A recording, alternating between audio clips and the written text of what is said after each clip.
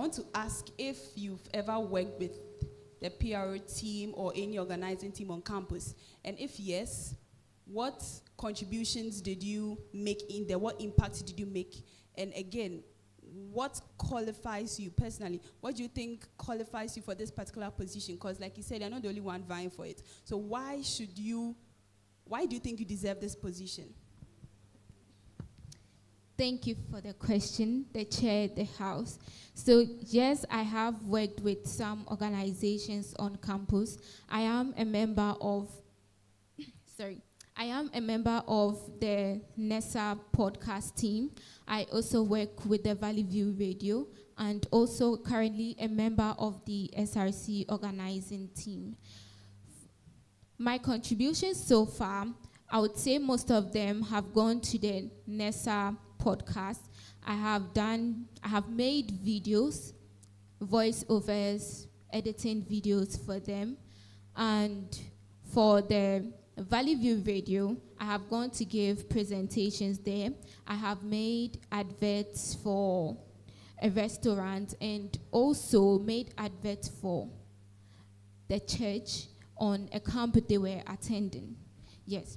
And on the reason why I deserve this is because of my skills in the media, my knowledge about ways to attract the viewers, and then how to go on about the information being shared.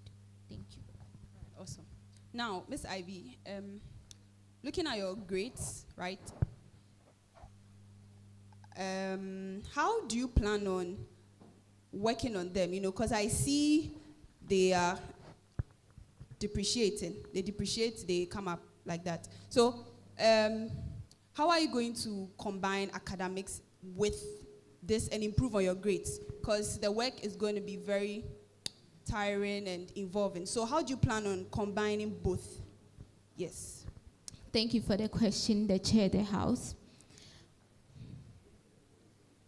On the issues of the grades, yes, and the issue of combining work together with academics, I believe determination is key.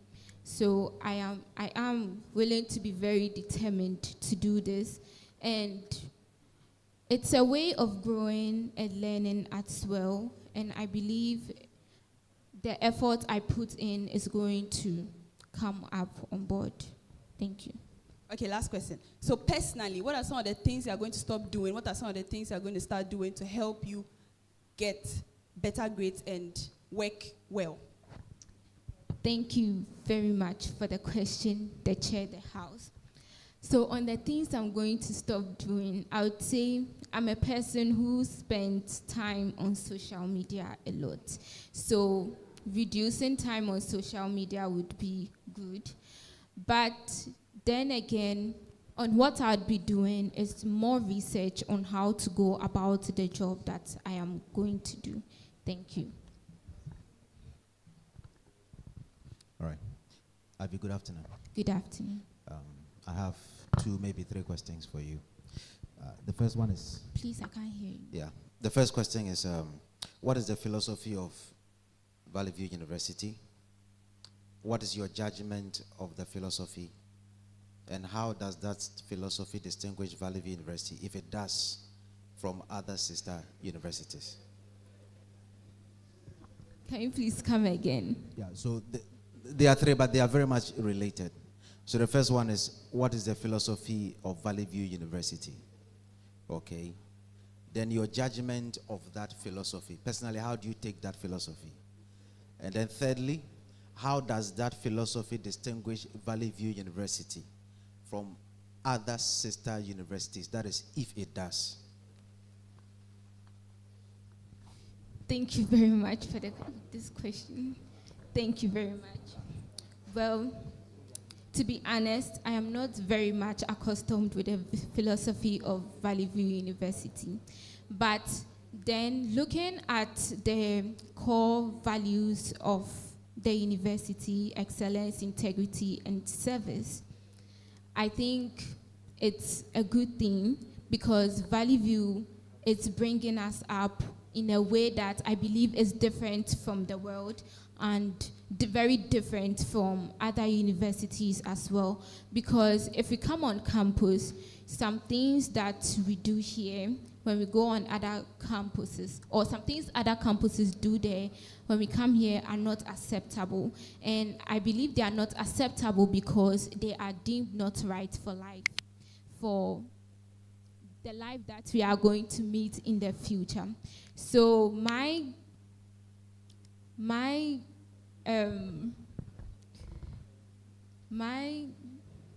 sorry, the vocabulary. So my judgment on it, my judgment on it is that it's a good thing, though it seems strict, but then it's a good thing for us. Thank you.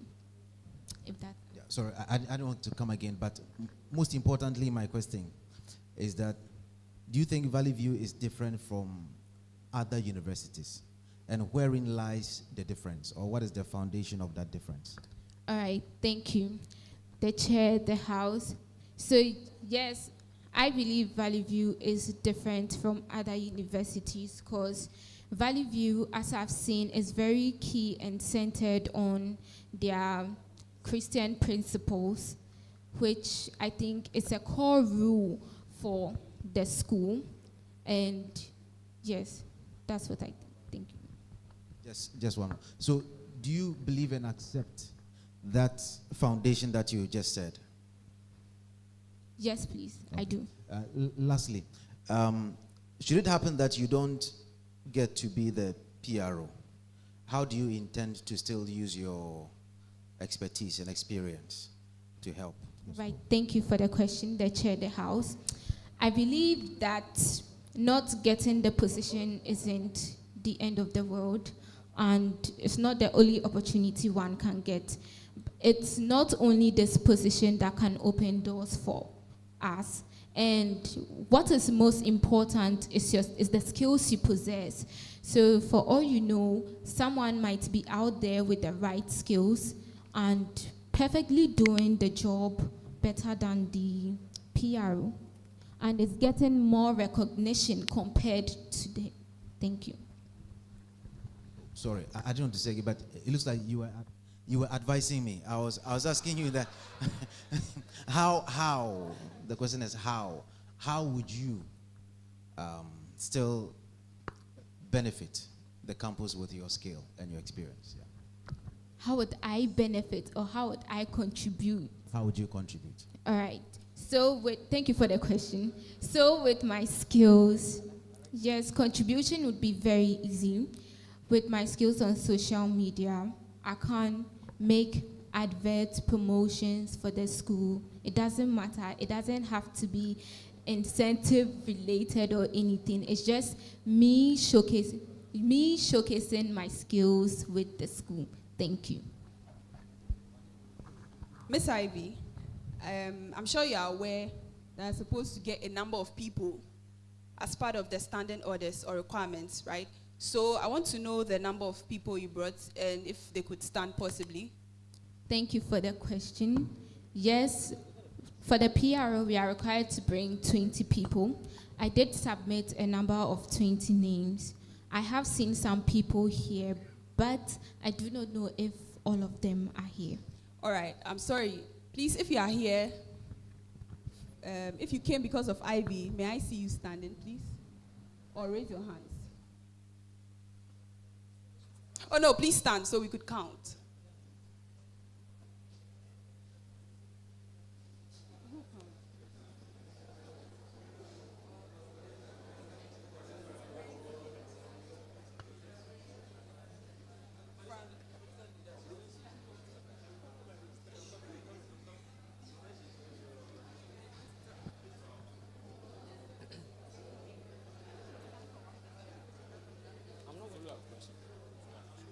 We are not sure, but your people are more than. So, okay, please, can you sit down for us? Miss Ivy, please, you just said you are not sure, but I could see the number here is even more than the 20 you brought.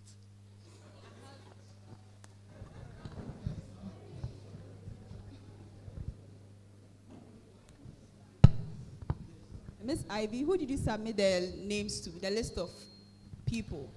I submitted it to the email of the Electoral Commissioner. All right. Thank you. Miss Ivy, Miss, according to your CV, with your interest, you said you have interest in youth empowerment.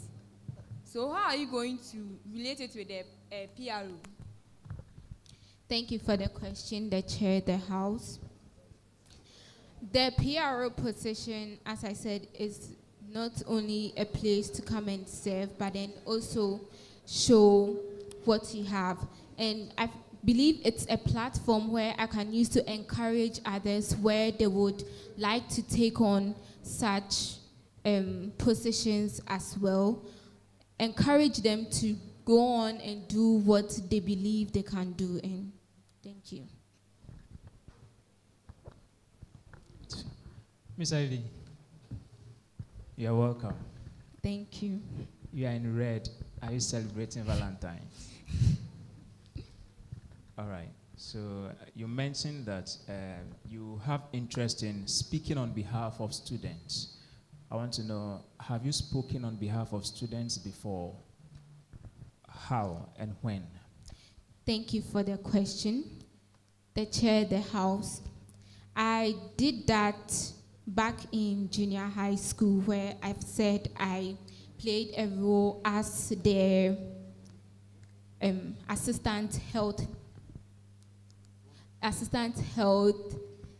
prefect. Yes, and yeah, what that included was speaking on the health concerns about the school, how to come out with things that are necessary to help improve the health of the people in the school. That is what I have done so far and haven't done anything else. All right. Thank you. For the sake of time, I would want your answers to be brief. Okay. So my second question is, you mentioned that this semester we've not had an open forum. Are you sure about that? Yes, please. Miss Ivy, how patriotic are you to things of the SRC? Pardon? How patriotic are you to things of the SRC? I would say that, thank you for the question, sorry, the Chair of the House. Over the past years, yes, I haven't been very committed into the things of the SRC. How then can we trust you that occupying a position in the SRC, you can give your all? One, we've had open forum. It only means you were not there. We published it. The PRO did that on the platforms. You have not seen it. Did you? Probably not. Not. You are part of those students who have archived the SRC platforms. True or No, false? I haven't. So why haven't you seen it? Because the reason why this is so concerning is that we are vying for a position this semester. I think this semester is the semester when we are vying for position, we involve ourselves so much because such questions will come. And it happens that you don't know anything about an open forum that took place this semester. Don't you think that is concerning? Yes, it is.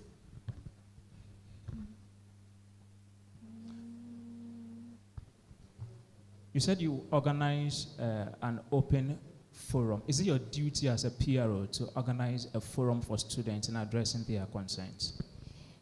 Thank you for the question. I believe the Chair of the House, I believe that it's not my duty to organize that. What I am entitled to do is to bring it out to the committee to make decisions on it. What committee? Both the SRC committee and the administration. Is it your duty to send information to administration as a PRO? Can you please come again? Is it your duty to send information to administration as a PRO? I believe that's the duty of the secretary. So are you taking the space of the secretary? No, I'm not. So come again. All right. So what I am to do is to bring it on board so that decisions can be made. So if I want to bring this on board, I would have to send it through the secretary, and then let the president be aware of it. We sit with it and make a decision, then take it to the administration.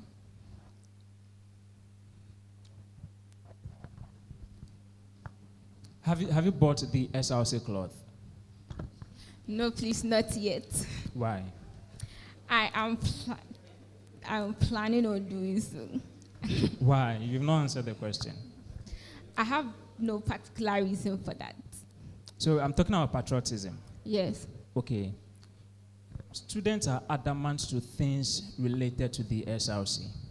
And it so happens that those who come for the position, we see the same thing, that they are adamant to things to the SRC. How can we trust you that you will change the narrative when you are in office? Had it not been that the SRC dues is taken automatically, I'm sure that you wouldn't have paid your SRC dues. I would object to that. Yeah, that you object because I don't have an evidence, right? But the evidence I have is you've not bought the SRC cloth. For that, yes, I haven't. Can you promise me you will buy it by the close of today? Yes, please, I will buy it by the close of today. I'll leave space on my score sheet. When I see that you've bought it, then I'll score what I'm supposed to score. Yes, please. Is that correct? Right. That's fine. Thank you. Thank you.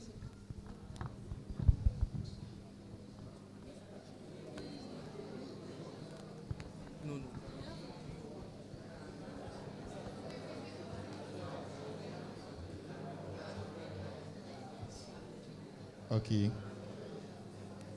Hello. Hello. Please, let's observe some silence. My name is Udram Ponsasamu. I'm standing in for the Right Honorable of the SRC Senate, Right Honorable Kweku Bright Indimo.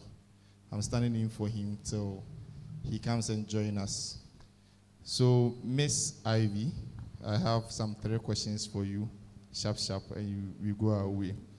My first question is, how many platforms is the SRC having, and how many are active? That is AI. List the usernames of all these platforms. Let's go. All right. Thank you very much for the question, the chair of the house. So, the platforms I have come across are 5. So I would say the SRC has 5 platforms. We have one on WhatsApp, Instagram, Facebook, TikTok, and I believe LinkedIn as well. For Instagram, the handle is VVU SRC Official. On WhatsApp, it's VVU SRC Info Official. On LinkedIn, it's Valley View University. On TikTok, it's Valley View University GH. Yes. Thank you. Okay, so you've answered with respect to the university and then the SRC as well. However, the SRC itself is having a TikTok handle, and so you need to be mindful of that. Now, what different thing are you? I think someone asked. I don't know if I'm right. Okay, so I can skip that one. And then my last question would be, suppose you have the job now. This is going to be a little bit partial, forgive me. I work at the Valley View Radio, and I believe all informations, one way or other, should be related to the radio. How efficient are you going to use the radio station? Since you said you've been there, how are you going to use the place to get students' involvement at the radio station? Thank you. Thank you very much for the question, the chair, the house. For the involvement to the radio station, I believe we can give the students opportunities to come and showcase what they can.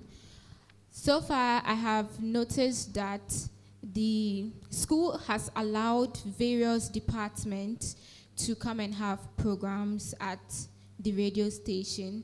I've seen the health department there, computer science, So yes, I think that is a good initiative which should go on and continue to encourage the students. Thank you. Okay. Miss Ivy, I don't know if my question has been asked already since I was away. I want to find out if you can or you have identified any kind of problem with the PRO as an observer. Now you want to come in. Have you identified any problem, and how best can you resolve that problem if there is? Thank you very much for the question, the chair of the house. I'd like to commend the PRO. She does a very good job with sharing information, though I might not be reading the information. But what I have noticed is there's social media platforms. A few days ago, I was on Instagram, and I realized the last time that social media platform had been used was 31st January 2024, which I think isn't very encouraging. For the school to come out, we need to publicize it. And using these social media platforms are going to be very effective for it. So coming in, I'd efficiently and effectively use these social media platforms. Thank you.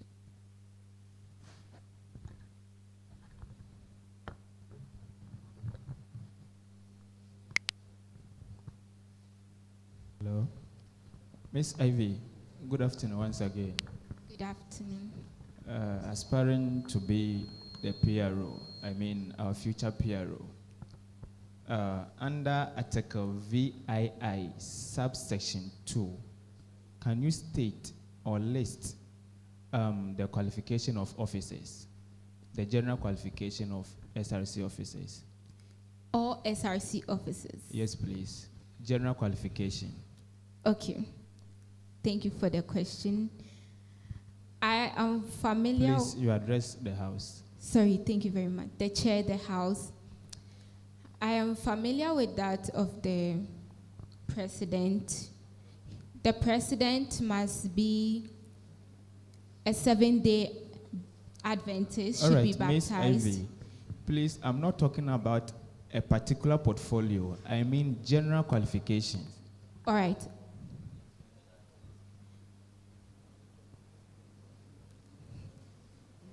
So the general qualification is all aspirants for each portfolio should meet a criteria of GPA.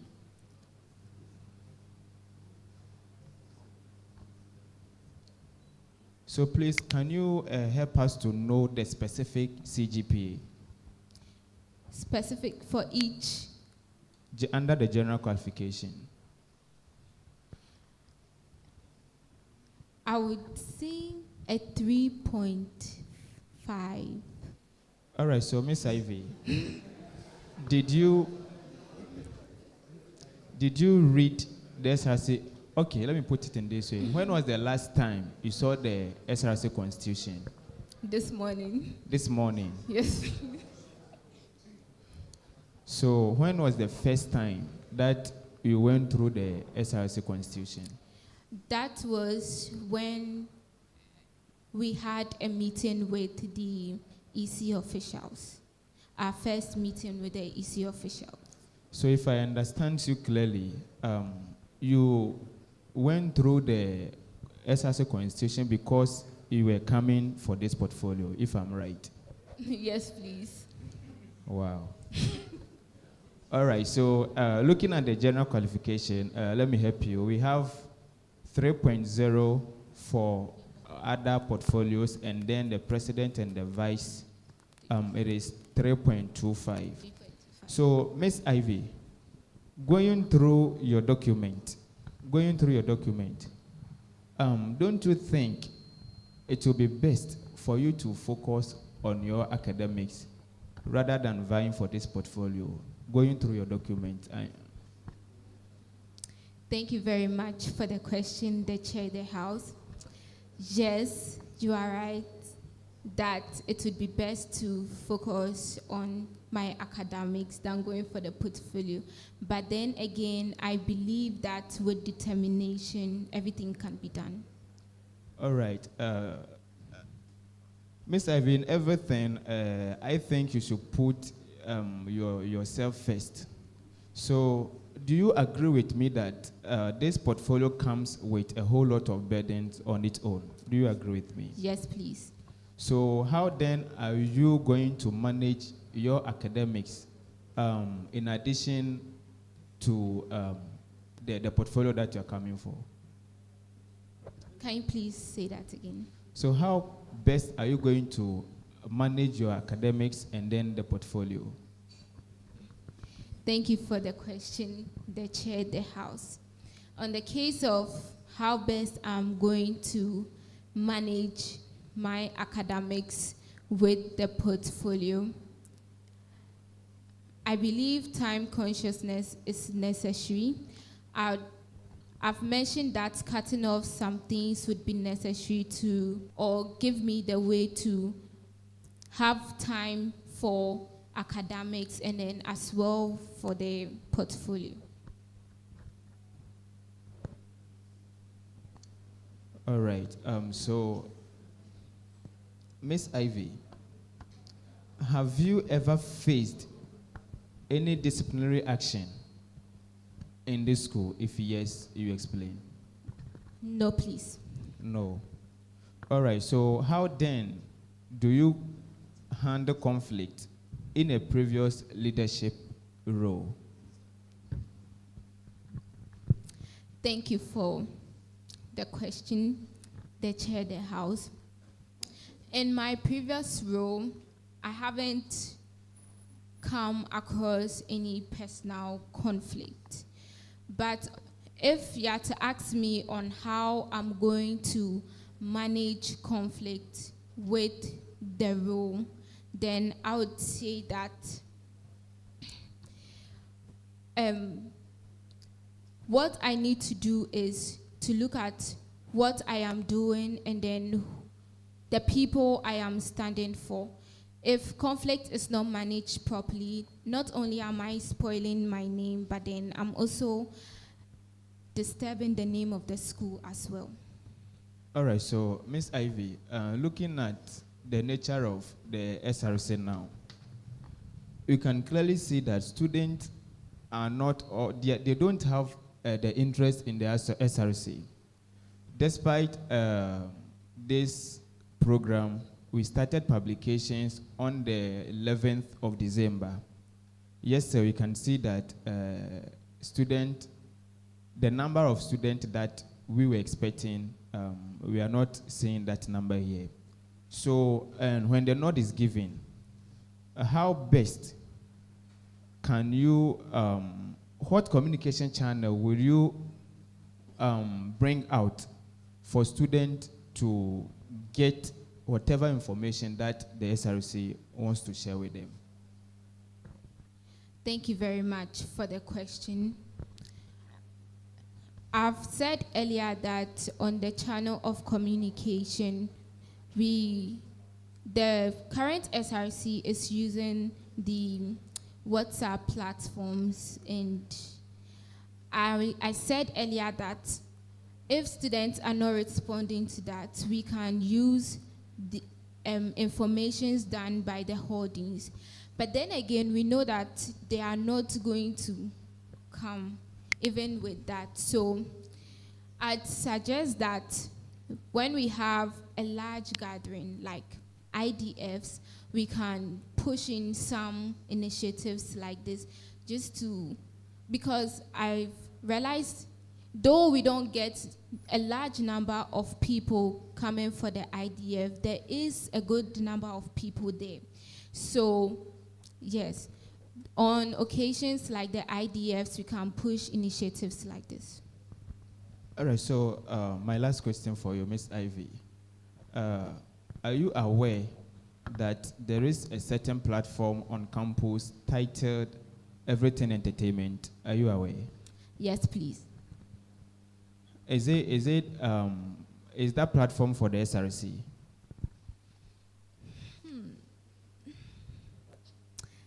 I don't know.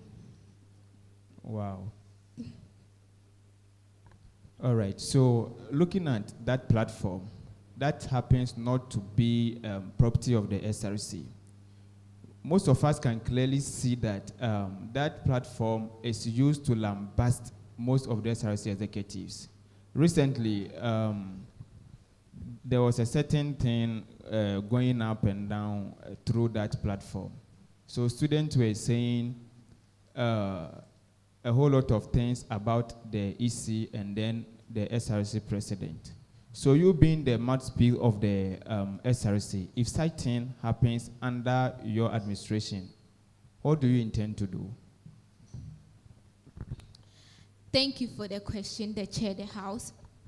I believe that everybody is allowed to make their criticisms and criticisms. Yes, so if they are going beyond, if they are going to an extent where it's going to damage someone's reputation or someone's face, then I believe we can put in disciplinary actions for that. Thank you. All right. So, Miss Ivy, at this point, I am done with you. You are duly discharged. Thank you. You are welcome. Please, you do me the honor to call Mr. Samuel Sappho. Can you please come again? You do me the honor to call Mr. Samuel Sappho. All right, thank you. You are welcome. And Please, thank you, the everyone. items on the table are for you, so you can go with it. All right.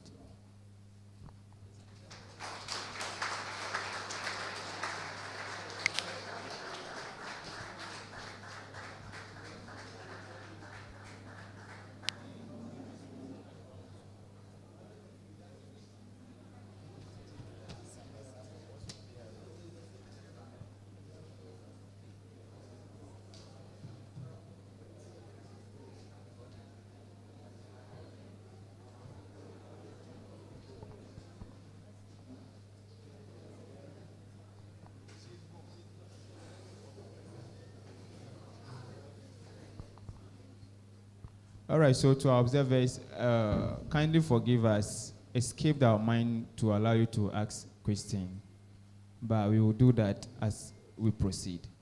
Forgive us.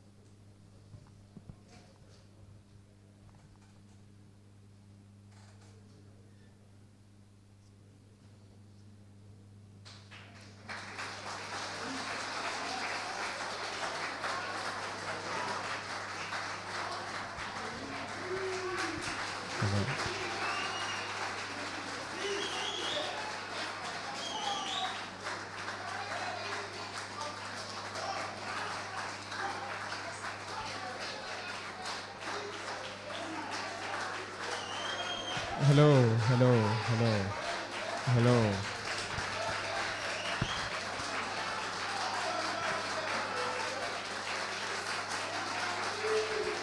Please, can you maintain some silence in the house? All right. Mr. Samuel Sappho, before you proceed to take the oath for us, as part of your requirement, you were tasked to present to this committee some number of students. So, aspiring for PRO, may we see the number of people that you came with as part of your qualification? The House, the Chair. God bless you for such question.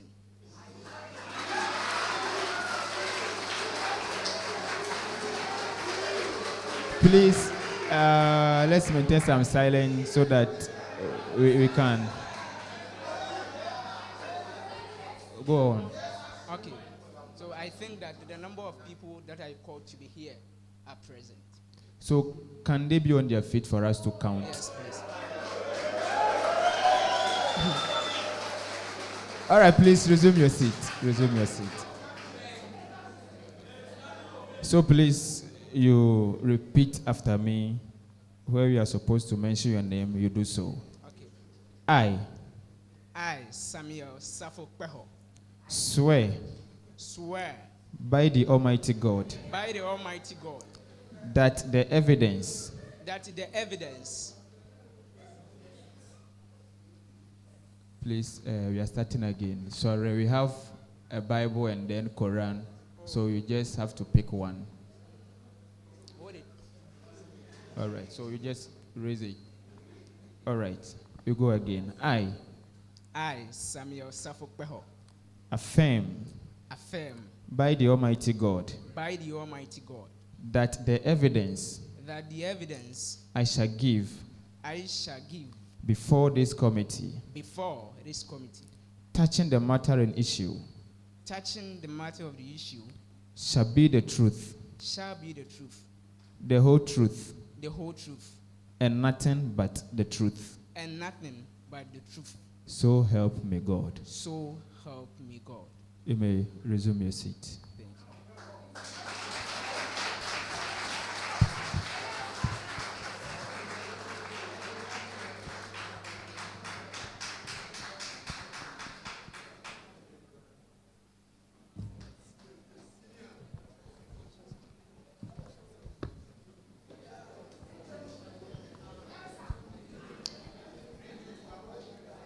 Hello, Mr. Samuel. You are welcome. Thank you. So, can you kindly introduce yourself to us? Introduce yourself to us. I am Samuel Safo-Kpeho, student of Valley View University. Currently, I have a great passion for serving for the Students' Representative Council, believing strongly that effective communication comes through interaction and greater desires. Okay, thank you so much. I have a few questions for you. So, my first question is, how do you plan to bridge the gap between the administration and the students' body? The Chair, the House, I appreciate the question that you have asked. I believe strongly that the interaction between students and the Students' Representative Council is key in development. Therefore, I personally will use the various social media handles through manual and the electronic form that we have to propagate the SRC to the students to effective communication.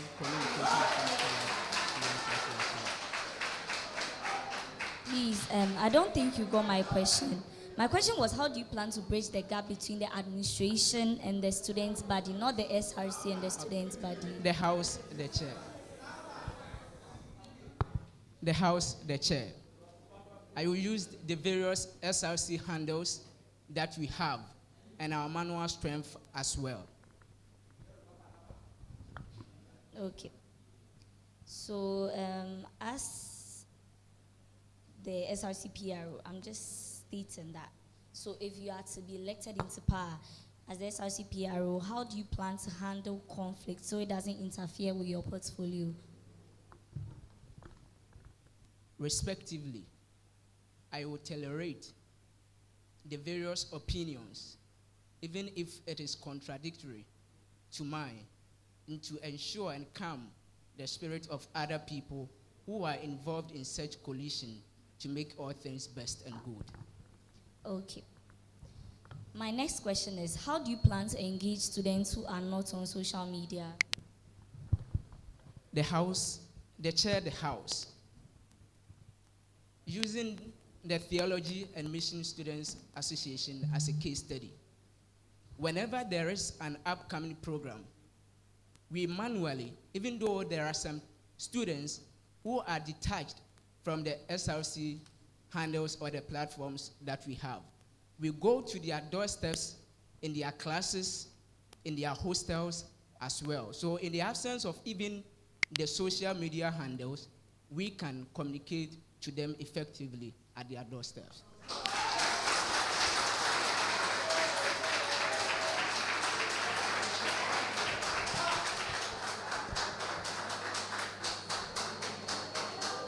So, Mr. Samuel, my next question is, I saw it in your personal traits. You wrote that you have the ability to tolerate opponents' views. Can you please elaborate on that for us?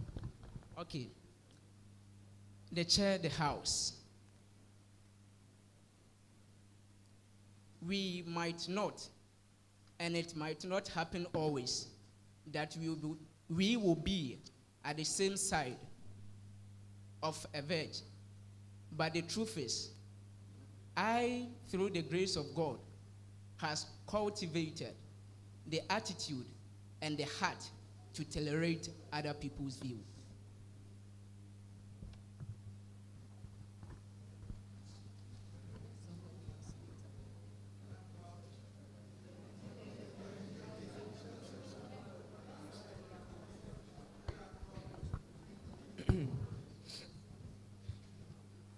So, Mr. Samuel, please, from your CV I have here, I cannot see anything like reference. So, what shows you are not lying to us about everything you are saying?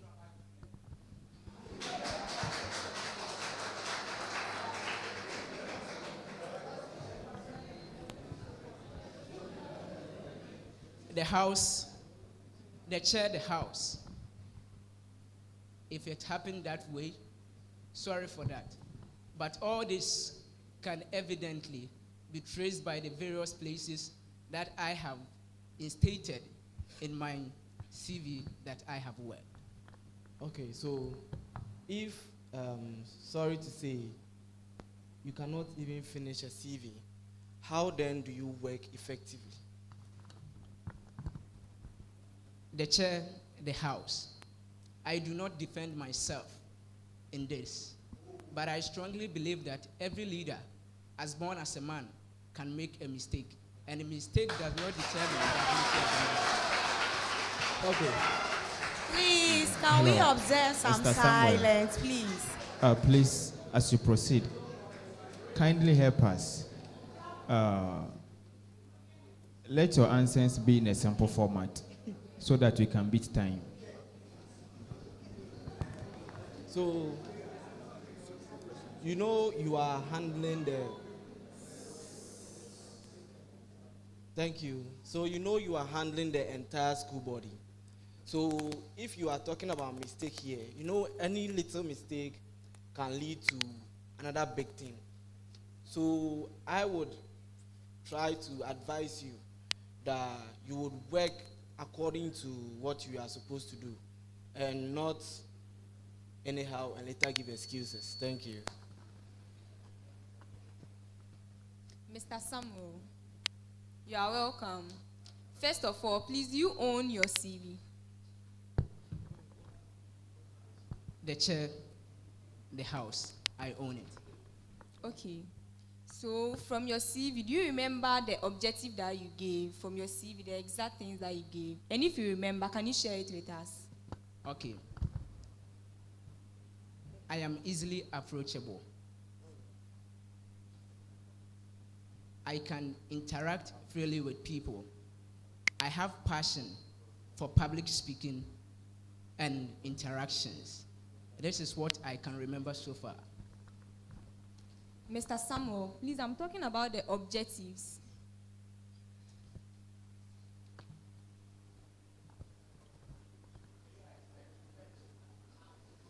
Okay.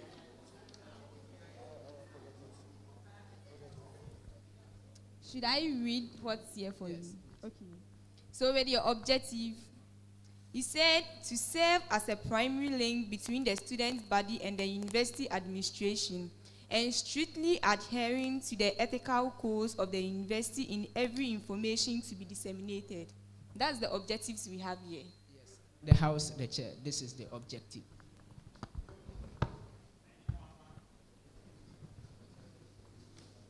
Okay, thank you. So, Mr. Samuel, you are aspiring for a PRO position. In a case whereby you are, it's a collaborative work, yeah.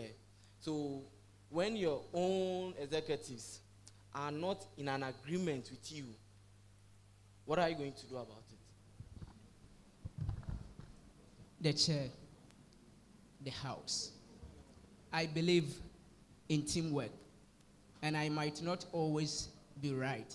So being the public relations officer, even though I might not be in agreement in the decision which is to be taken, but I will calmly and respectively propagate or disseminate the information as it is supposed to be. Okay, thank you. So, another question for you. In a situation whereby you are to find yourself having a tight academic calendar, as in for your personal studies, and it also happens to clash with any SRC programs, which you are the one officiating it, what will you do? This, the House, the Chair, the House. Please, can you come again with your question? Okay. I said, in a situation whereby your academic studies is clashing with any SRC program in which you are officiating, what are you going to do about it? The Chair, the House. I believe strongly that leadership is all about sacrifice. So I have exerted myself to do everything to go the extra mile, my energy, my strength, to support the activities, even if it may go against my academic achievement or what I want. So, meaning from what you are saying, you officiate the program and leave your studies? The Chair, the House, yes.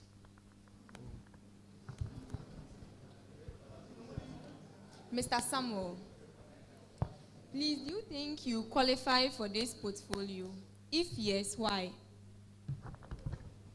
The Chair, the House. I believe strongly that I qualify for this portfolio as the Public Relations Officer of the Valley View University.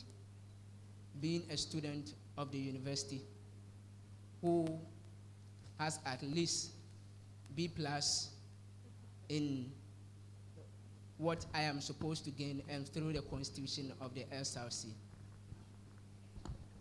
Mr. Samuel, please, you didn't get the question well.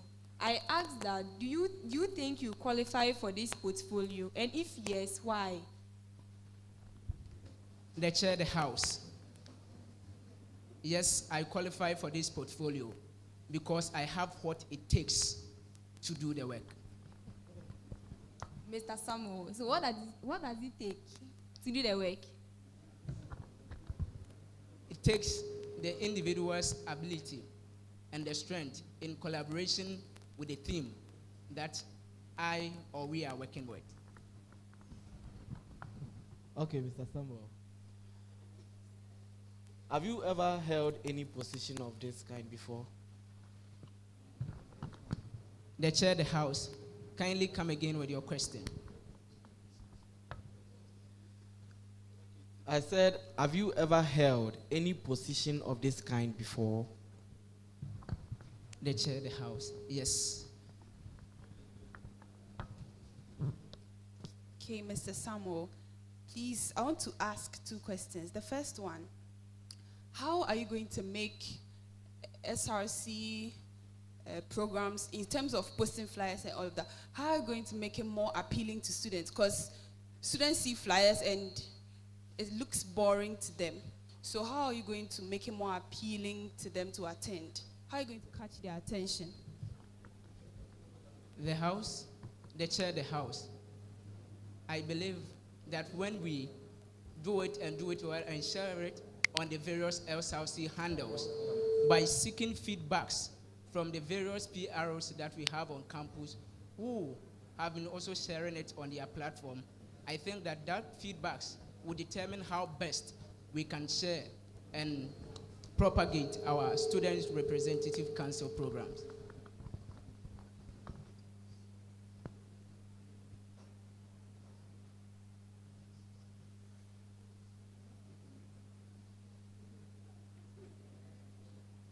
Okay, so if, let's say you do what you're supposed to do and the students still ignore your announcements, whose fault is it? Is it your fault or is it the fault of the students?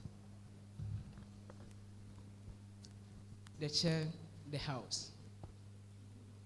You cannot force an individual's participation, but you can implore. So it might not be my fault, but it may be the individual's choice.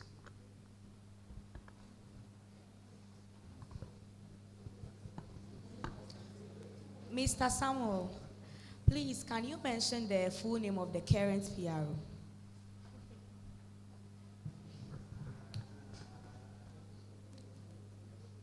Aglefa Espoa Abla. Thank you, Mr. Samuel. And then why should we choose you? We students here, why should we choose you?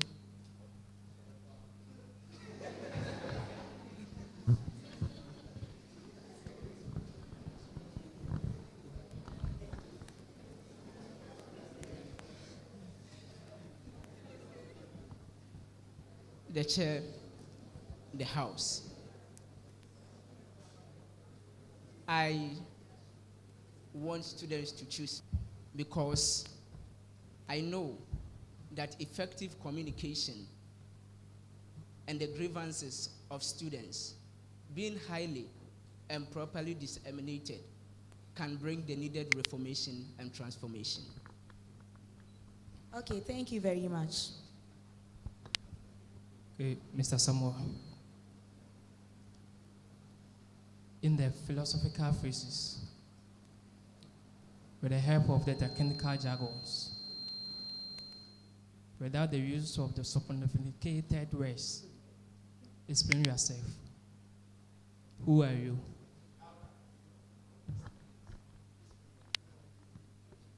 The chair, the house.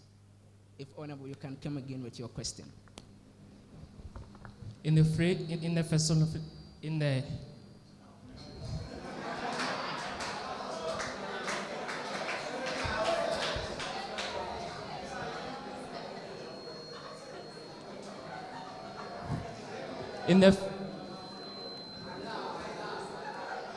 in the psychology,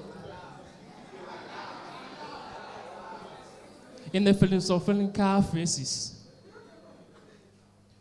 without the use of technical jargons, without the use of sophisticated words, who are you? The chair, the house. If my boss can at least come down to my understanding.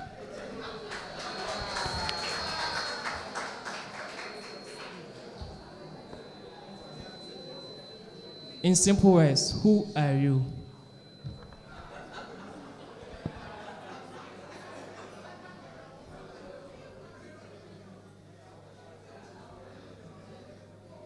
The chair, the house.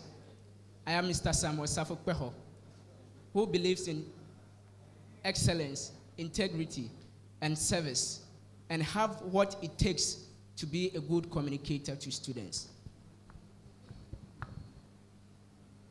The next question. What are some of the information you won't allow it to go out?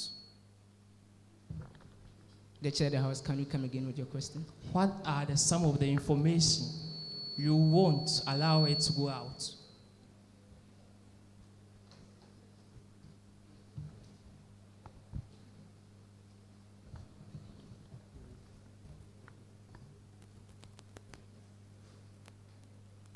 the chair,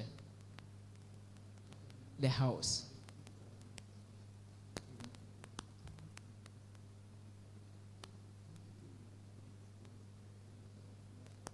Informations which are not highly verified and backed up with facts, I cannot send it out as the public relations officer. A follow-up. What do you mean by that? This, the house, the chair, the house. Say the chair. The chair. Or Mr. Chairman. Oh. Okay, Mr. Chairman. Yeah. The house. Don't add the house. Okay. Go ahead. Please, can you come again with the question? Yeah, you answer the question. And I'm asking, what do you mean by that? Or you've forgotten the question you've answered. All right, so can you explain practically? Okay, for instance, let's say as students, I just saw a flyer on a page. I don't know where the flyer is coming from. I don't know who orchestrated that flyer. And it has come to me that I should share it on the various SRC platforms without the chair. I believe that whenever an information has to be disseminated to the society, it has to go through the Students' Representative Council with due respect to the executive's concern. Are you sure of what you're saying? Yes. Is what you are saying constitutional, or you are just using your mind? Because the procedure is in the Constitution. For instance, the president sends you a flyer to share. Do you just share it, or there is some questions you must ask? What process must you follow to share a flyer to the students? I'm very sorry I didn't read that. Is that not concerning? Because basically that's your work, to be sharing flyer and then address students. You don't know how you will do that. It means everything that comes to your table, so far as you are convinced it can be shared, you share. The chair, it won't be done that way. So how will it be done? I will refer to the Student Representative Council's constitution. All right, I'll leave that to the discretion of the chair. I want to ask, you said you would bridge a gap between administration and the student body. Am I right that you wrote that? What do you mean by that? I mean that by saying with the collaborative work of the executive currently or supposed to be working with me, through them, we will send information to the public, things that we have discussed, and the feedbacks of students, we give it back onto them. All right, thank you. All right, Mr. Samuel, I have a few questions for you. How do you manage or curb disagreements with the SRC, the administration, and there is a student system called student administration in terms of misinformation? How do you manage or curb such thing? Chair, please come again with your question. All right. All that I'm saying is there is a system called student administration, popularly known as the Agenda Boys. You know, there are a whole lot of misconceptions and misinformation all around. And as the PRO, how do you manage and curb such things when it comes to disagreements with the SRC and the administration? The chair, I will make sure that informations which will be sent out are highly verified by the people in charge. Well, which are the people in charge? Because as the PRO, you are supposed to be in charge. But here, like the case, the student administrators are in charge, rather communicating with the students instead of you communicating with the students. Do you understand me now? Please, can you kindly come again with your question, because I'm not getting it. All right, let me calm down a little bit. You see, there are times we hear informations, we get certain informations on other platforms, even some of them on the SRC platforms. Initially, informations are supposed to come from the PRO, but here, like the case, normally comes from agenda boys and student administrators. The system we call student administrators. How are you intending to manage it or curb it? Do you understand the question now? All right. I will curb this by giving the opportunity to people who are duly to send information to the platforms, send it to the platform, and instead who of are those, allowing... sorry to interrupt, and who are those people duly to direct that information? Because you are the PRO. Yes. So I will get the various PROs of the various departments who will be in charge of that. All right, so my next question is, I saw something in your document. You said one ways you are going to help build the SRC is through rebranding of flyers with consistent colors and tone. How do you aim to achieve that? Because there are so many flyers. In fact, the current PROs, they are doing well.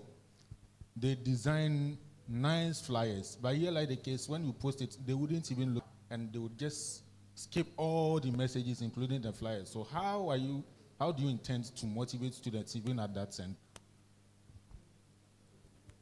Chair, I intend to do that, not to change what the current public relations officer is doing, but to continue the good works that she has started.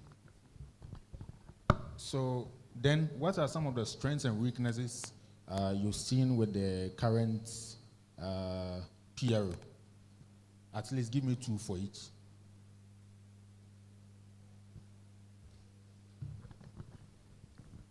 The chair, I cannot give any weaknesses and strength of the current public relations officer.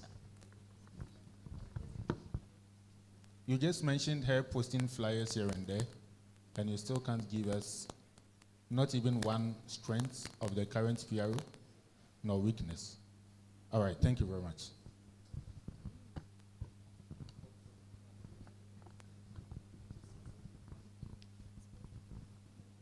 Okay.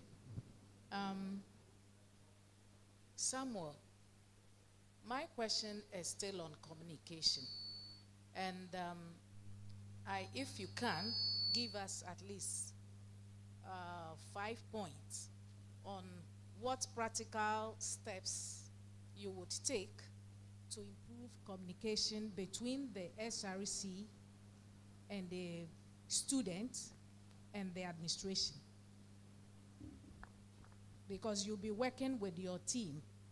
So what 5 steps would you take to improve communication? Thank you. The house. First, seeking and accepting the grievances of students. 2, tolerance of view of others. 3, being selective about the opinions which have been heard. And 4thly, giving the feedback to the various responses, giving the feedback to the various grievances which have been expressed. And lastly, is when we disseminate it to them. Yeah, my second question is this. Is there something new that you bring on board to improve upon what your predecessors have done? Chair, my predecessors have done a very good job. But what I intend to do is using my department as a case study. Okay. When we want to embark on a program like THEMSA Week or THEMSA All Night, we go to the various classes to inform students on their own doorsteps so that we interact with them and speak to them. So I believe that when I, Samuel Safokweho, come into power, we will go to the doorsteps of students to implore them to partake in the various activities of the Student Representative Council. Okay, thank you. I have another question, but I'll come back later. So, Mr. Samuel, please, I have a few questions for you again. So, let me give an example. Say you post something on your social media platforms. Let me be precise, TikTok. And then there's social media controversy. How do you plan to handle that?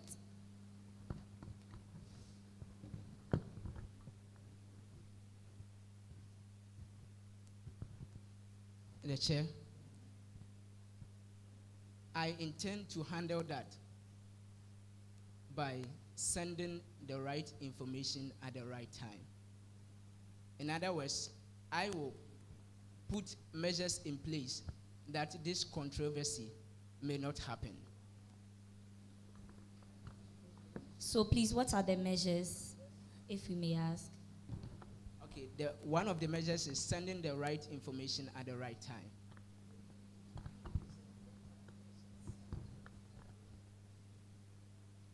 Being selective about things that we post online. Thank you. Okay. So my next question is, what experiences and skills set you apart from the other candidates? You are obviously not the only one vying for the position. So what sets you apart? What experiences and skills do you have that sets you apart from the others?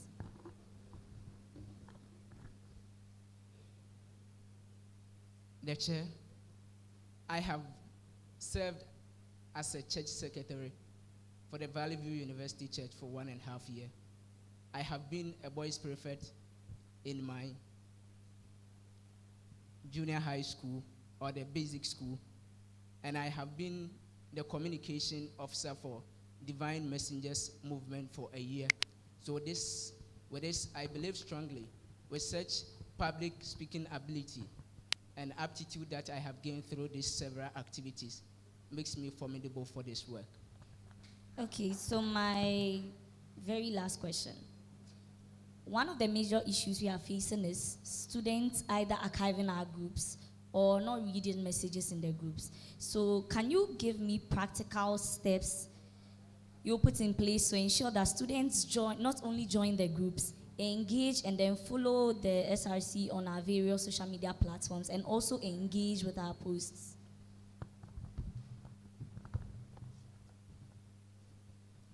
The chair.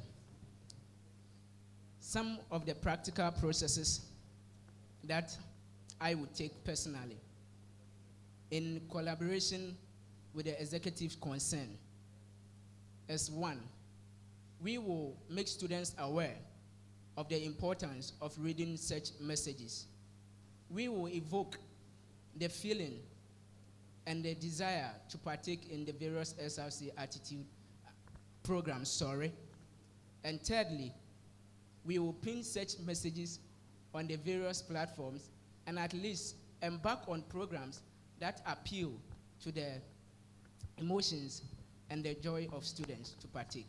Mr. Samuel, I think you didn't get my question. My question is, how do you plan to practically ensure that students join our various groups, follow us on our various social media platforms, and engage? Because that is one of the issues we are facing at the moment. So how do you plan to ensure that students join the groups, follow our various social media platforms, and engage on the groups?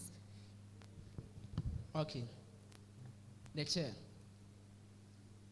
One of the practical steps that I am going to take is one, inform students on the importance of embarking or participating in SRC programs.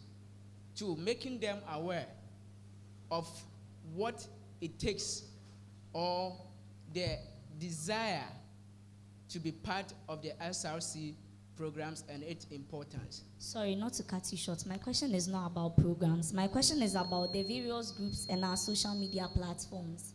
How do you ensure that students join the groups, engage with the post, and follow us on social media? Because that is where you are going to post everything. So if they are not there to view it, that means you are not going to get access to a lot of people. I don't know if you get my question. So I'm not talking about the programs. How do you ensure that the people join their groups, follow the social media platforms so that they can have access to what you post? The chair, we will send the needed messages consistently and timely. Okay, you please, the next person. A follow up here. Sasafu, do you think Valley View has only regular students? The chair, no, please. So, how would you be able to integrate all other Valley View University students, specifically distance and sandwich students, to also join SRC activities? A lot of them they are also evening students. So how would you, based on the office, how would you integrate all these people into the SRC activities? The chair, I know that the various, whether it be summer students or evening students who come for lectures, they all have their various PROs. So in collaborative work with them, we will share the various activities that we are about to embark on to these various people or the various PROs, so that we do it together as Valley View University students. Please, have you found out that they really take part in your activities? I personally have contacts with them. They know nothing about your activities. So what are you going to do to ensure they are well informed about the SRC activities and also take active part in them, since they are also students of VVU? The chair, we will use the various PROs in such sectors and evoke their interest in such programs so that they communicate to their own people for us to bring Valley View University back as one body.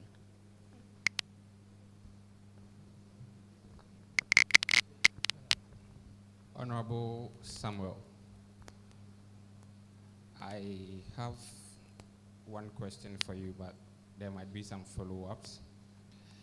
According to the SRC Constitution, what are your qualifications as a PRO, or what qualifies you to be a PRO? Minimum GPA of 3.0, B+ in communication skills. All right, so with that said, going through your scholastic, I did not see any course as communication skills stated in there. Have you taken any course in communication skills? No, please. All right, thank you. All right. Sami, good afternoon. Good afternoon. Yes. With reference from the core values of Valley View University, the vision and the mission of Valley View University, what do you see as the promise that Valley View makes to every student who comes here? That is, with your understanding of the core values, which I believe you know, the mission, the vision, all of those things, as you understand them, what promise do you think Valley View holds to every student who comes here? In other words, what does Valley View promise to do for and form any student who comes here into? And then, since you are vying to become a PRO, essentially you are becoming part of the executives, right? So this second leg of the question goes to SRC as a whole. What role do you think the SRC play in this broader promise that Valley View makes to every student who comes here? The chair, combining all the visions and the missions of Valley View University, we seek to develop a harmonious development of the mental, spiritual, social, psychological well-being of the individual, so that none of such faculties are being left uncultivated. Therefore, attaching the student representative councils to that through the various activities and the programs which would be organized by the Student Representative Council will help in instating such will help in cultivation of such faculties. Right, just the second one. So then, thank you for your answer. Should you be elected as the PRO, do you pledge then that, so far as you are concerned, every activity that the SRC engages with would not in any way contradict with this promise that Valley View makes to students? Yes.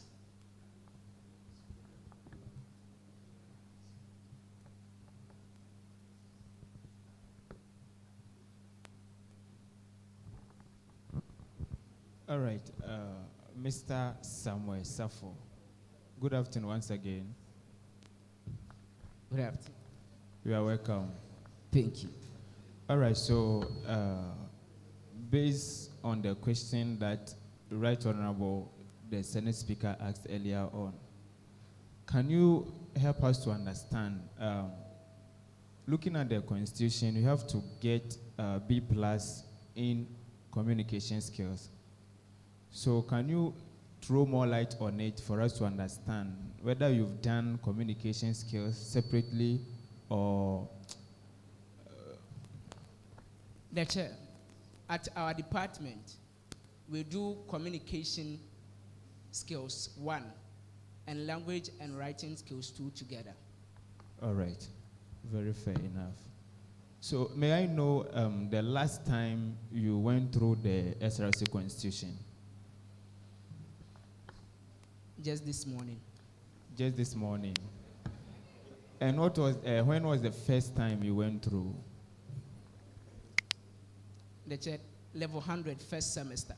Very good. So when you take the SRC Constitution and open to page 3, you have something called SRC organogram. That consists of the various bodies under the SRC. So can you do me the honor by listing them, since you are aspiring to be the PRO?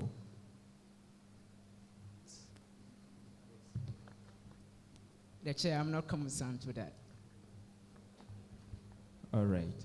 So, aspiring to be the PRO, can you sing or recite the VVU anthem? Okay. I will recite, but not sing. Okay, let me put it in another way. I want you to sing the VVU school anthem for us.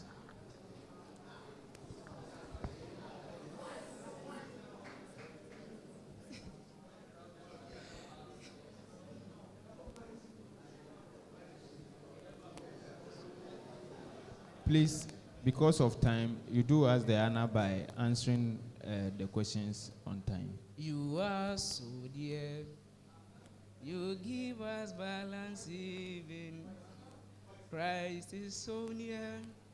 You train for humanity through excellence, integrity, and service. Value so Go on. value to the world with hope. The chair, this is where I can sing it too. All right, thank you very much. So my next question. Hello. Please, can you maintain some silence? We are streaming live, so I will plead if we can maintain silence all the time. Thank you. So, Mr. Samuel, through your answers that you gave earlier, you've been helpful to the church secretariat. Is that so? Yes. So why not aspiring to be the executive secretary but the PRO?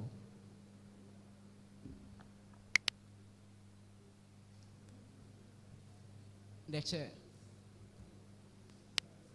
That is what I can do and do it best.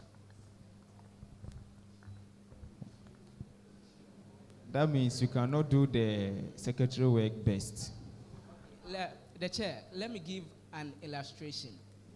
All right, so before you do that, to the best of my knowledge, I understand that you working at the office of the secretariat, you've been able to gather more experience. So don't you think that experience will help you if you aspire to be the executive secretary for the SRC? The chair, I know deep down within myself that a tree may be used for its fruit's sake, but when it is grown up enough, the tree itself and its logs can be divided for construction. Please, this does not answer my question. I still don't have the answer to my question. Okay, what I mean by that is, currently I am serving as the church secretary at the Valley View University Church, but due to my abilities and communication abilities that I have, I know I can serve as the public relations officer of the Valley View. All right, so Mr. Samuel, with these big vocabs, is that how you're going to communicate to the noble student of VVU?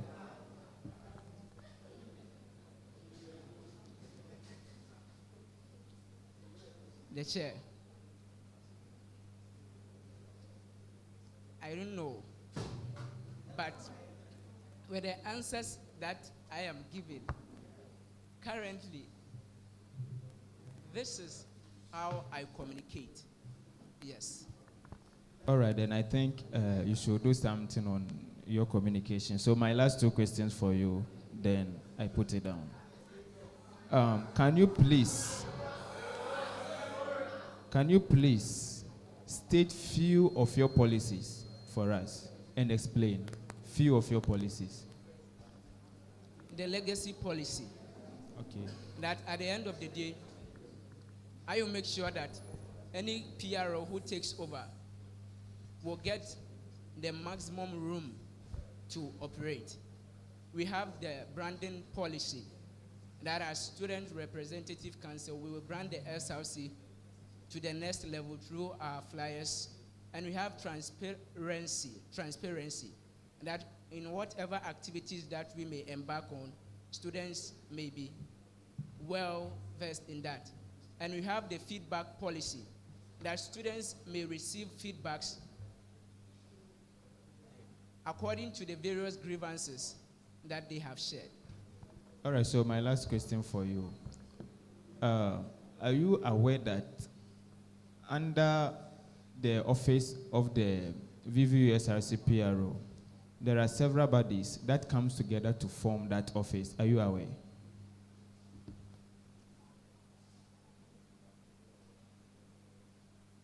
The chair, yes. So help me outline those bodies that comes together to form the offices.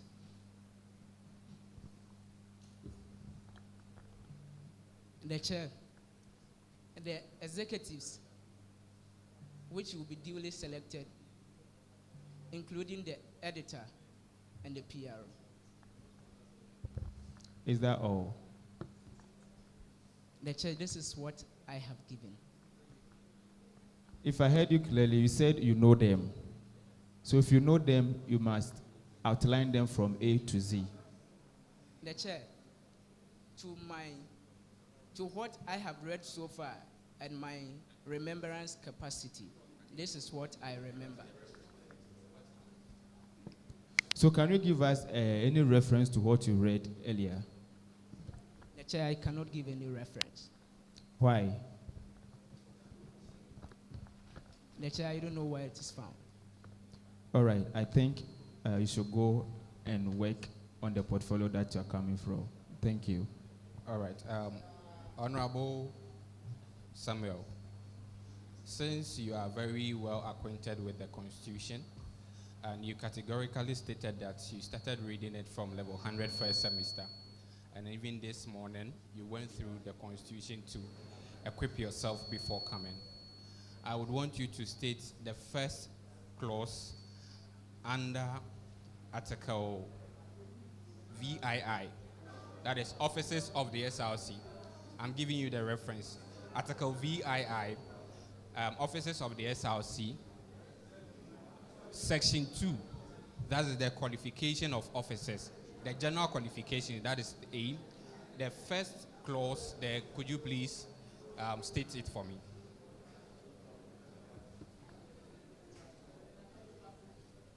He must be a student of Valley View University. All right. Are you very sure of what you just stated?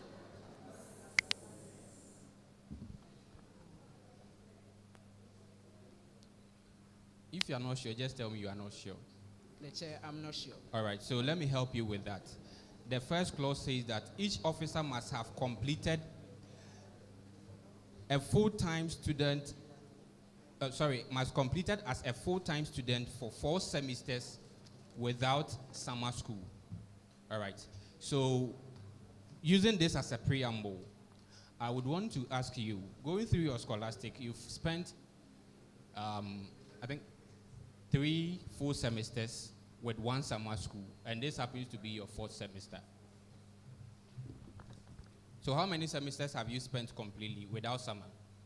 I have completed 4 semesters without summer. Were you a January intake or a September intake? January.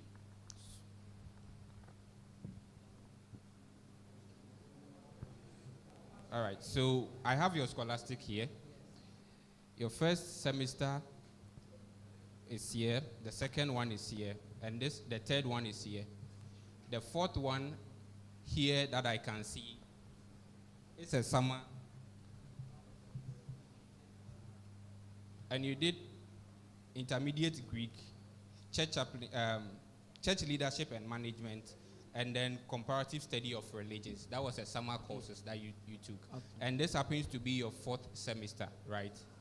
This is my 5th semester. This is your 5th semester. All right, thank you.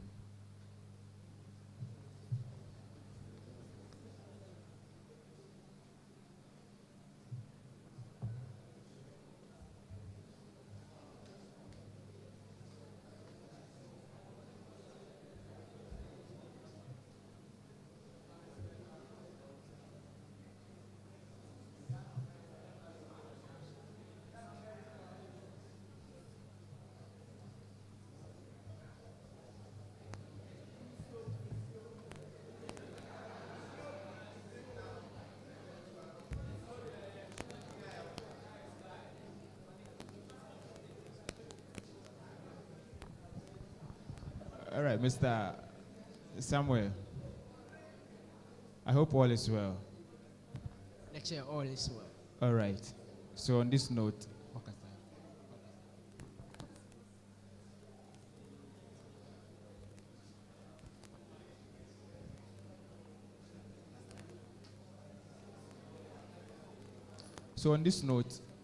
you are duly discharged.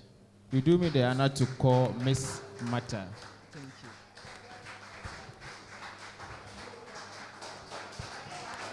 So on your way out, you call Miss Mata for us. Miss Mata. Please, you go with your items. Yeah.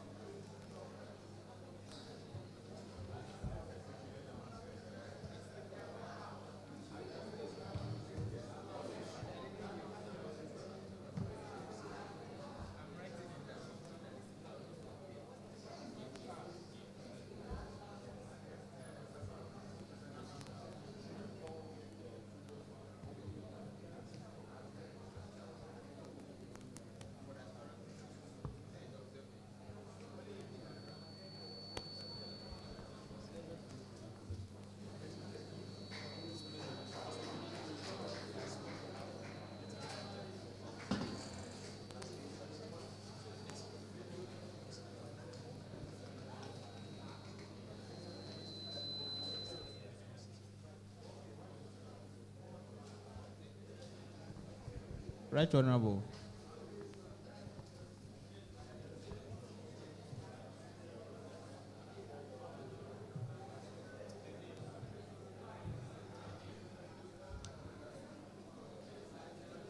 Martha.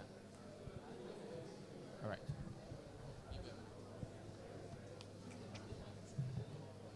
Honorable Martha, you're welcome. Thank you. All right, so I would want you to take this oath with me. So so where the I is, afterwards you put your name there. Okay, you have it. So put your right hand on the Bible.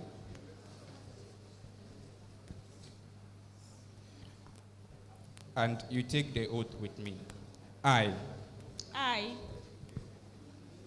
mention your name. Martha, Affirms that by the Almighty God that the evidence I shall give before this committee touching the matters in issue shall be the truth, the whole truth, and nothing but the truth.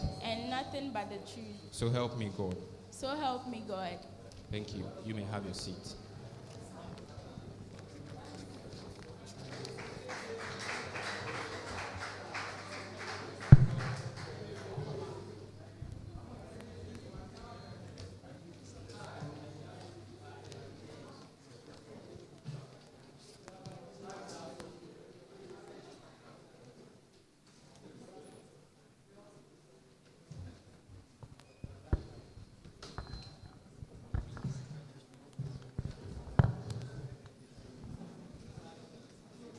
Hello. Hello. Martha, you're welcome. Thank you. So can you kindly introduce yourself to us? Okay. I'm Martha. The fifth born of a family of 6. Yeah. And I'm a level 300 student of this esteemed institution, vying for the PRO position. So, Honorable Espoir, before you proceed, please let me come in. Miss Martha, may I know the position that you are coming for? The public relations officer, please. All right, so why this position? Okay, so thank you for the question. The chair, the house, I decided to go for this position because I know I have what it takes to come for this position, and I am qualified for this position. So what does it take to come for this position? Okay, so thank you for the question. Mr. Chairman, in the Constitution, this position, I need to have a GPA of 3.0 and above, and also have a B+ in communication skills. So what can you do differently when the nod is given? Thank you for the question, Mr. Chairman. So, Mr. Chairman, our current PRO is doing a very great job, but still the students are not interested in most of the programs held by the SRC.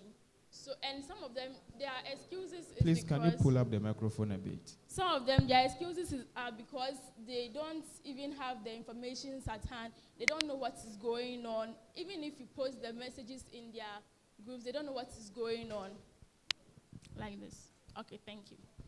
They still don't know what is going on. So I think what I can do differently is working on how to properly disseminate information amongst our students to make them aware of the programs that are ongoing on campus held by the SRC.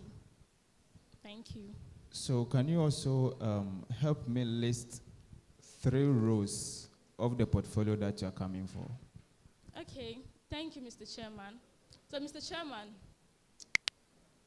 one of the roles of the portfolio, the PRO, is that I'm supposed to be able to disseminate information from the students, from the council. And I'm supposed to also create awareness of programs held by the council to the students too. And I'm also supposed to be able to liaise between the students and then the committee to be able to give them feedback and then information. So information to the students and then feedback to the council and then feedback from the council to the students also. All right, so under which article can the rows be found?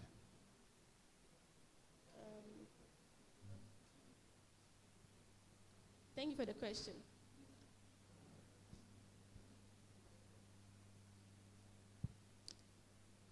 Mr. Chair, please, can I get the next question out? Answer it after. The rows that you mentioned Yes. as part of your portfolio, and I'm asking, going through the SRC Constitution, under which article can those rows be found? Is it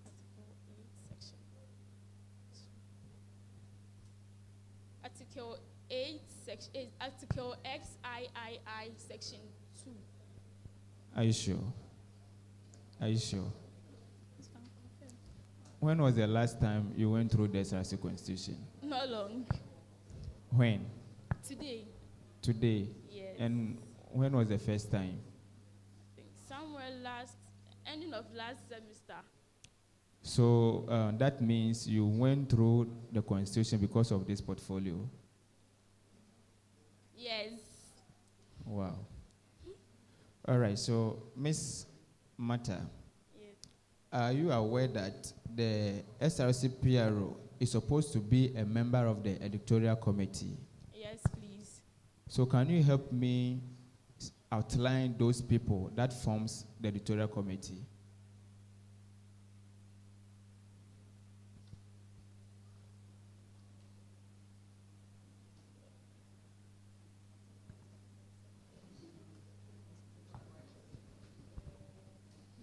Thank you for the question.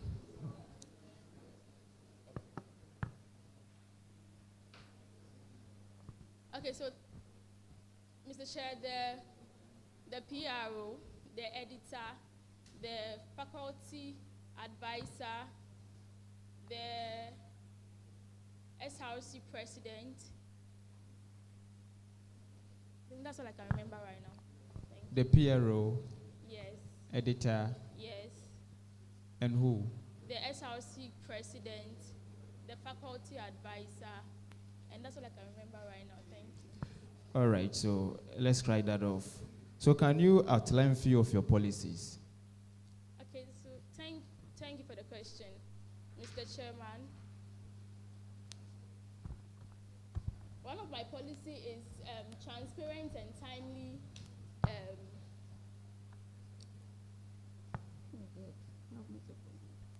transparent and timely dissemination of information.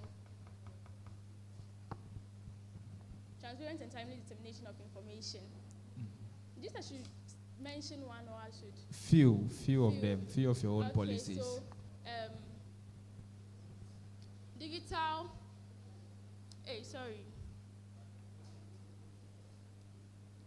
Please, your own policies. Yes. You listed about 8 policies. I listed 4, please. Are you sure? Yes, please. All right. So you list them.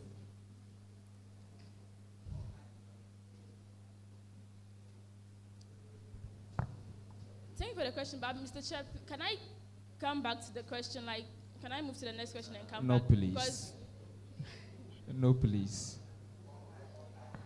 right now, I need to calm down so that I can. No, I'm not listening. All right. So we will come back to that. Aspiring to be the PRO, help us sing the school anthem for us. Okay. Please, my voice. Thank you for the question, but my voice is not too good. So You I'll don't just, worry. Yeah.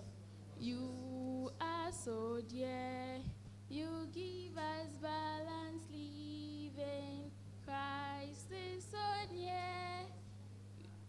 you for humanity through excellence, integrity, and service. Valley View sends us to the world with hope.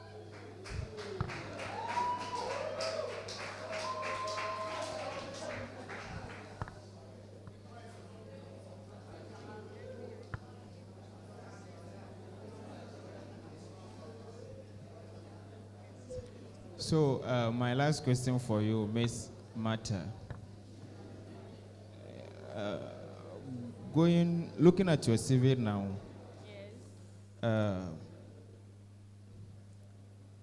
reference available upon request. So on this note, I request for the reference. So can you provide? I didn't provide reference. Reference available upon request. So I am requesting for that reference.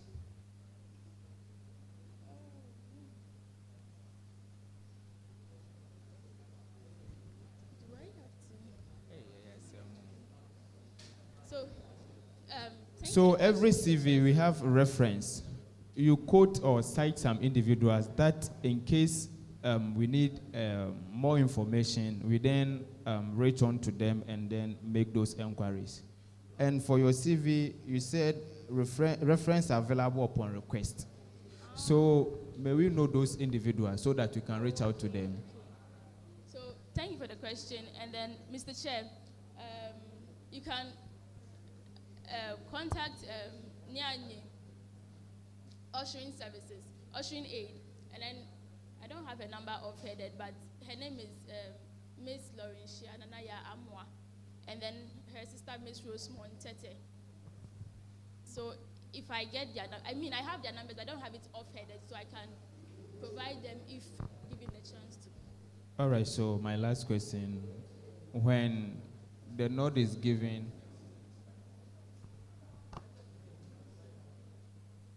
all right, so please you give us her full name and then the contact of your reference. Sorry, thank you for the question, but I don't have her number offheaded. So is there any other person that you can provide? So the numbers are on my phone, so I can give you the numbers, but then I can't bring my phone here, so.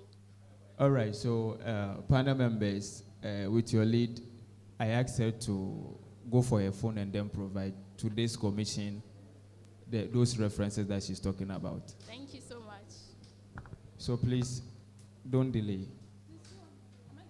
Yes, you go for your phone, then you provide. No. Is your phone here? Please, can someone help her take her phone? All right.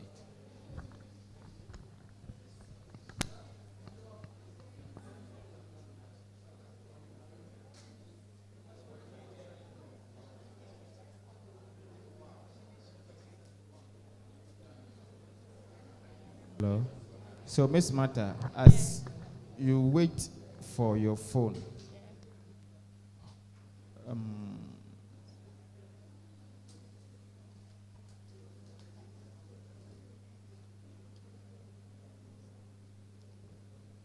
have you had any position that relate to PRO before?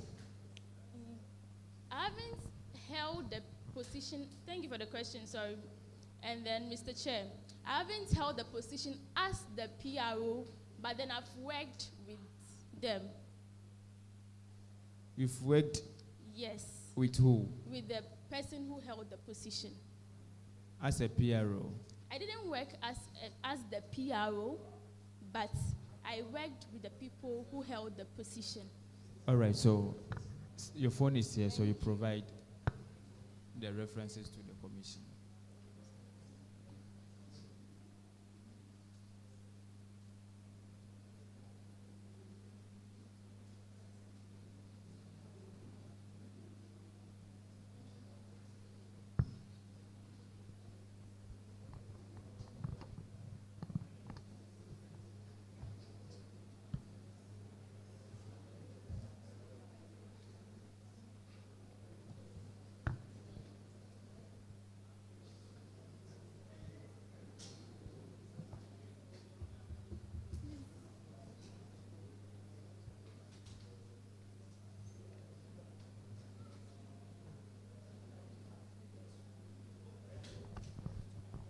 So, Miss Martha, can you be quick?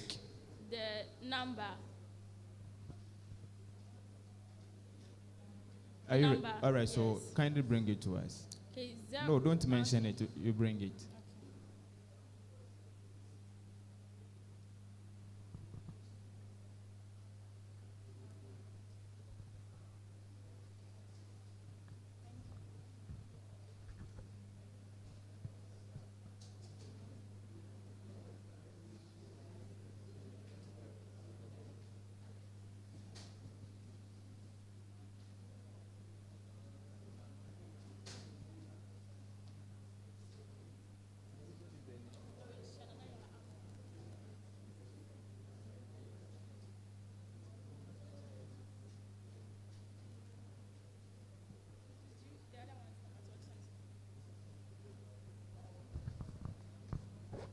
So, Miss Martha, I can see that you are really under pressure.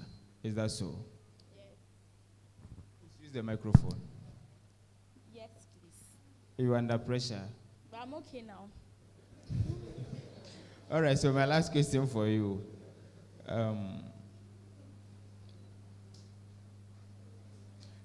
Can you give us an example where you handled a leadership responsibility under pressure? Example where you handled a leadership responsibility under pressure. Thank you for the question, Mr. Chair.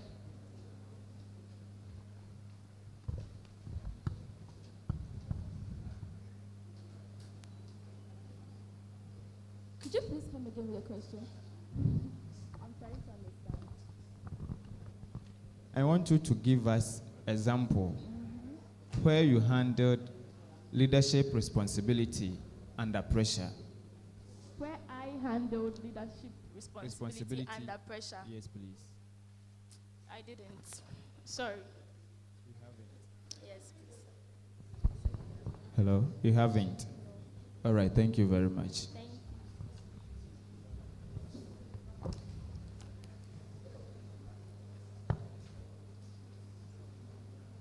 Hello, Martha.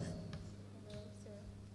At the moment you're under pressure, is there anything you can do right now to soak the pressure? Soak the pressure. You're under pressure at the moment. You were asked if you have done anything. Is there anything you can do to soak the pressure? You are aspiring to be a leader. Yes. You might meet some pressures that are more than what you are going through right now. Yes. So when you meet such, how would you go around that? How would you soak that pressure? Thank you for the question, Mr. Chair. I would first calm down and think about whatever is going on and then know what to do next. Okay. Then another question that I have for you. I found in your CV that you did some voluntary, you rendered some voluntary services. Yes. Since you came to Valley View, which voluntary service have you rendered to the school, if any? If yes. Thank you for the question, Mr. Chair.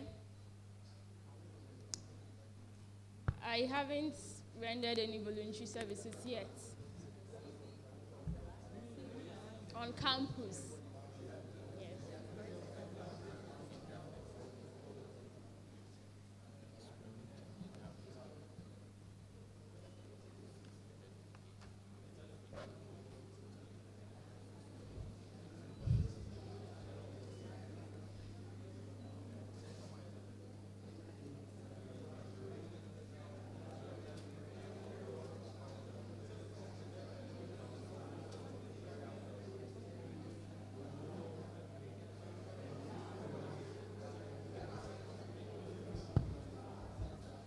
Hello, so you haven't done any voluntary work for the school? And why? If you haven't, why? Okay, thank you for the question, Mr. Chair.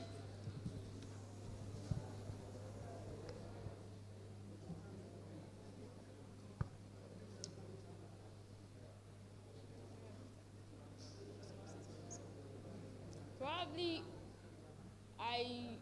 is it that there's a program going on that I wasn't aware of, or maybe I didn't show interest. I'll tell the truth. Because if I did, I would have taken part. I would have actually done it.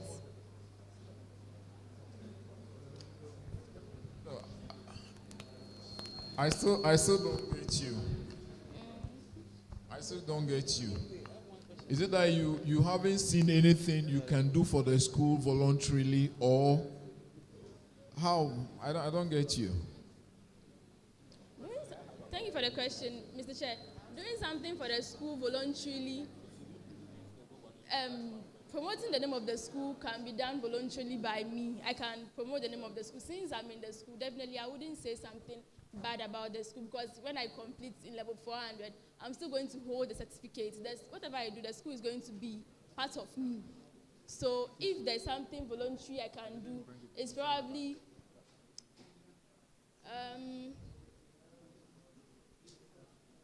I'm going to think about it, because I have not seen anything so far. Yeah, I can see other colleagues have something related that they want to ask. Because if you are somebody who advocates for voluntary services, and you are in a community where voluntary services are abound, there are so many on this campus, so many of them that you could do. So if you have not been able to identify even a single one, I don't know why it should be so. Maybe the other colleagues may want to ask further questions. Thank you. Miss Mata. Yes, madam. My question is on crisis management and conflict resolution, because I saw that in your CV. Yes. So I want to give you a practical question. Okay. Let's say there's a false rumor spreading on social media claiming that SRC has embezzled some funds. So as a PRO, what steps would you take within 24 hours to restore the trust that people have on the whole entire executive? Thank you for the question. That's my first question. First question. Yeah. Thank you for the question, ma'am. Mr. Chairman, in a situation like this, where they are saying the SRC has embezzled funds, definitely the students would be agitated, and then they wouldn't trust in the SRC again. So since in the position of the PRO, I would first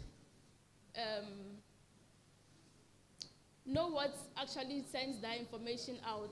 But then, before that, I would talk to my committee first. I would talk to the PRO committee too, and then the SRC committee, to know what actually went on, for the students to think that happened. And then I'll also calm the students to wait and then hold on for us to bring feedback to them from the committee, whatever they say to us, because we know that the SRC committee will not embezzle funds just like that. So probably, as you said, a false room or so, I would talk to the committee and also calm the students too. And then I'll bring them feedback from my committee to know what actually happened with that funds that they think was embezzled. And if it wasn't embezzled too, we would also create the transparency. As I said, transparency and then timely information we give to the student's body within that 12 to 24 hours. Thank you so much. Okay, my next question is also on the core values and principles that you mentioned in your CV. You talked about integrity, you talked about service and accountability. So in the course of your work, how would you apply these things? Can you give us a practical example? How would you apply these things as your core values or principle in the work you are going to do as a PRO? Thank you for the question, Mr. Chair. As part of my values, integrity, doing this. Integrity, Integrity, service, and accountability. Accountability and unity. Yes, I would have to, for the integrity, yes, I know that I have to do what is right. As my school's core value is also saying integrity, excellence, and service, the school teaches me to use my heart. So in my heart, I know that what I'm doing is not right, so I would do the right thing instead of doing the wrong thing. So integrity will make me know that what I'm doing is not right, so I'll have to do the right thing. That's for the integrity. Service, I have to, as I said, I want to serve my fellow students and advocate for them too. So advocating for them is also service, actually. And service doesn't just mean advocating for the students, but also taking part in roles like this is also service to, it's also service. Taking part in what? Roles like the SRC position is also service to the school, humanity and God. Yes. And then the accountability. I need to be accountable. I need to be able to make account of everything I do. I should be accountable for everything I do. So I need to make account of everything I do and be responsible for everything I do. Were you at the IDF on Wednesday last week? Were you there? Yes, please. You know the facilitator mentioned 3 things. Yes, please. And you have mentioned 1. Can you mention the 3 and explain?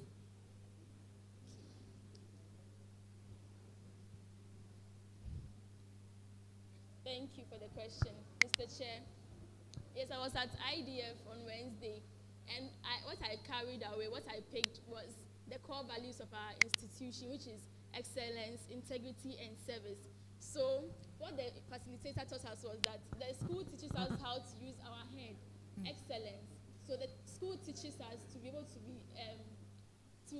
do better in whatever we are learning, to lead. Yes. And then our hearts, which is the second H for the integrity. So your heart will tell you that what you are doing is wrong or right. And then your hands for service. So you're going to work with your hands. You are learning to be able to work. So that's what I'm using my hands for. So that's what I carried away. Thank you. Thank you very much. Madam Martha, how are you doing? I'm doing well, thank you. Okay. I want you to influence me to vote for you. Okay. Thank you for the question. It's a question. Thank you, Mr. Chair. You want me to influence you to vote for me? You're also a student of the school, right?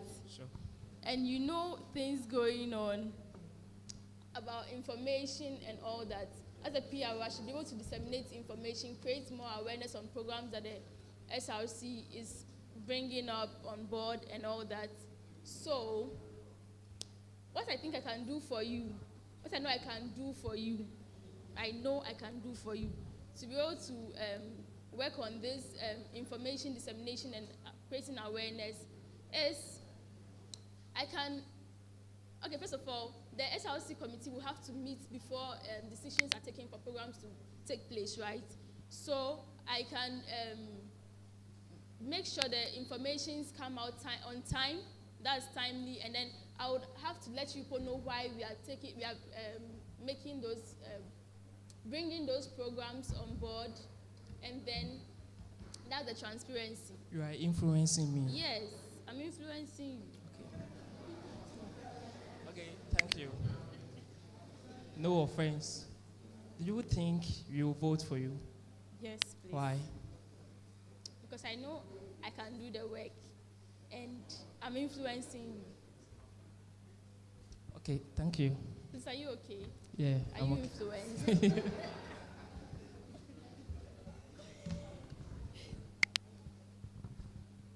Ms. Mata, Hello. so I have a few questions for you. My very first question is, how do you intend to handle social media controversy? Let me break it down.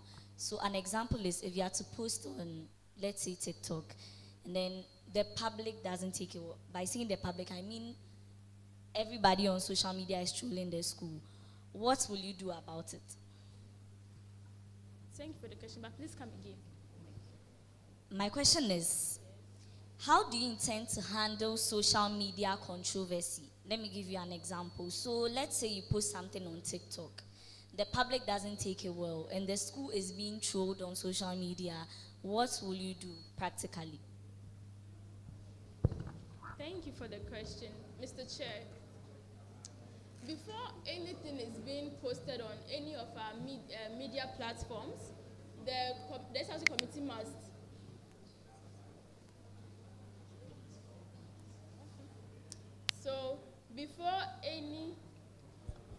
before any of the any information about the school is going to be put out there, it's supposed to go through the SRC committee, and if they accept for it to go out before it can be disseminated.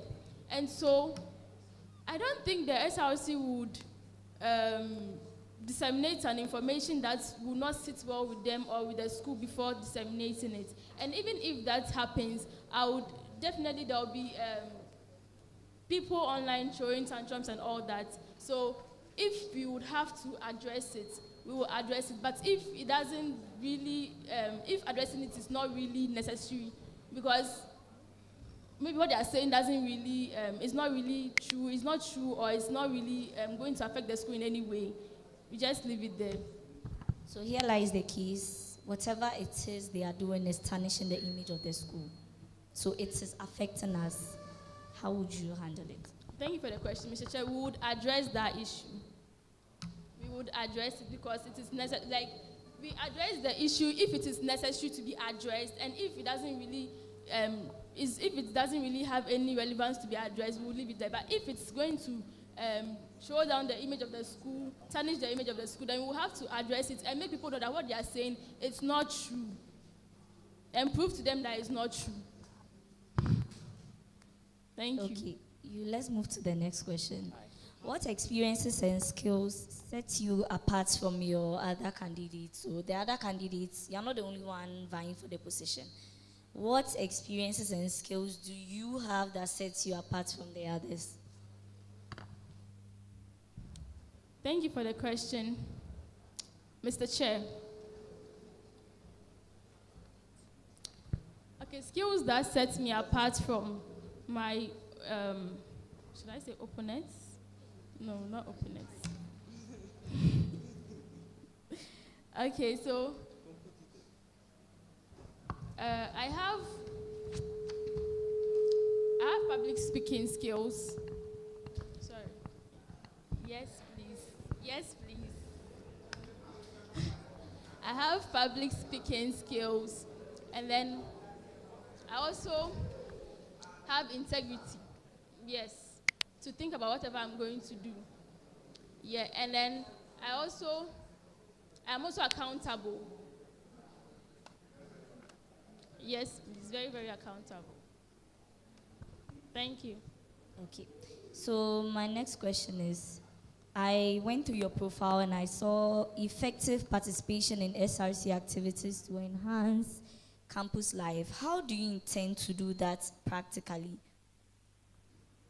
Should I go over the question? Yes. So I went through your profile and I saw effective participation in SRC activities to enhance campus life. That is something you intend to do. So how will you practically make sure that this thing is not just MASC, but then you actually do it? Okay. Thank you for the question, Mr. Chair.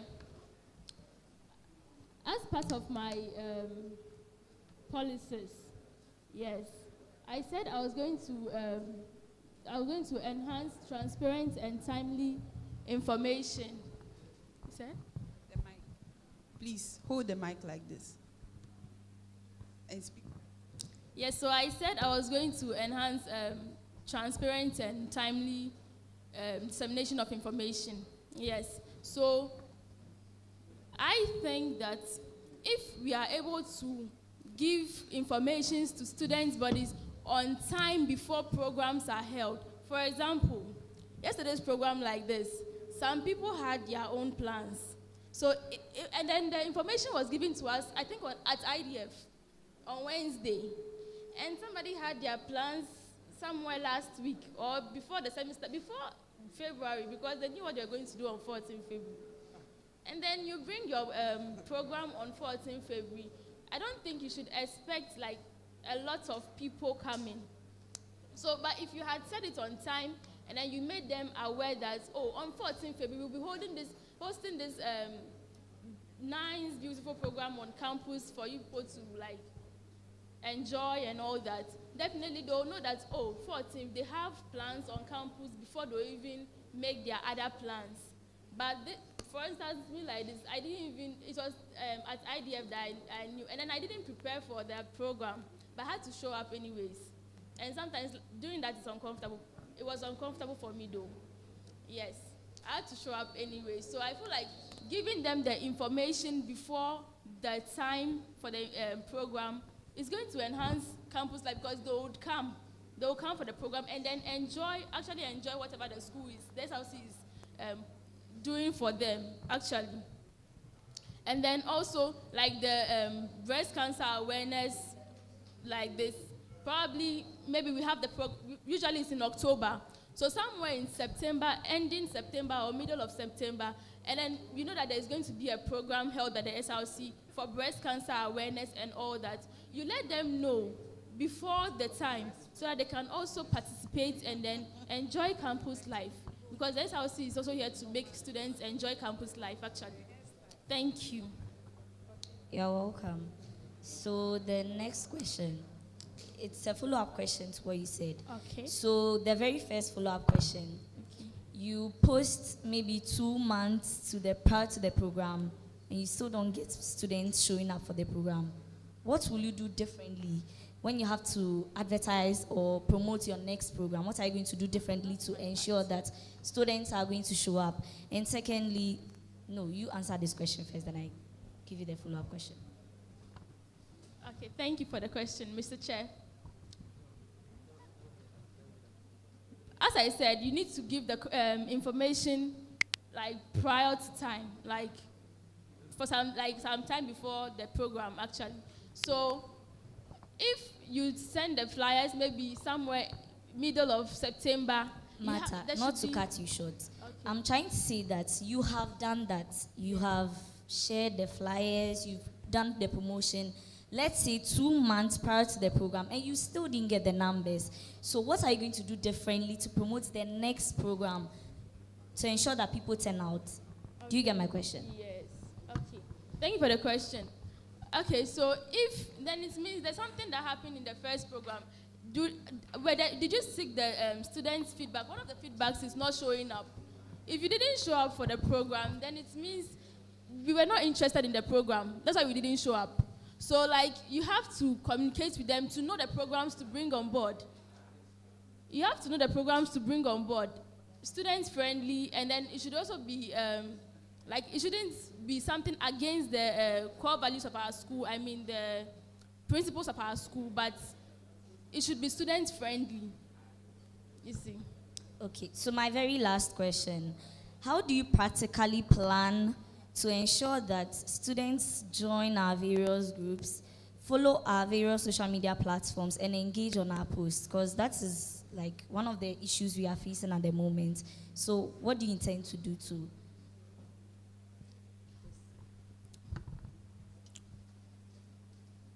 Thank you for the question, but repeat the last part of the question and let me do something. So my question is, how do you plan to practically ensure that, first of all, students join the various groups, those who have archived their groups, unarchive their groups, engage with the posts, follow our various social media platforms, and engage? How do you intend to practically do this? Thank you for the question, Mr. Chair. Myself, I've archived some of the groups, and it's not because of, in some of the groups, they don't post, some people just make noise in the groups. So sometimes we have to regulate the groups, yes. We have to regulate the groups. So sometimes when you see that people are posting things that are not really going to make people want to be receiving notifications every 2 seconds and all that, the admins will have to mute the group for some time, and then later on they unmute it again. And also, you would have to inform some of the course reps and then share the links.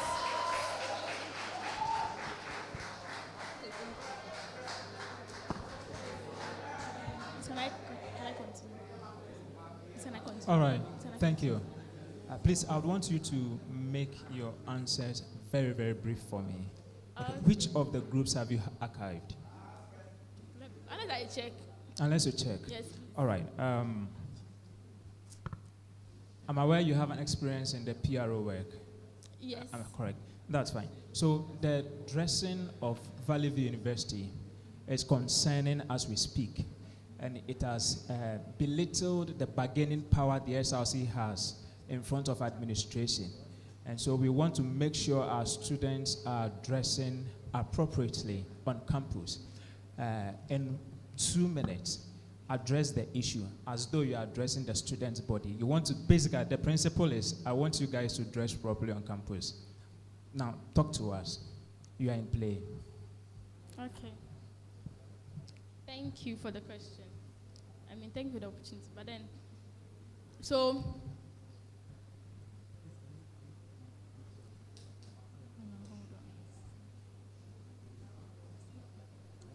should I just give a speech to, like, as if I'm talking to the student's body, or please? Yeah, we are the student's body. Okay. The problem is on the table. SRC, we have met and we've realized that how students are dressing is not conforming to the standards of the university. And we have met the student's body. You are the PRO. Talk to us as students to change the way we dress. Okay, thank you. Mr. Chair, hey, sorry. That's fine. Okay, so,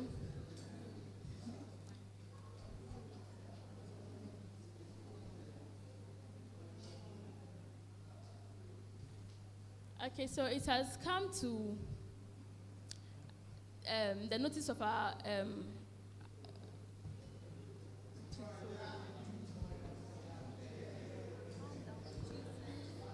so we've seen that most of you don't dress appropriately according to Valley View standard. That's how we call it, actually. So most of you don't dress according to Valley View standard. You know, Valley View, we don't wear dresses that do not cover our shoulders, dresses that show our body, and then dresses that are not beneath our knee. Yes. So we've noticed that some of you do not dress appropriately according to Valley View, because when you go outside, you think you are dressed appropriately. But according to Valley View, in our four corners, we don't dress like this. So please try your very best to wear dresses that will cover your shoulders and then cover your knees too. Do not wear short dresses and wear long dresses. Thank you. Are you sure the students will buy this communication skill? Because they know Valley View standard dressing. No, are you sure the students will buy this communication skill? Please, they are buying it. All right. How active have you been in matters of SRC?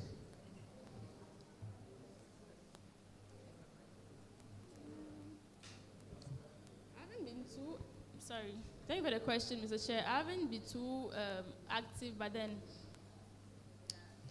just a few of them. Just, for example, like the issue that happened last semester where the memo was dropped about locking the main gate. After 6, no riders are going to be allowed in. And then, yes. And then locking the classrooms. I think that was the matter that I was actually involved in. And then I understood that the SRC had to... Sorry, how active were you in those matters? As in, did I participate in... No, you said you were active. You listed what you were active in. So I'm asking, how active were you? What do you mean by you were active in those matters? And how active were you in those matters? So, okay, so I attended the GA after that issue happened, and then people were asking, and I also gave my opinion to them that the school is not just doing it because they just feel like locking the gates. I had to Sorry, you give your explain opinion to who? People, my friends that would open up to me and talk to me about it, of course. Did you get my question? how active have you been in matters of SRC? In essence, activities of SRC, how active have you participated in those activities? Okay. So, I've attended some of the passed by, the one that happened yesterday.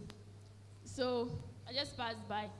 And then, I think, yes, a few of them. You see, when it comes to the SRC, it is time consuming. Yeah. We organize program here and there. Now, you have chosen to archive some of the SRC platform, and you are confidently telling us that that is what you have done. When it comes to activities of the SRC, you have selected some that suit you, and you are doing it. You've attended that one. How sure can we be that when we hand this position to you as students, you can actually do what is expected of you? I ask the question because no matter how good you think your policies are, it will get to the limelight and students have their indifferences towards them. You have not been disciplined enough, permit my words, to tolerate the SRC from the student's perspective. Now you become an executive and you expect students to tolerate what you have or what you are giving to them. Mind you, it's not everything, no matter how good you are, you have people who have problems with you. I believe you are aware of that. Yes. So if you couldn't tolerate the SRC at your position as student, why should we tolerate you to be a leader if you have not been a good follower? Thank you for the question. The groups I archived, Mr. Chair, sorry. The group I archived was one group that I think they were doing, they were just posting, I don't even know what's diving. I'm still in there, but then they're just posting things like, buy this, buy that, and then it's not everything you're interested. Sometimes you end up doing impulse buying and all that. That's how come I had to archive that group. Not some of the, so that group actually. I So had to now archive you that archived group. only one group of the SRC, is that it? Please, can I? No, you know what you have done. You've Yeah. archived only one group of the SRC, is that the case? I didn't even know it was even I thought it was just a group that was for advertisements and all that. And then I barely saw SRC information. Miss Martha, how many groups of the SRC have you archived? Only one.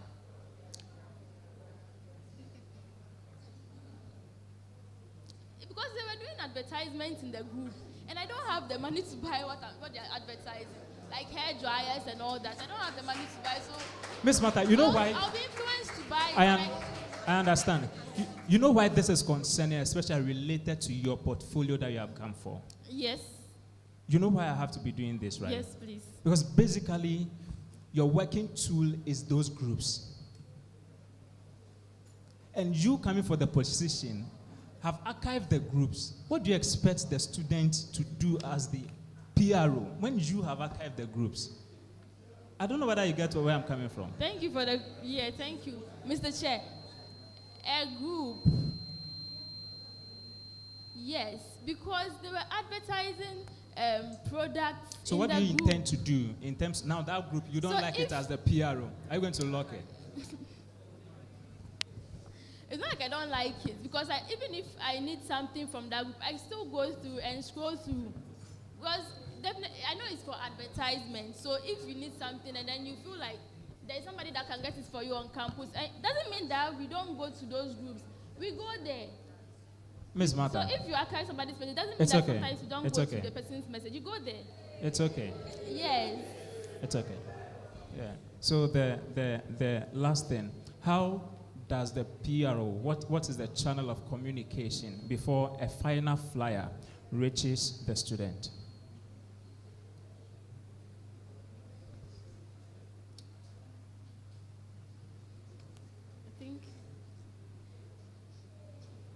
Thank you for the question, but I haven't really checked it out. Yes. But I know that before a flyer goes, thank you for the question, and Mr. Chair, sorry. I know that before a flyer or an information is taken out, the committee meets before it's taken out, before it's given to the public.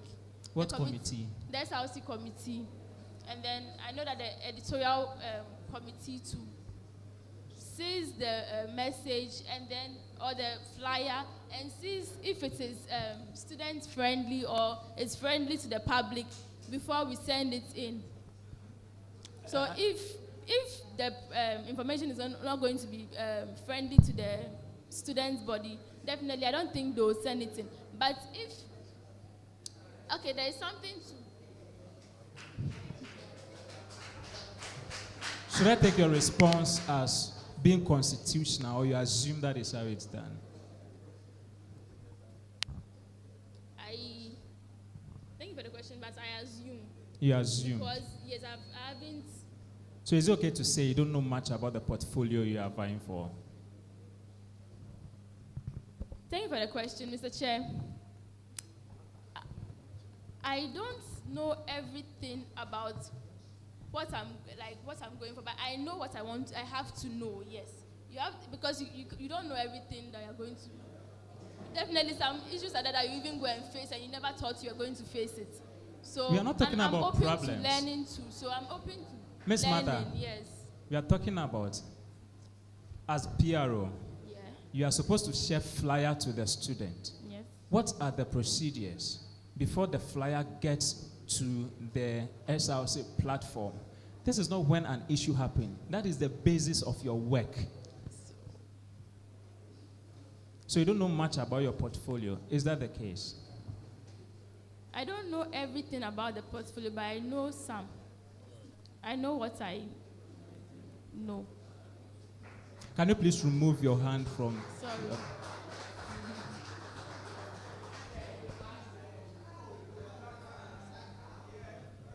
Miss Martha, I would like to ask you some few questions.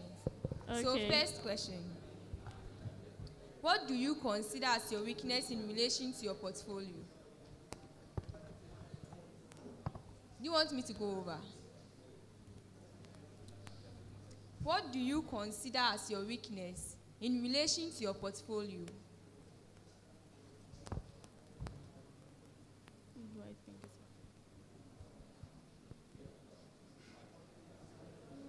Thank you for the question.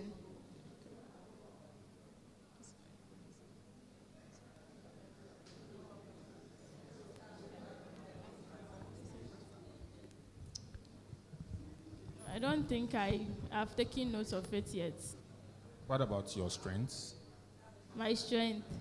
So, thank you for the question. I think I can be able to liaise with the course reps to be able to disseminate the information to the student's body.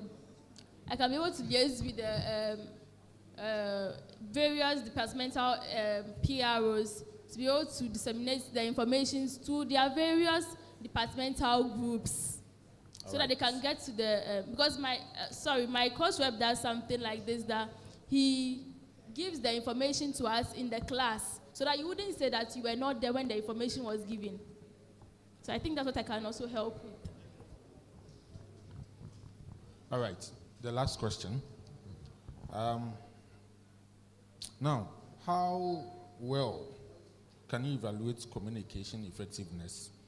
For instance, if the SRC is holding a major event, what steps would you take to promote it? Give us a brief plan. Please come again. All right, so I am talking about, the question is concerning how effective you can evaluate communication, right? And I'm giving an example that if the SRC is hosting a program, a major event on campus, what steps will you take to promote it? Give us a small, just a brief plan, how you intend to promote it. Thank you for the question, Mr. Chair. As I said, I've learned something from my course rep. He disseminates the information in the classroom. So you would have to also make time to be able to disseminate the information to the various class reps, the various departmental PROs to disseminate the information into their various groups so that people will definitely have the information at hand. And then you continue, like, there should be consistency. Continue posting them online in your groups and all that. And then personally tell them too. So you meet people and then you talk to them about the programs going on. All right, thank you. Yeah. Martha, good evening. Good evening. Yes, I don't quite have a question for you, but an observation. I don't know about your posturing, how you are seated. And then you are doing stuff with your legs under there. I told them to ask you to sit properly and not to cross your leg. Not to cross my leg, brother. Then cross your leg. And then how you are holding the mic like this and they ask you a question like, yeah. Those are the only things I would want to talk about.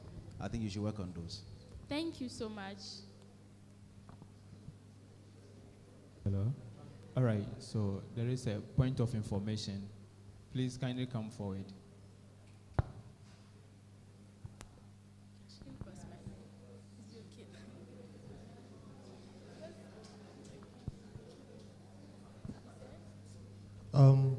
Honorable Chair, thank you very much. I think the Commission have not been fair to the audience. With the standing orders, we give room for the audience to also to explain what they have. If I could remember, beginning, you apologize that you didn't give us opportunity to talk, but you didn't honor the opportunity. I think give them the voice to talk. Thank you very much. All right, thank you very much. I apologize for that. So we will give observers the chance to answer, to ask questions when the next aspirant is in. Thank you very much.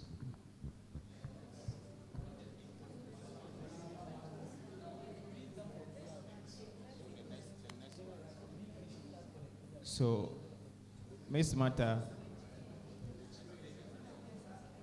so she's the last aspirant for the PRO, and the first two are gone, so we'll give you the chance to answer questions when the other portfolios come.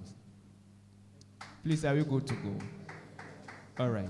So, Ms. Mata, you do us the honor to call ticket number 4.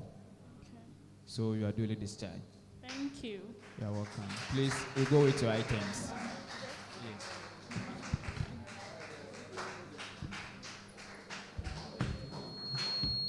Ticket number 4, Bernard Annan.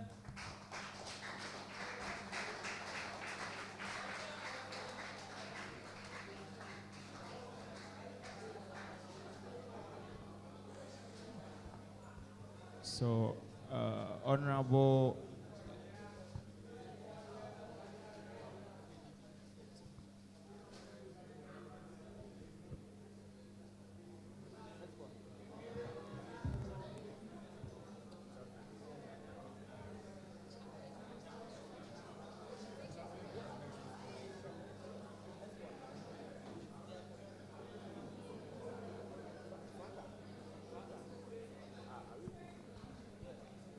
please, we are on live, so the noise.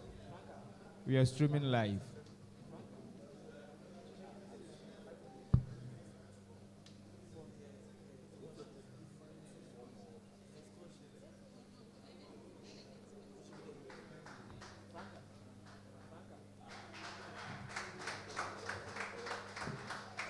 Honorable Solomon Appiah.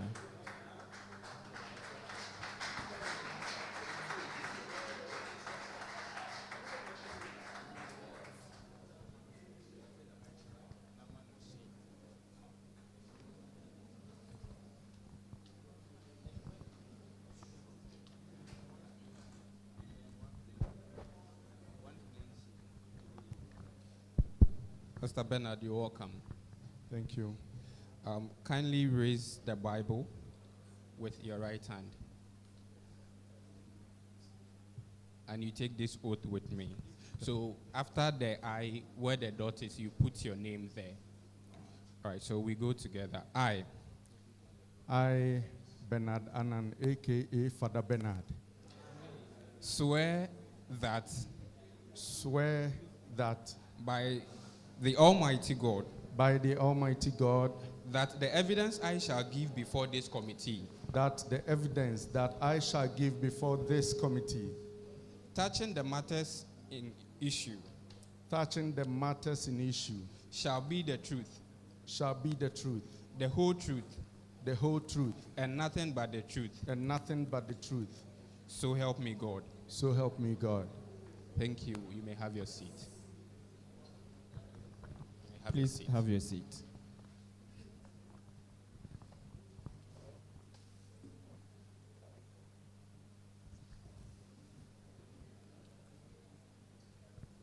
Mr. Bernard Annan, you are welcome. Thank you, sir. Please, within 5 seconds, kindly introduce yourself. Mr. Chairman, you have my CV, so I presume that you know everything, but I'm going to tell you what is not there. Bernard is a strong-willed person, emotionally intelligent, psychologically sound, and fearless. Thank you very much. Mr. Bernard, may I know the portfolio or the position that you're aspiring for? I'm aspiring for SRC chaplain. Why SRC chaplain? Mr. Chairman,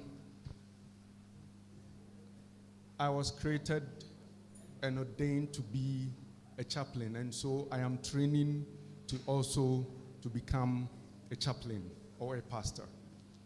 Please, what do you mean by created to be a chaplain? Mr. Chairman, every individual has a purpose on this earth. And if I say created to be, it means that that is what I have been called to do on earth. All right, Mr. Bernard, what can you do differently when the nod is given? Thank you, Mr. Chairman. I would like to congratulate the current SRC chaplain and those who have already left office. They have done extremely well. But what I am going to do differently is to create a universal platform for Adventists and non-Adventists. I mean, this is a universal avenue for every person to have access to the chaplaincy. So being a Muslim, being Pensa or Kasu or Gamsu, they are all part of SRC chaplaincy. So I am going to give them the opportunity to be part and to have access to the chaplaincy. All right, sake of time, I'm going to ignore most of my questions. So I urge you to give short and brief answers. So going through your forms, you want to gain full control over the chaplaincy. So I'm asking, what does it mean to gain full control over the chaplaincy? As the chaplaincy as a whole, and as SRC chaplain, I am limited. So the full control there is limited to being SRC chaplain. So, like I said, I am going to create that avenue for everyone to have access to the whole chaplaincy.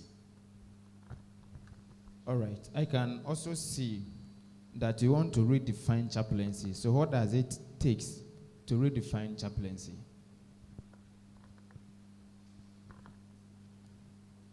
Mr. Chairman, is nothing different from what we have, but slightly different. What I mean is that to redefine means what I have observed is that sometimes some students are limited when it comes to chaplaincy. So to redefine means to have create equal opportunity for everyone, being a Muslim, being Pensa, Gamsu, whatever. So we are going to put all of them into the chaplaincy board.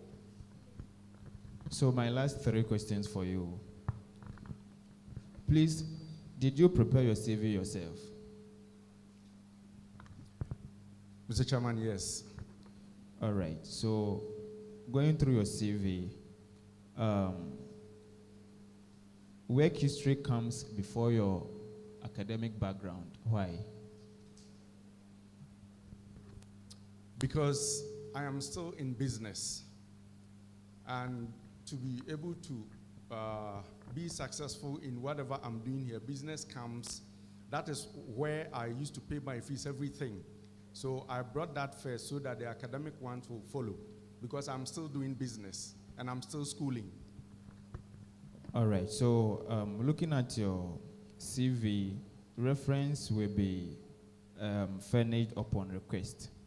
And I can see that you have Bachelor of Education in Early Childhood Development at UCC.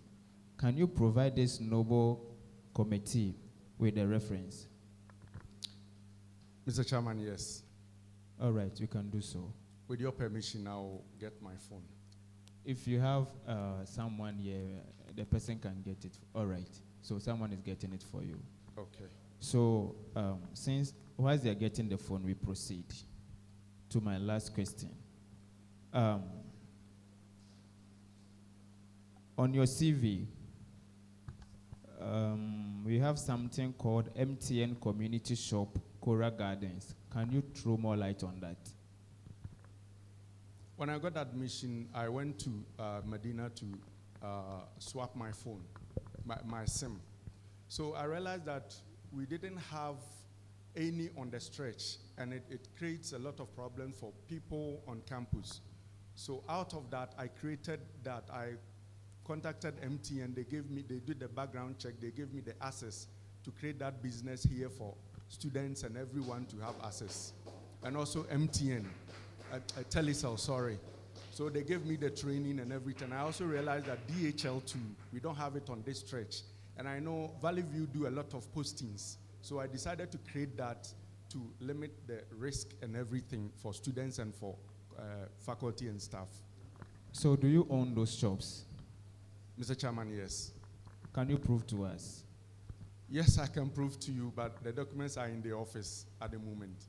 All right, so before we proceed with the vetting outcome, I request that you prove to us with those documents for fairness sake.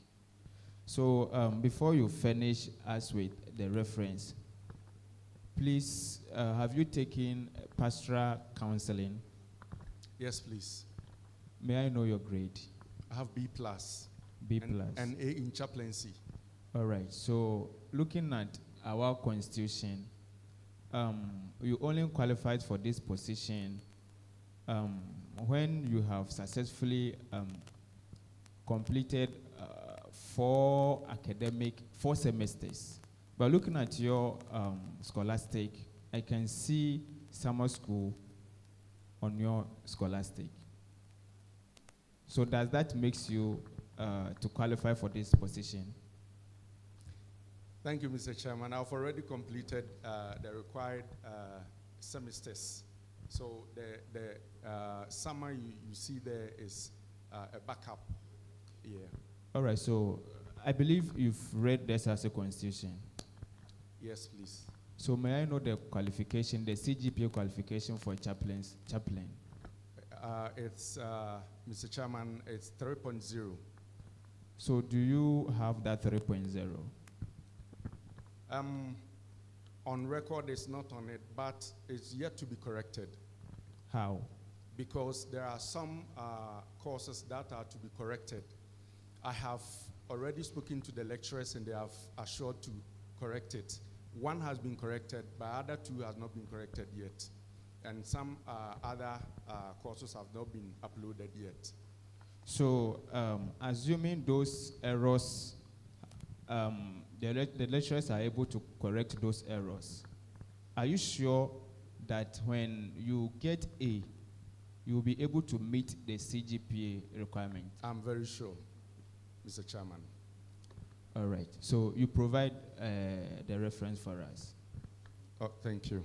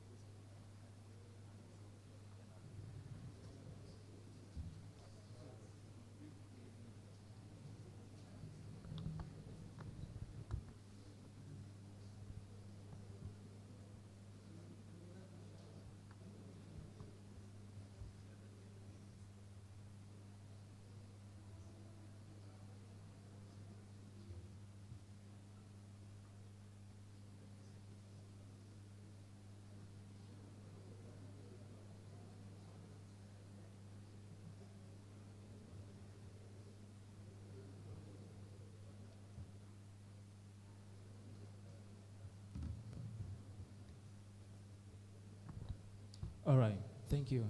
If I heard you, you said as part of what you would do for the students, you are going to include, I think you mentioned some, I heard PENSA and co. What are those? Mr. Chairman, PENSA is the Pentecost Students Association, and the CASU is the Catholic students, and then GAMSU is the Methodist, Ghana Methodist Students Association. You want to involve them, how? Okay, what I know is that sometimes we channel the chaplaincy to maybe Adventists, most times. But this time, I think that we can strengthen the associations on campus, not to worship on campus, but to have a data for them. Maybe Pensa, Gamsu, they are this number, because when you are filling the university form, they ask you the denomination and they say it there. So I want to bring them on board so that they form part of the chaplaincy. What does it take to have an association on campus? This is not a new chaplaincy, Mr. Chairman. PENSA already exists, even in the public universities. No, what I mean is in Valley View, yes. Maybe I want to form an association on campus. What procedures must I go through? If you don't know, you can say carry. Please carry. All right. So have you checked if the bodies you are mentioning are recognized bodies by the university? Well, I have not seen that, Mr. Chairman. How then do you intend that? I think your major policy, as you've mentioned to us, is that you're coming to include these people, and you don't know whether they are recognized by the institution. How do you do that? Mr. Chairman, I said I'm going to strengthen it. Yes. As far as the university is concerned, what you want to strengthen does not exist. I don't know that I get my point. They are not recognized bodies on campus. So as far as the university is concerned, we don't have PENSA, we don't have those things. So how do you then strengthen it? Are you coming to form it and make sure it goes through the process, then there will be, as it were, legitimized on campus? Is that the impression you are giving as the SRC chaplain aspirant? Mr. Chairman, that is not the impression I'm trying to create here. Like you rightly said, the university already have, they know them. So what That's not what I said. I said the university does not know them. As far as the university is concerned, those groups you mentioned don't exist. Okay, so Mr. Chairman, if they don't exist, this is the opportunity for we to make them exist.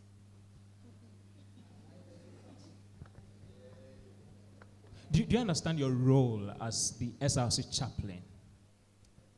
Yes, I do, Mr. Chairman. What is your role as the SRC chaplain? The SRC chaplain is responsible for religious and devotional activities on campus. We didn't say denominational, we say religious. Pentecost is a denomination and a religion. So I think that that is my core duty as a chaplain, and also being part of the disciplinary committee in collaboration with the spiritual life and the Dean of Student Life on campus. So you coordinate in between. Okay, so we will come to the disciplinary committee. But I want to...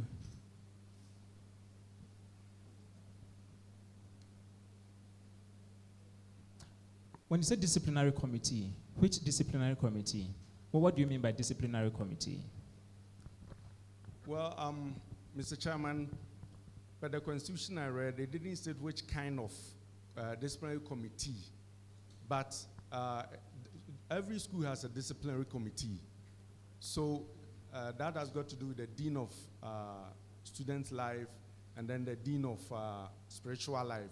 I am going to play in between there, and I'm going to be the mouthpiece, spiritual mouthpiece for the students. All right. Now, I want to ask a very critical question. Answer so that you don't push me to the wall to say what I am not supposed to say.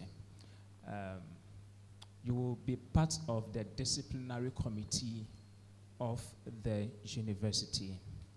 Assuming I say some petitions have come to my table as the SRC president regarding some moral lifestyle of yours, how will you defend yourself in terms of this? Thank you, Mr. Chairman. You know, it depends on the context that came to your table. Every individual has his own way of forming perceptions about something, unless it is heard from the horse's own mouth. Otherwise, I don't know what issues you are talking about here.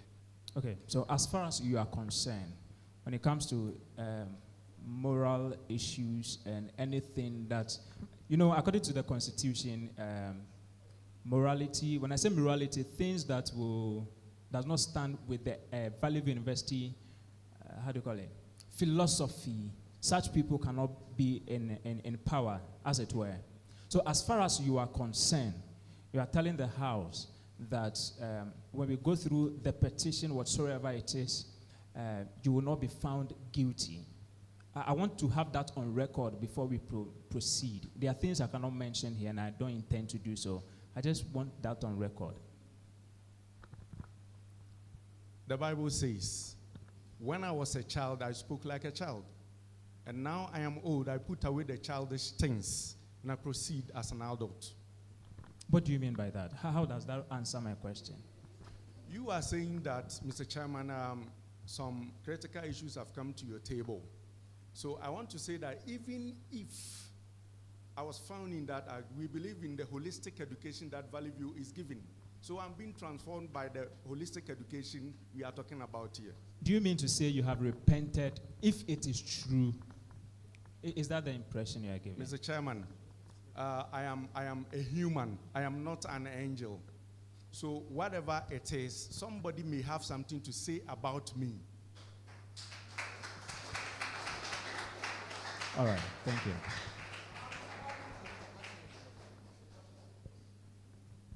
Mr. Bernard, please, I have a few questions for you. So the first one is a practical question.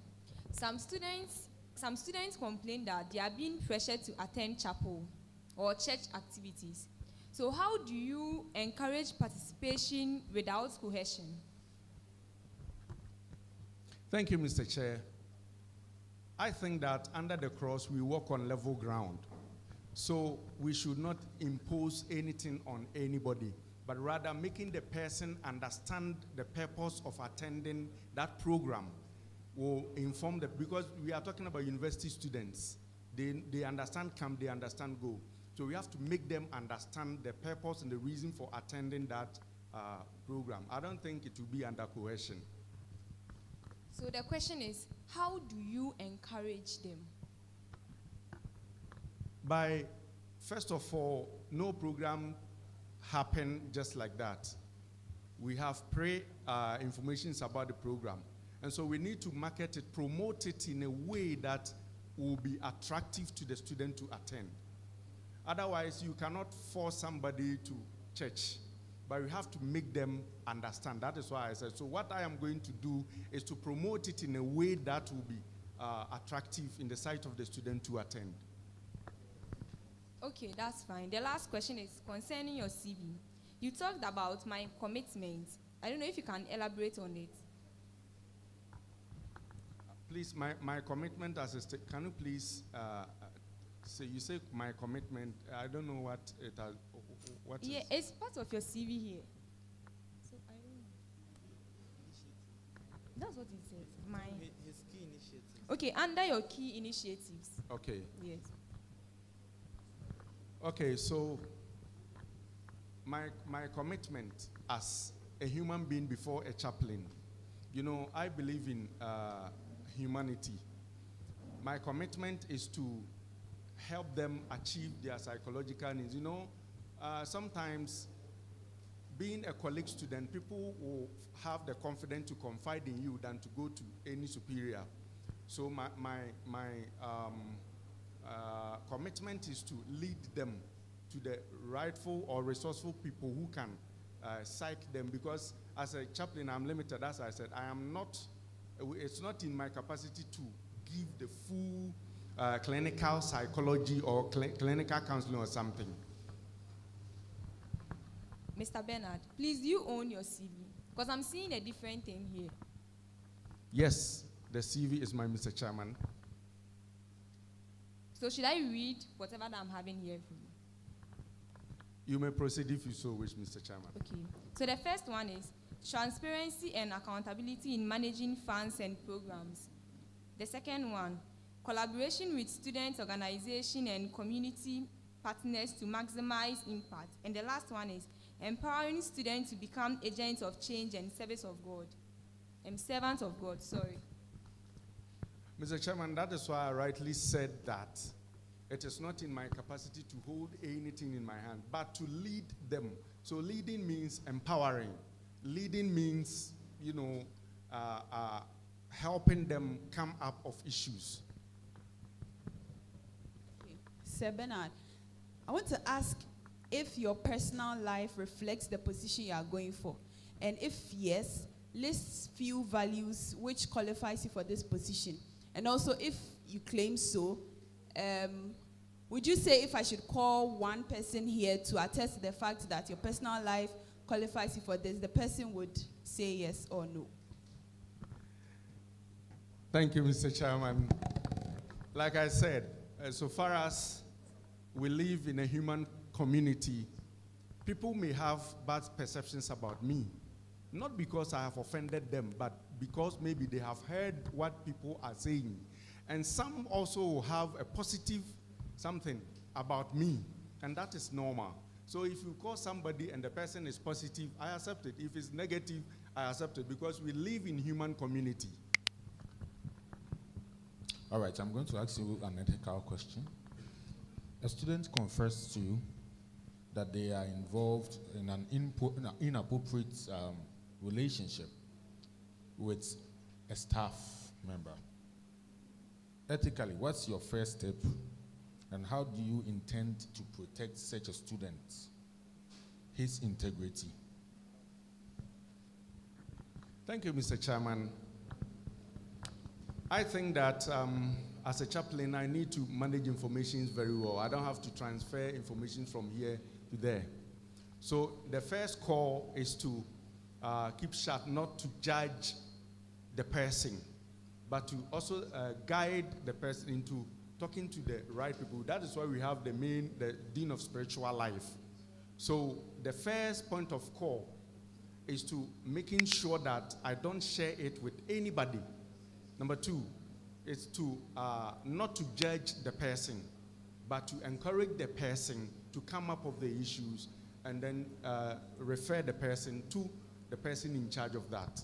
So when do you transfer such information to a third person? When do you do that? And why do you intend to do that, to transfer such information to a third person, if necessary? Mr. Chairman, I don't transfer information. I have not done that before. All right. The next question has to do with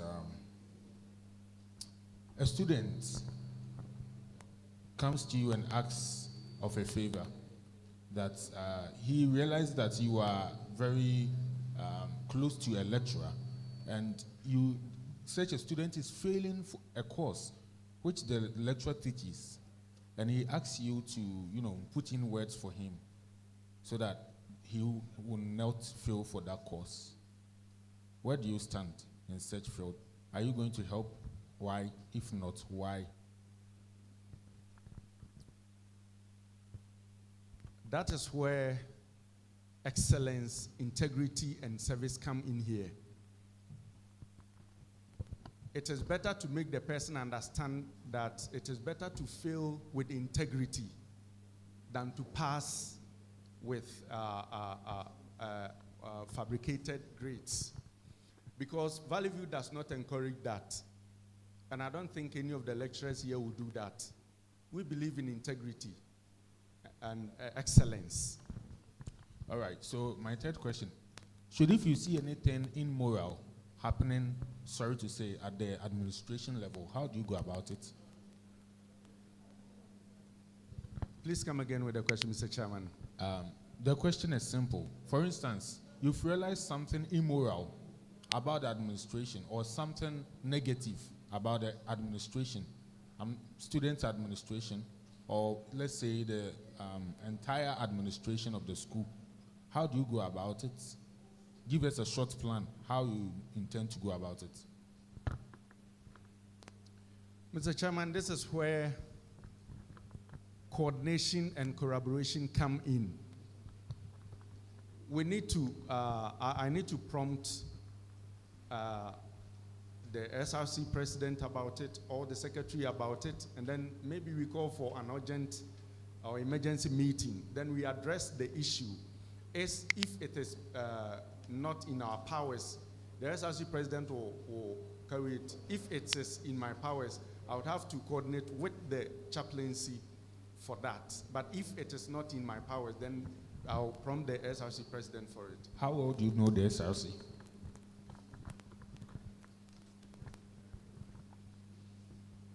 In my capacity, I know the SRC, Mr. Chairman. All right. So every institution deals with structures. Can you tell me the structures of the SRC? Well, thank you, Mr. Chairman. I have not memorized it that much, but I know that the president, you come to the secretary, then the PRO, and then it follows that. I have not really grabbed that. All right. So which arms or which structure do you work with as you are aspiring for the chaplaincy? Which arms of government do you work with as a chaplain, should if you are being voted into power? Which of these arms are you going to work with? The SRC chaplain is still under the SRC presidency, because the president is the overall boss, which we are all working under. So I cannot bypass the president and do things on my own. It needs to be discussed. Hello. Okay, Mr. Bernard. Since we all know Valley View for its spiritual discipline, what spiritual impact are you trying to bring on board aside the week of spiritual emphasis that you are going to do differently to help build students' spiritual growth? Mr. Chairman, we can all attest to the fact that programs, apart from Week of Spiritual Emphasis, which is the bigger one, I have a plan. And the plan is we need to start from the internal, then to the external. The internal is to encourage colleague theology students or colleague members. You know, Valley View, I believe, should be the headquarters of NAS, because NAS at UCC is stronger. So I believe that here that we train the theology student, here should be the headquarters. And so maybe we can do exchange programs to strengthen the NAS on campus here. That is one. Number two, we can also visit Nsawam Sabbath with the Nsawam prisoners. It's also another one. And then interpersonal evangelism. Evangelism comes in so many forms. Gifting, talking to each other, forming socialization and stuff is also part of evangelism. Thank you. Hello. I have two questions for you. How many verses in the Bible and how many chapters in the Bible? Please come again with your question. How many verses in the Bible and how many chapters in the Bible? Actually, I have no idea because I had malaria, so it has vanished. Okay, the second question. As Matthew 7:7 says, ask and it shall be given to you and other stuff.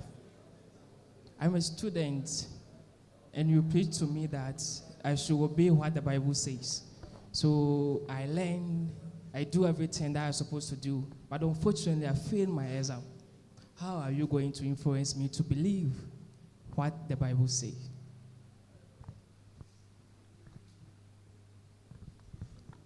To everything, Mr. Chairman, has a cause. So we have to know why you failed your exams. But what the Bible says, I have done it all. When the Bible says you have done it all, in what context? It is not in examination context. Valley View, if you don't learn, you will fail. And that is the principle of Jesus Christ. You know, if you are sick, if your head is paining you, you don't put plaster on your finger. You take paracetamol, then you are healed. All right, thank you. Thank you very much for your answers. Please, we would want to know concerning your CGPA or your scholastic. You mentioned that some grades are to be corrected. Can you pinpoint those grades for us, those courses? Thank you, Mr. Chairman. College algebra must be corrected. Okay. And then Islam must be corrected.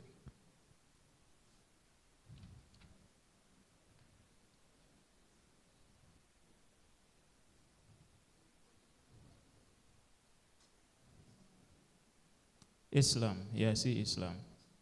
Yes, Adventist heritage has already been corrected. So I think health principles, yeah, there are three. Health principles must be corrected, yes.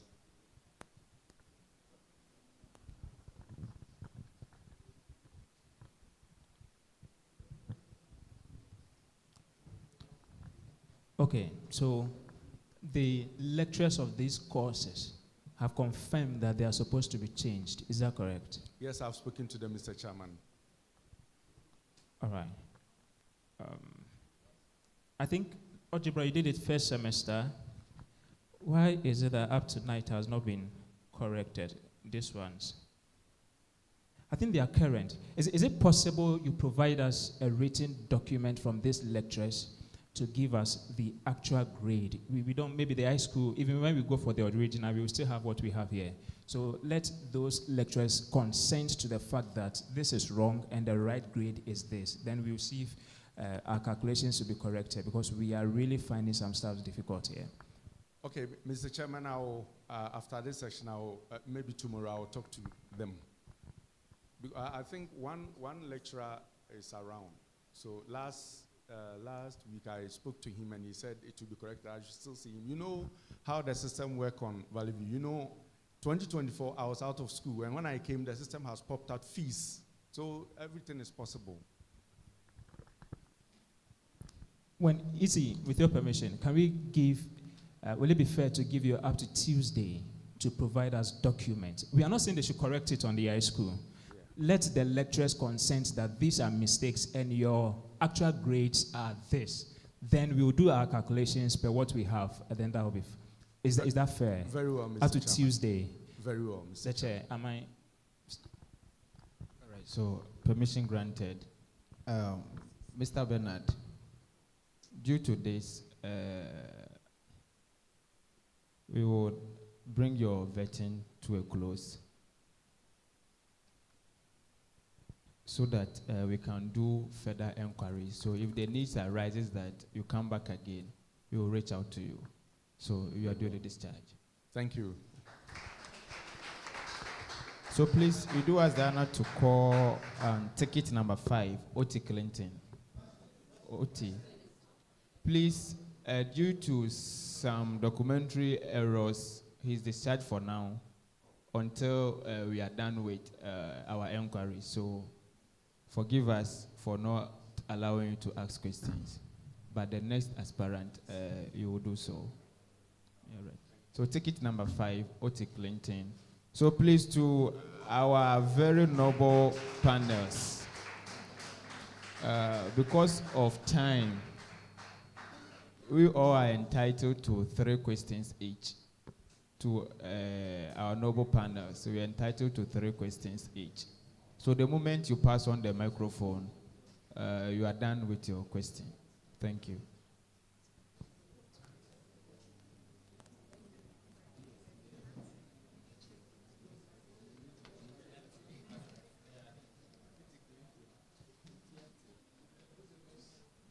Oti Clinton,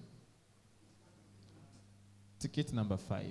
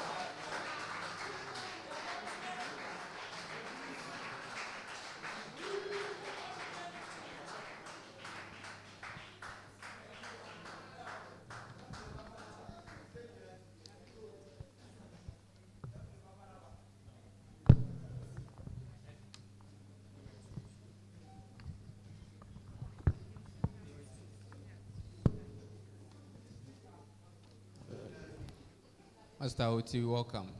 Thank you. You are looking sharp. Thank you.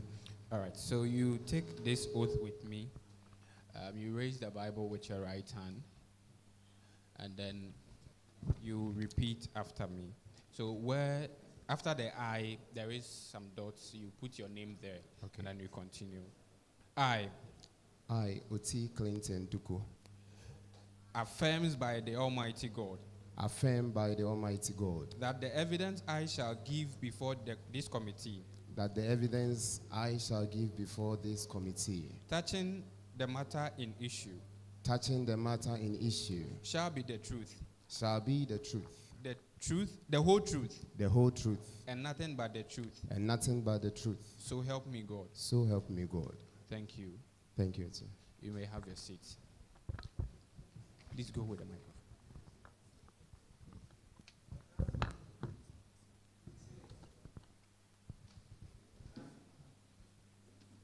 Honorable Oti Clinton, please, you are welcome. Thank you. Oti Clinton, am I right? Oti Clinton Duku. All right, you are welcome. Thank you. Please, how are you? I'm perfectly well. All right. Please, within 2 seconds, introduce yourself. Okay, as I said earlier, my name is Oti Clinton Duku. Please amplify your voice. My name is Clinton Oti Duku. So you address the House. The chair. My name is Clinton Oti Duku, Valley View student, theology, at the theology department, and currently aspiring for chaplain. Yeah. All right, so Mr. Oti Clinton, going through your nomination form, there is something that you wrote that you help the chaplaincy to come out with meaningful ministry. So how do you intend to do that, and explain what meaningful ministry is? Okay, with the chaplaincy, I believe that it is there to serve. Okay, the chair. Mr. Chair. Go on. Okay. I believe that the chaplaincy is there to serve the people of this noble institution in moral values, and also is there to help in spirituality. In so doing, I intend to place that there because I said meaningful ministry, right? Yes, meaningful ministry. Yeah, that's making it visible for everybody on campus to understand the work of the chaplain, and also be bold enough to come whenever there is issue. All right, so my last question for you. When filing for your nomination, did you do a copy work? No, please. Are you sure? Yes, please. So can you explain to me as to why the nomination part, Mr. Peho Samuel Safo wrote your name, and in yours you also wrote his name? Okay, Samuel Peho is my friend, and I think that's part I wrote his name because when it's where you have to supposed to write course mates, and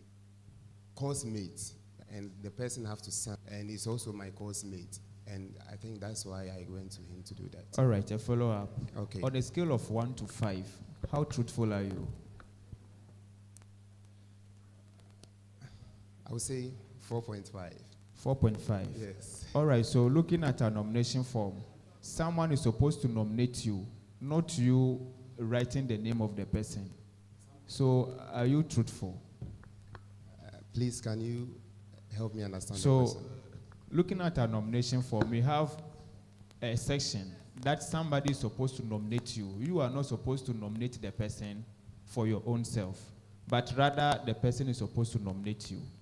But here is the case, you just stated that you wrote the person's name instead of the person writing down his name. So how truthful are you? I don't think the part that I wrote his name is where it was supposed to be written as the course mates. That is what exactly yes. I'm talking about. And I think that he's my course mate, and he's also my friend. That means you are not truthful. As in, I don't understand. Not allowing him to write down his name, but you doing it on his behalf. With the handwriting, are you talking about the handwriting? Yes, please. Me doing it on his behalf. He was right there whilst I was writing it. So can it testify to what you are saying? Yes, please. All right, so the House, please, with your lead, kindly call Mr. Safo for him to attest to the fact that he wrote on your behalf. So please, as I said, please help us do that. Mr. Safo for us, somewhere, Peho. Any. Either by phone or you go in there to call him for us, please.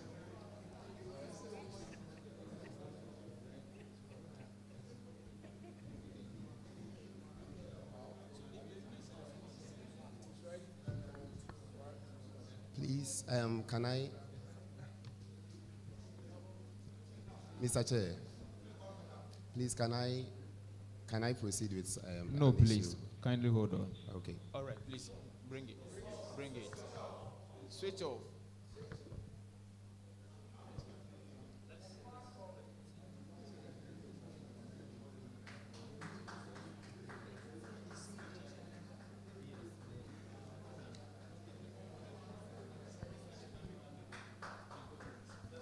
Yes.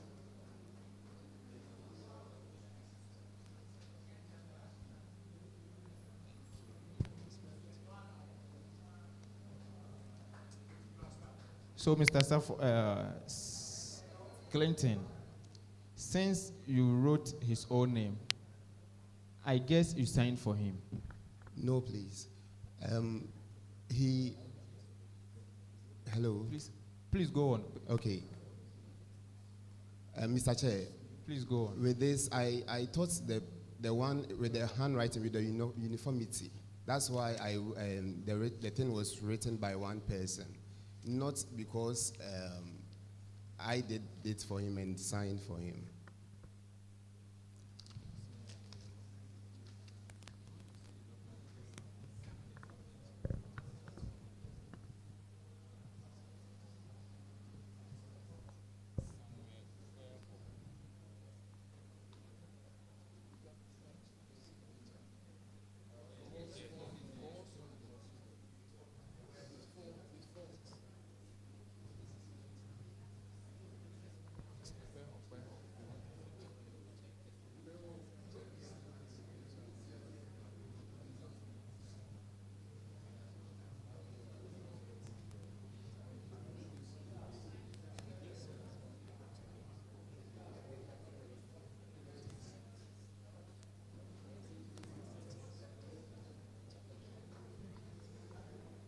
All right, so we may proceed now with 3 questions each from every panel.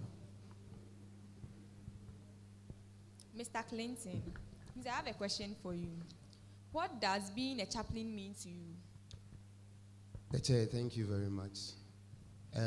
Chaplain is someone who attends to people's needs in terms of spirituality, moral values, and also in terms of emotional stress in an institution of which, yeah, that's the right meaning I can give.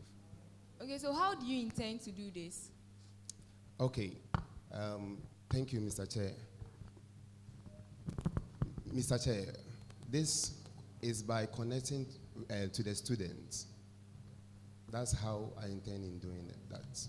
All right. Mr. Clinton, please, how well do you know the SRC? I've been part of the SRC since level 100. All right. So can you give me the structure of the SRC?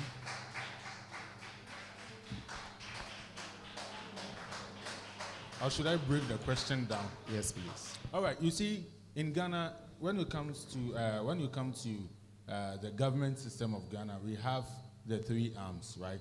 The legislature, executive, and the judiciary. So if you know the SRC, break down the arms of the SRC for me. Currently, I don't have it in mind. Currently, to be sincere to you. Then, how do you intend to know the various offices and various key departments you're supposed to work with? Okay, I think that with this, it can be learned. Yes. All right. Then my second question. All right, my second question is, what are some of the strengths and weaknesses of the current chaplaincy? Or chaplain. Okay, the chair. Give me at least two for both sides. I have been working with 3 chaplains on campus, and the current one, I can say he possesses one of the best attributes that I have personally been learning from him. One is connecting well with the students, and the way that he does that, I think that is one of the best, and I'm currently learning it. And also how he does his things personally concerning the devotions that he has been doing. I think that connecting well with the students, moving to them, and also attending to some of their needs. Personally, I have been learning that from him, and I really appreciate that. But with the weakness, I know definitely we are humans, and we might have weaknesses, but currently I have not spotted that. All right, to my last question. Since you are aspiring for chaplaincy, I'm going to ask you an ethical question, right? So you discover a fellow chaplain or a fellow student is using your office to run a private side business or doing things that are way off your ethics. How will you go about it? Note, the person is a fellow chaplain. And if this information is to get to the next level, where and how will you go about it? The chair, please, can you help me explain it further? All right. What I'm trying to ask is that your colleague, who is also a chaplain, is into, say, immoral acts, right? What are the steps you are going to take? That's the first question. And secondly, if you go about it and things don't work out for you, probably you might want to take it to the next level of power, the next power, all right, to deal with such issues. Which office or whom are you going to work along with, and how are you going to go about it? Okay, the chair, I think the school has Dean of Spiritual Life, and with this, I will be consulting them on the way and how to go about it. Okay, I said with this, with moral I want issues you to explain concerning further. Okay, Like, give me your plan. okay, Lay down with your moral plan. issues concerning chaplaincy, I think that are you saying on campus? If I Yes. and For the instance, person on is campus. a chaplain Yes. on campus. Yes. Okay, I think that with this, if my personal trait is confronting people, even despite when the issue comes to me, I confront them and also make them aware of certain things. If that person does not change his or her ways, that is when I will push it to the next authority. And I think the spiritual dean of spiritual life, the dean of spiritual life is going to help in that.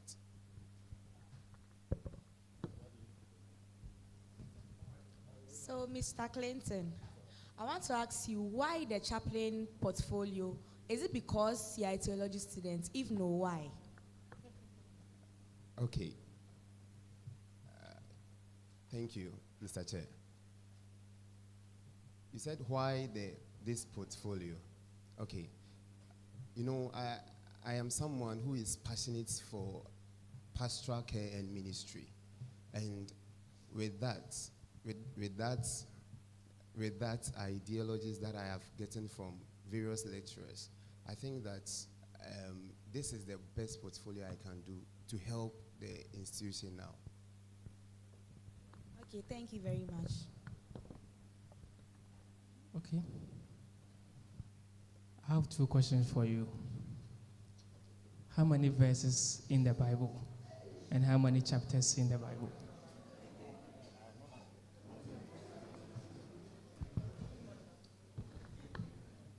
Mr. Chair, to be frank with you, it's not offered. Yeah, I don't know it's offered. Thank you.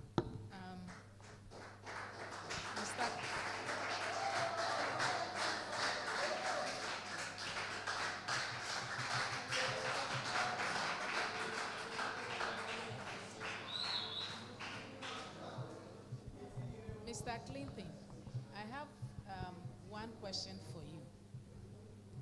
I know that theology students dress modestly and professionally on campus. If you are given the nod, how would you encourage other students to dress well, especially ladies who are sometimes half naked in the chapel, even when they are officiating? Thank you. Thank you, Chair. I believe in system, and Valley View University have code of ethics and how our dressing code should be. With this, I think that we have to always be telling them, and we have to always prompting them, even if we see one not in the prescribed attires that we have to wear. You can approach the person, or I can approach the person politely, telling the person on the way to go.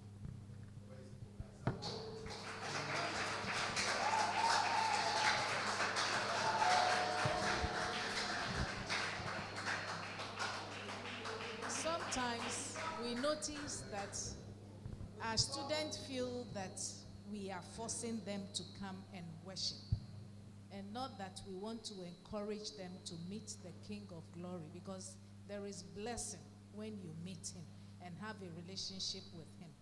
So if you are also giving the nod, how would you help the students to participate in spiritual activity and not see it as the school authority or student life forcing them to come and worship? Okay, the Chair. As I said earlier, I believe in system. And one thing that I love doing is visitations.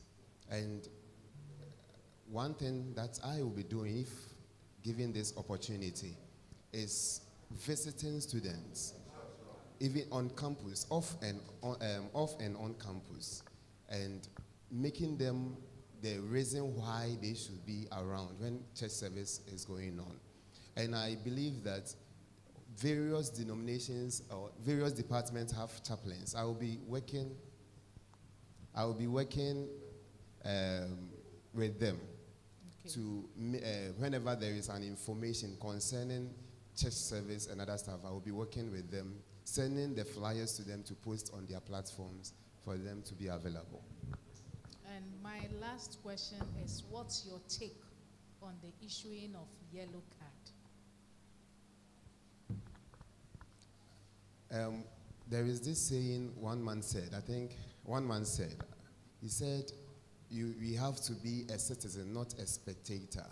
And I believe that as a student of Valley View, we have to be citizens. So in any case, wherever that the school is telling us to be, we have to be there.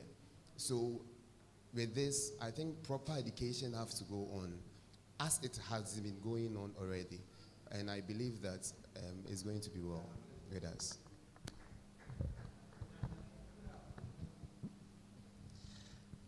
Thank you.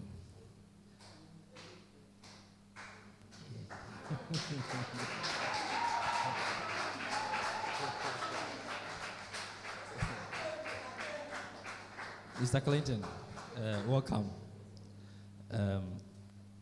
Have you helped the office of the dean or the chaplaincy in discharging their activities? If you have, can you mention one so that the house will know? Okay, thank you very much. Since level 100, I have been working hand in hand with the chaplaincy. We got to a time we established orientation for chaplaincy under the other administration of, I think, Mr. Wanabeka. When I came, we formed such administration and we were working hand in hand. And he also issued out to Mr. Collins, who is currently out of the school. And we normally go on visitations. Whenever there is week of spiritual emphasis, we go on visitations and all around, yeah. I also bear witness to what he's saying. He has been helping me.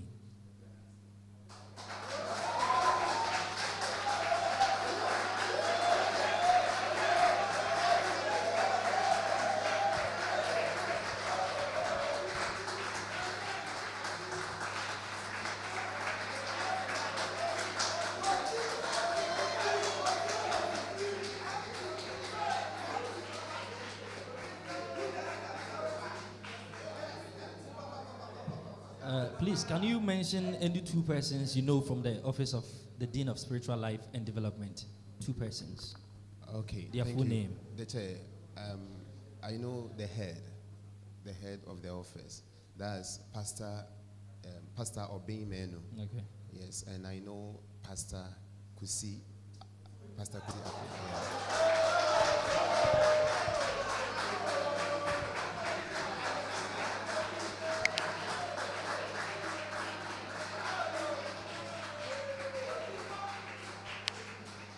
The reason why I asked is because you'll be working with these people. If you don't know them, it's very difficult for you to discharge your duties. So God bless you for answering them. Third question. You are Seventh-day Adventists, and I believe you believe in the soon second coming of Jesus Christ. All things shows that Jesus Christ is coming soon.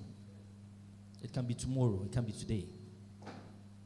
So as a chaplain, what is the theme of the daily Bible study guide that we are using 2026?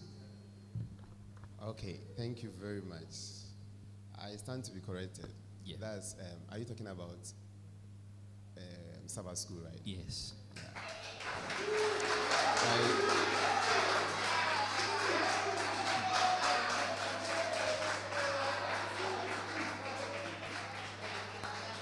You can paraphrase it. You can paraphrase it. Paraphrase it. I think it says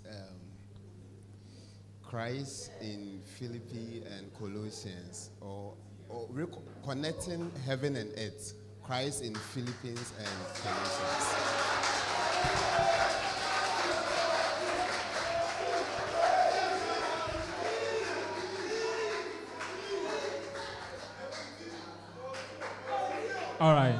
All right, thank you.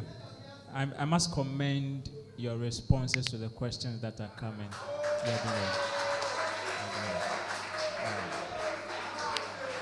I would, thank you. I would like to go a bit practical. When you look at the SRC, as it were, when we want to organize program, we think of participation. We think whether students will really engage. And so we normally want to meet the students halfway. When you go extreme, you are likely going to lose the student. And when you go extreme ungodly, you are going against the philosophy of the university. In case as SRC, as a team, you are planning, and it so happens that the team is more concerned about breaking the philosophy of the university. As a chaplain on the team, practically, what can you do to put the team in place? Because you are the spiritual eye of the SRC, even in their meeting. So what will you do in a case like that? As I said earlier, as someone who is passionate for pastoral care and other stuff, I think that with this, one thing that I will be doing is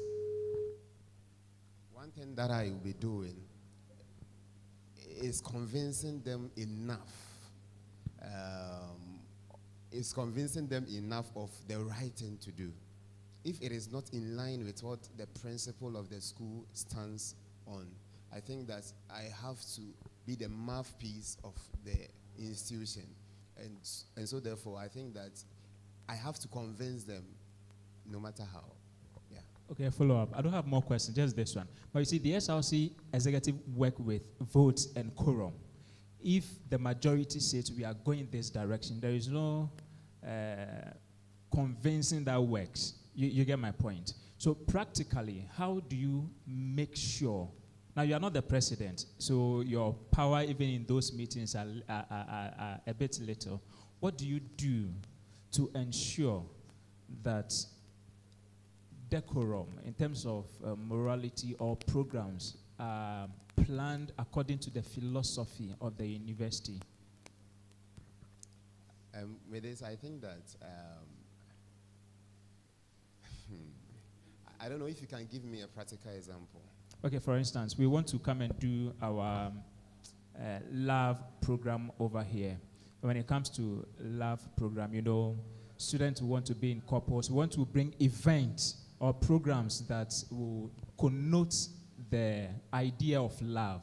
And some of them, if you are not careful, people will start hugging themselves anyway. They will start doing things that we cannot see over here. And because we want them to come, and those things must be captured on our flyer as in terms of name. So, for instance, we are bringing mattresses here.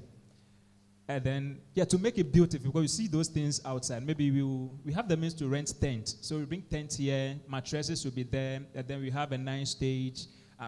All of these things, you realize that no, it's really going to trample upon the philosophy of the university. A thing like this. And the whole team, we have voted that we will do it. The chaplain, in this case, what do you do? You've done all your convincing.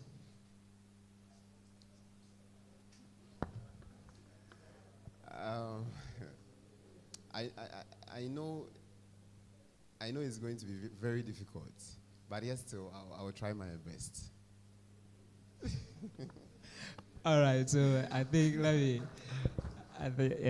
thank you so much. So I think as part of your work, if the nod is given, you work with the chaplaincy directly. Okay, they see things that we might not see because of where we find ourselves. And so every little single thing, you communicate with the chaplaincy department. They are not, it will interest you to know that the chaplaincy does not look at the thing just from the religious point of view. They also look at it from the points that will students participate, and they want to meet us halfway. You get my point? So the chaplaincy is there to guide you. in terms of this. And you guide your team too. They don't find issues with the Dean of Students Life when the programs go there. Thank you.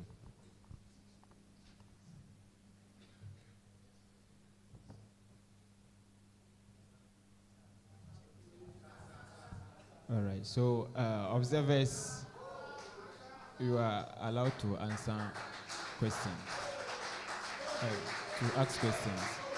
So, one, we are taking one question from observers.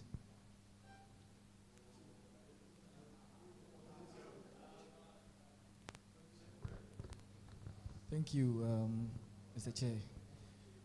Mr. Clinton, I want to ask this. When it comes to the youth ministry on campus, we have a lot of Adventists coming to school. But unfortunately, we don't know why they don't get involved in the youth activities. When I say this, I mean some have uniforms, they don't bring it. Some are active and they don't participate. As the chaplain, how are you going to help us improve the youth ministry involvement and participation on campus? Thank you.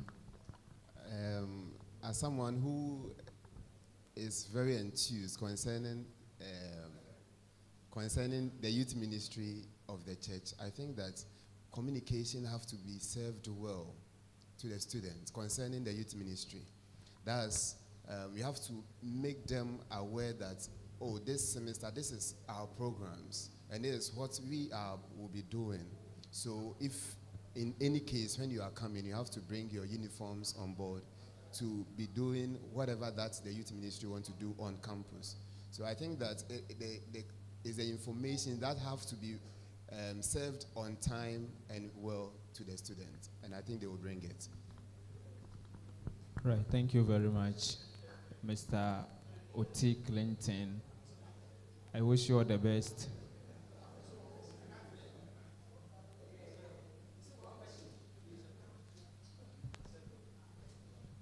Please, your question should be very simple. You see, I congratulate you all. Please. Just one. I one. agree to you all. In the Bloom taxonomy, success and characters are the pressing needs of every leader. And Socrates once said, knowledge is not in the minds of one person. You see, it's like a tree. No one individual can do it, embrace it. You becoming a SRC chaplain, you see, there may be, or let's say there will be a platform that definitely SRC will create. So definitely the students the students will be coming from different backgrounds, not that connected to the same denomination. So you being the SRC chaplain that to be voted for, what are you going to do if there happens to be any conflicting issues or certain things students do not understand, as well as spiritual things or messages are being posted on the platforms? What are you going to do to make them united? Please, can you explain your question well? I mean, I take it again. I mean, on the platform, the SRC platform, you are a chaplain aspirant or aspiring a chaplain. And what I mean is, definitely we are not coming from the same background. Neither we are connected to the same denomination. Definitely others are from Presbyterian, Methodist, and Adventist, Buddhist, and Judaist, from different backgrounds. So you being our SRC chaplain, standing in as an Adventist chaplain, definitely there might be some issues or any messages or information being posted on our SRC platforms. Definitely others will go wayward to it. Others will also comply to it. So if this happens to be the case, definitely there may be some conflicts or conflicting issues between another, that's the student's body on the platform.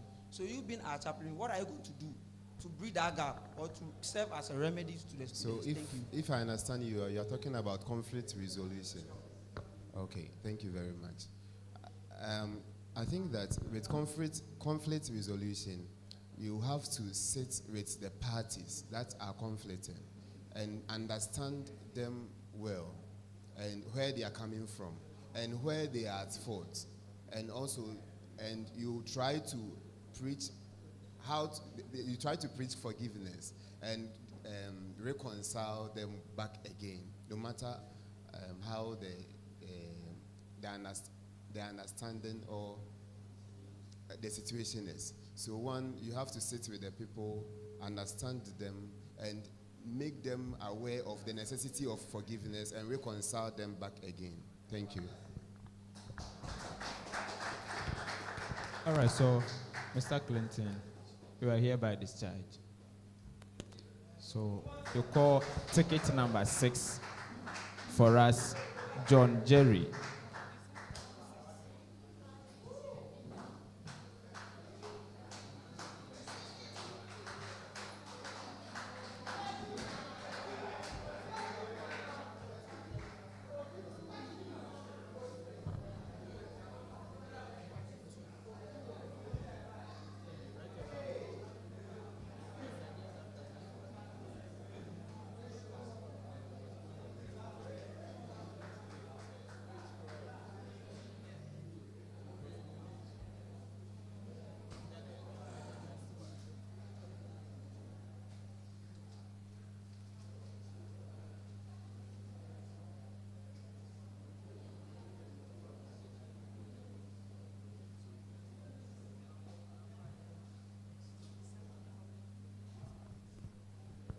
Please, someone should help us call Mr. John Jerry, welfare aspirant.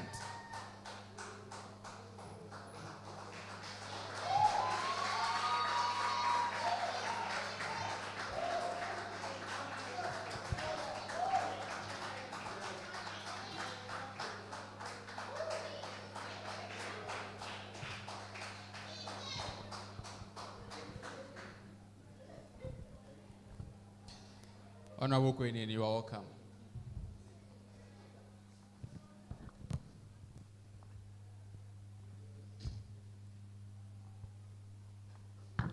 Honorable Queen, you are welcome. Thank you. Kindly raise the Bible with your right hand. And you take this oath with me. So where after the I, the dots there, you put your name there.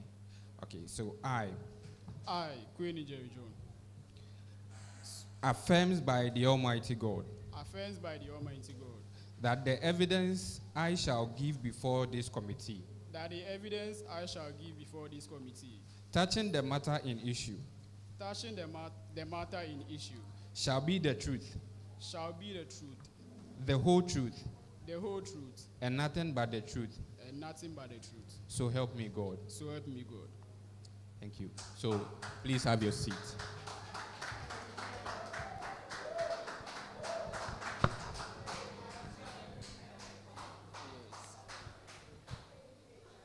So to our observers, please kindly resume your seat for us. Probably this is going to be our last aspirant. Then we postpone the rest to next week. So kindly sit for us. Mr. Jerry, please, you are welcome. Thank you, Honorable Chair. Please, within 2 seconds, kindly introduce yourself to the House. Thank you, Honorable Chair. The Chair, I am in the person of Queenie Jerry John, a level 300 nursing student. I'm 24 years of age.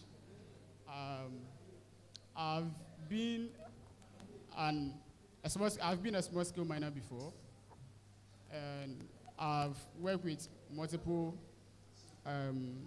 NGOs throughout my life. Thank you.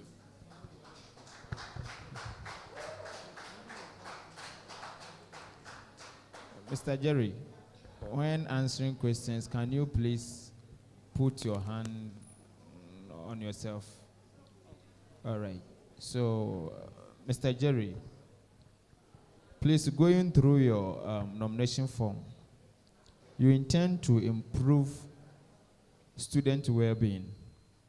So how do you intend to do that? Thank you for the question, Honorable Chair. I believe student well-being is not only focused on academics, but focus on other things as well. Sorry for the hand gesture.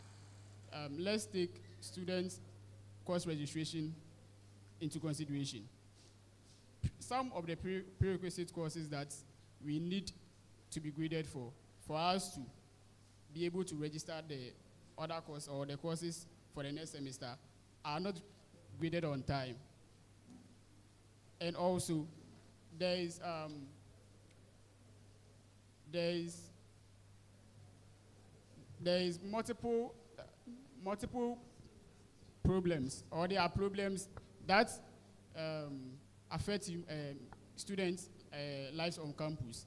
One is the curfew. The curfew that is in the VVU Constitution. Yeah. And the other one want us to do with the cafeteria.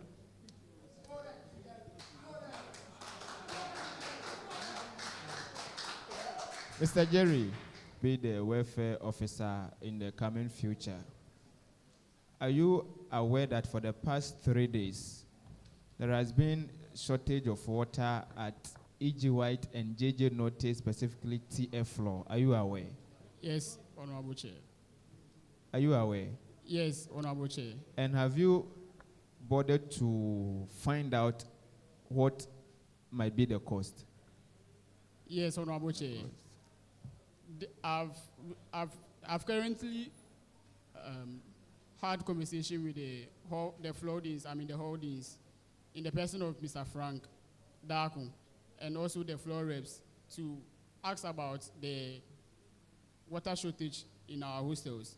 And I was briefed on the issue that the fiscal plants are having, the fiscal plants where we get our water from, they're having issues with the delivering of the water for us to consume or use for our personal reasons. Okay, so that is good. My last question for you.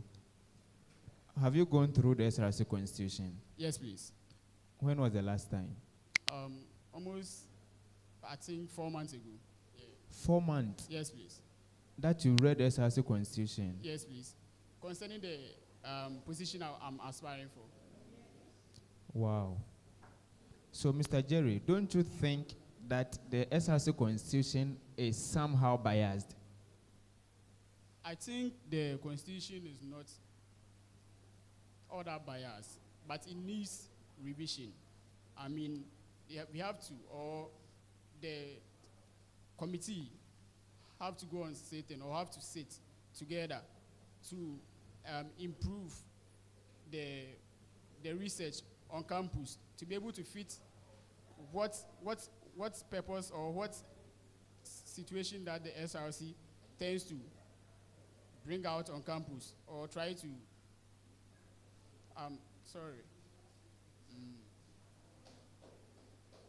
All right, that is good. So my follow-up, then I end it. Mr. Jerry, do you side or agree on Article VII, subsection 2I, where the Constitution says the welfare officer should be a nursing student? Do you agree with that? Yes, please. Why? Why so? Okay. I think our well-being has to be our utmost priority.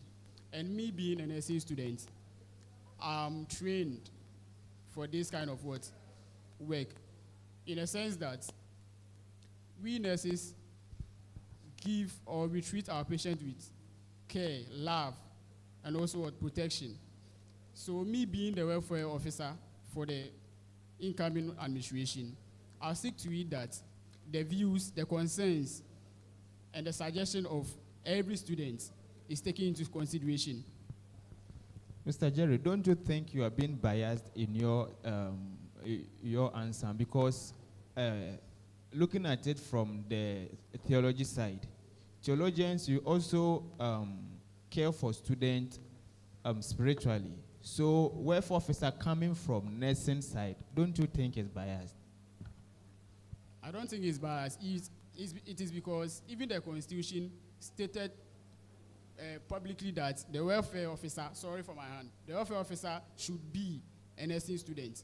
So I'm of the view that, and I respect those who made that Constitution, they know best. That's why they made it a nursing student.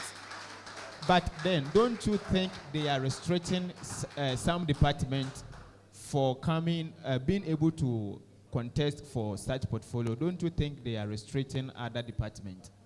because welfare has to do with everything that concerns our life. Okay. Yeah.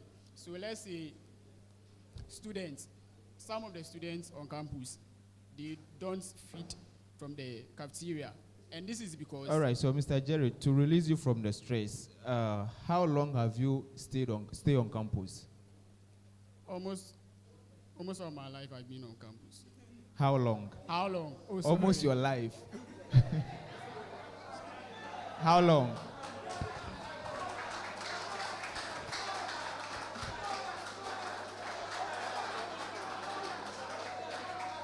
All right, so can we please maintain some silence in the house? Sorry, I wanted Please, observers, can we maintain some silence in the house?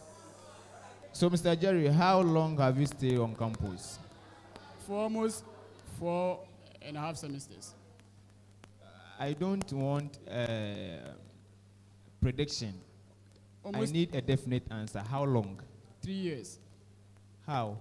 3 years. 3 years. 3 years. Yes, please. Are you sure?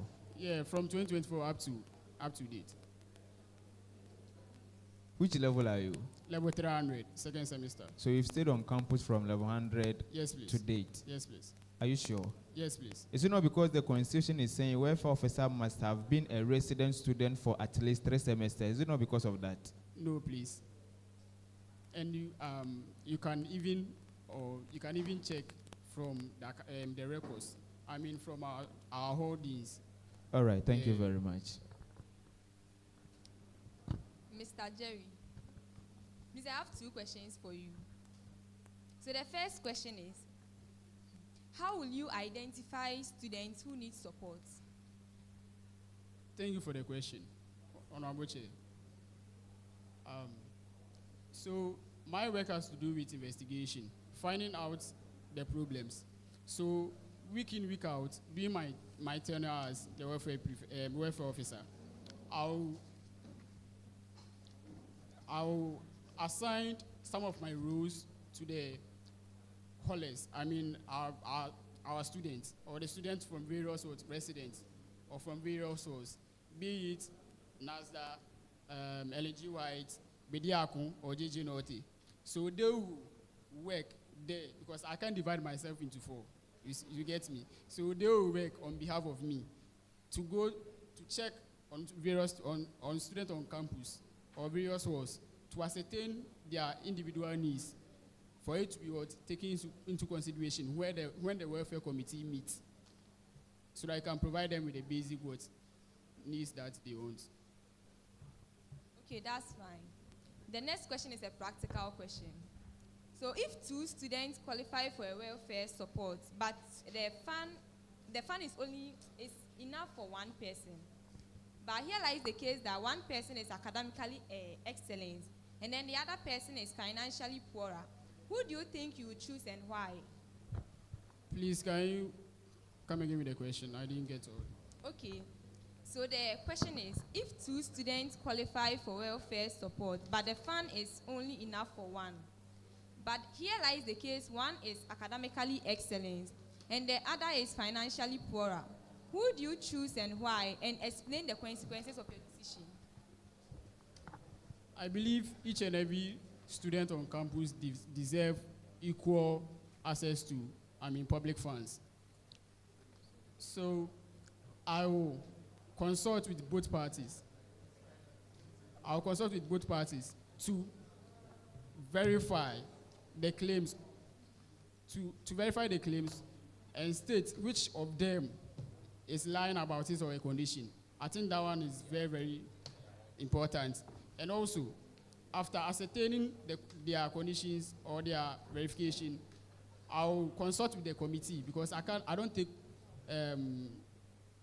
decisions on my own. It has to be a committee. You have to meet with the vice president being the chair. You have to meet and deliberate on that matter for the correct decision to be made on that problem at hand. Thank you. You're welcome. Okay, can I also ask you a question here? Mr. Welfare Aspirant, What importance do you attach to the observance of curfew on campus? And how would you help to enforce it? Thank you, Honorable Chair. I think curfew, even, let me start from way back in our SHS schools. I think even our SHS schools, curfew, or let me say lockdown, or anything of that sort, is being put in place, or was being put in place at that time.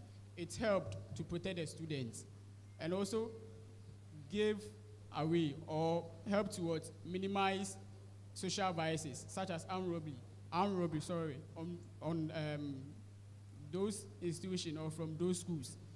And also, the curfew will also help students in a way that they wouldn't be found wanting outside at odd hours. And I believe the curfew in our constitution, in the Valley View Students Constitution, its main aim was to protect the well-being of students on campus. And I'm of the view that even though it may be straight, I vouch for it, or I'm in support of it. So how would you help reinforce it? That's the next question. Okay. With the reinforcement, if the various halls brings out interventions that will help the students in our halls, like providing 24/7, let me see, the stores that we have around our outside campus. So let's say if they bring some, we know we already have one day, but there should be many. There should be plenty on campus, because that one closes exactly at 8 most at times. So there should be one that is open 24/7 to allow students to buy whatever they need, because some of the students may fall sick and may be required to eat at that time, at 12, at 1. I've been a victim myself. I've been to the Valley View University Hospital myself at that time. And even there should be a pharmacy, a 24/7 pharmacy, to be able to provide these little medicines that we need, like first aid medicines or something like that.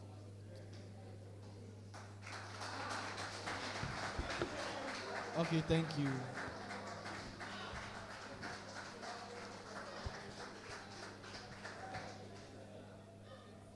So, I want to ask you only one question.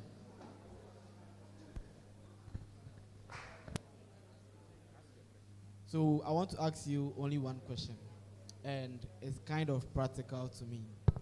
So, Jerry, let's take it, there is a situation whereby students have not been fed from CAF because there is a shortage of food, and they come to you to report.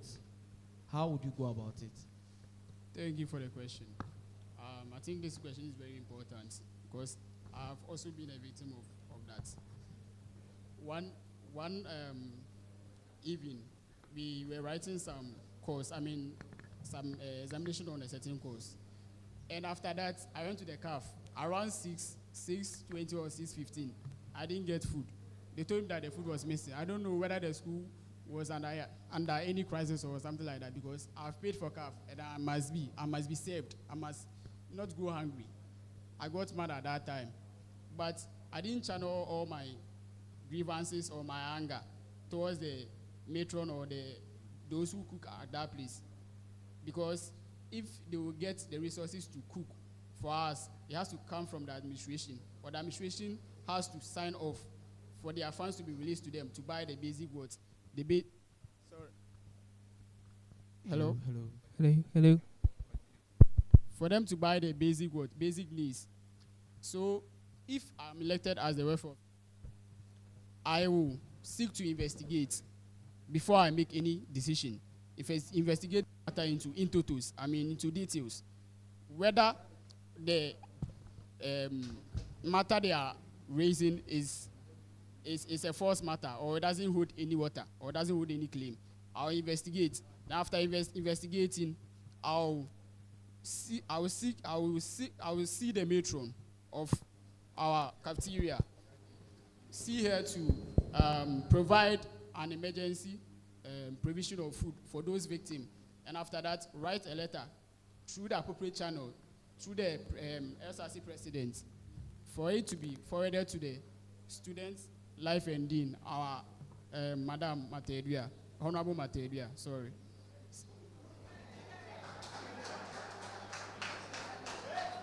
Okay. So,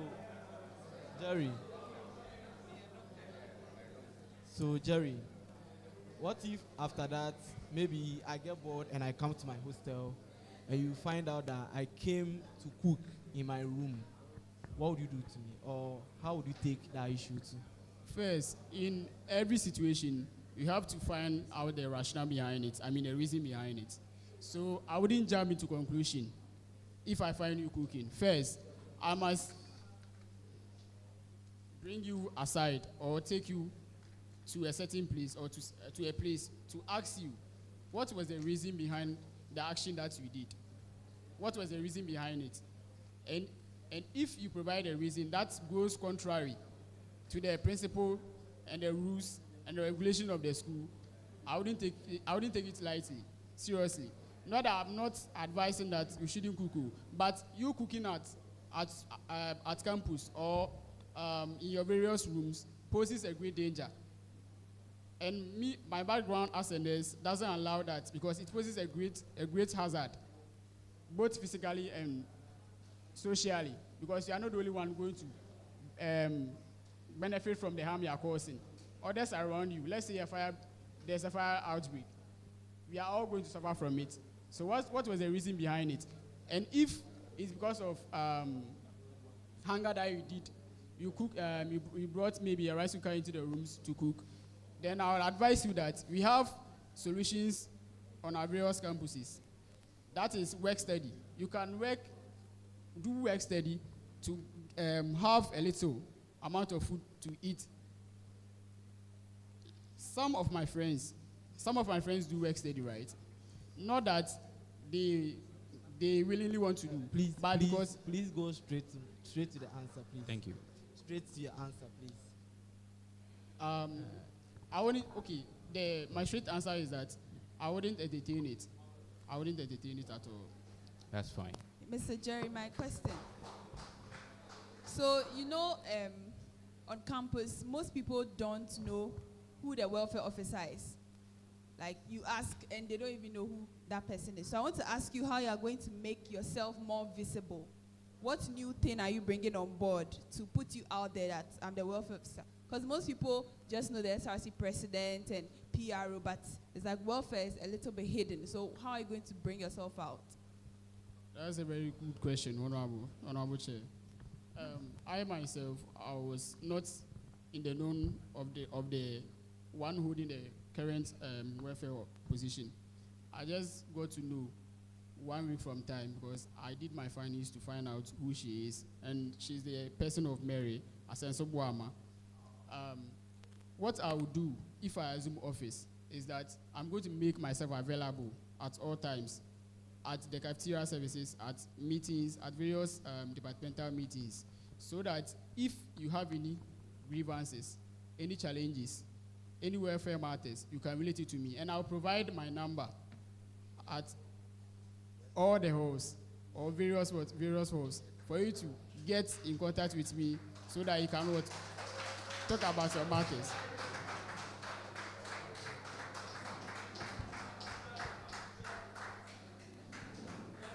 All right. Mr. Jerry. Yes, Honorable Chair. I have 3 questions to ask you. How do you handle stress? That's a very good question. How do you handle stress? That's a very good question. I believe each and every individual goes through stress. And one practical solution for you to overcome stress is timing yourself properly. I mean, good proper time management, so that there are some activities that needs to be allocated much time or more time for that matter to be solved. So I wouldn't cram myself with work just because I want to finish the work on time, or just because I want to get things done. But I can work under pressure do.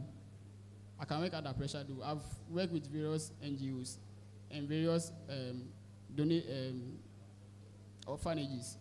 So I can work under time, and I can manage stress very well. Please, do you eat from the cafeteria? Yeah, I've been a feeder before, and currently I'm not a feeder, and there's a reason behind that. When we came, or when I was admitted, the cafeteria services was free. It wasn't free, sorry. It was compulsory for us, so we register. I registered. I ate from my first semester, both first and second semester in my first year. Then second year, I had a financial crisis or a financial problem, so I couldn't eat from CAF, or I couldn't have the resources or the money to pay. And even my school fees, trying to get money to pay my school fees was a problem. Yeah, it was a problem, because the one taking care of me takes care of 4 other students who are going through other universities, or who are going to other universities. So how do you solve problem at the cafeteria if you have been in it? How do you solve problem at the cafeteria if you have been in it? Okay, thank you for the question. I think students on campus should be allowed to voice out their concerns. So if I'm elected, I will bring an alternative in a more practicable and approachable way. I'll bring a suggestion box. Where you can voice out your concerns concerning our food, whether it's being the portion size, its nutritional value, or its preparation. I mean, the hygienic preparation of our food. Because I asked someone about it, and the person just told me that the way they prepare the food there, they don't like it. I don't know whether that person is a DB do, or maybe that person has money do. But the way she described the process to me, even though I've fed from there, it can be true, it cannot be true. So what I need to do is to investigate, to find out. And if I find out that there's something going on, I have to put measures in place with the current administration to be able to curb that canker or that problem. So what are the measures? The measures, okay. So our workers. Hello, Honorable. We would want you to keep your answers brief than you are giving. Okay. Okay. Thank you. So there should be proper washing of our foodstuffs, like the vegetables and the rest. Then our chefs, or maybe our cooks, must be in a proper gown or proper attire or dresses for the cooking. Then the way we handle the food, even if the serving, you should wear gloves. I mean gloves, rubber gloves, to be able to serve the food, to be able to serve the food. And this one is very, very important, because the transmission of bacteria from one person to another is very, very high at this time. So they should be in proper dresses to be able to hand out the food. And this is because of the students, their concern. Because I've also been a feeder, and I've experienced them before. Okay, so compared to cafeteria food and the food they sell outside, which one will you go for? I prefer the cafeteria. So because during my time, even though the food wasn't enough for my liking, and it shouldn't be enough for anybody's liking, it should be enough to be able to cater for the hungriness, and also should be enough to be able to have the available nutrients in it for your growth. But if I'm elected as a welfare officer, I'll try to talk to the management to be able to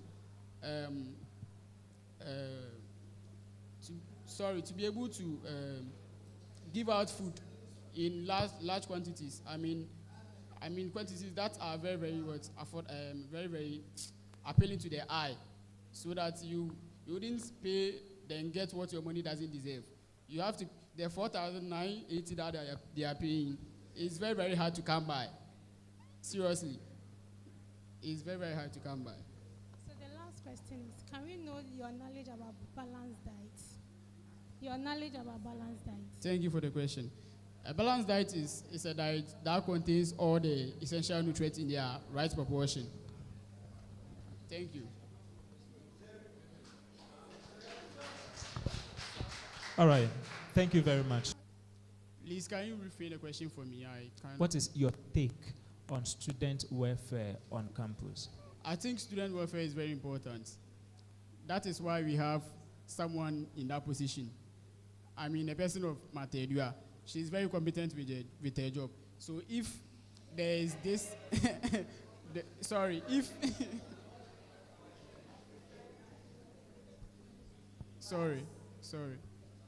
Student welfare is very important because it doesn't affect only your physical appearance or physical outcome.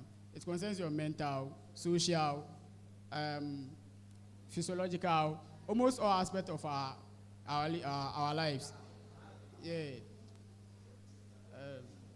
So student welfare being set up, let me say if... So, Mr. Jerry, what is your take on that? Okay, so I mean, some challenges of student welfare and maybe some things they are doing well. Like, how do you see students? Because you are vying for a welfare officer. So your take on student welfare probably informed you to pick the form to contribute to whatever is happening in terms of welfare. So when I say what is your take, I'm basically asking, how do you see student welfare and how will you contribute to making it better? I think the school is trying its best. I'm not trying to shame the school though, but it's trying its best on student welfare. Because sometimes, me being a victim of it, I wrote an exams, I didn't involve myself in any more practice.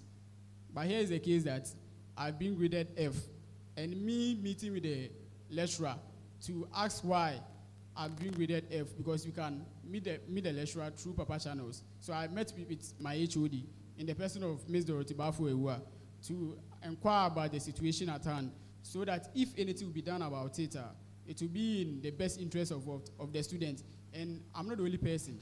We are like 10 in number. So I inquired about it, and I didn't get any feedback. So I think student welfare on campus is not taken into account at all, seriously. So how do you contribute to making it better? Yeah. Maybe a sentence or two. Okay. So if I'm elected, I'll open a forum for students to come so that we have a discussion about the various concerns that they have on campus, for me to channel those concerns being related to cafeteria, academics, their halls. Thank you. So So you are vying for the welfare officer. There are things you have seen as to why you want to occupy the position to help students. To tell me that you're coming to open for forum, I believe you are supposed to do your research as to the problems on campus in terms of welfare, to convince the students that are sitting here. Now when I come, I'll do better. But to come and open forum, it is not even your duty to call for forum. And you don't even manage the forum, even if you are able to call it. You get my point? So the answer you are giving is unrealistic. It's okay to say that you have not done anything around it. Okay. All right, so are you on the entertainment platform? My last question for you. Are you on that platform? Sorry?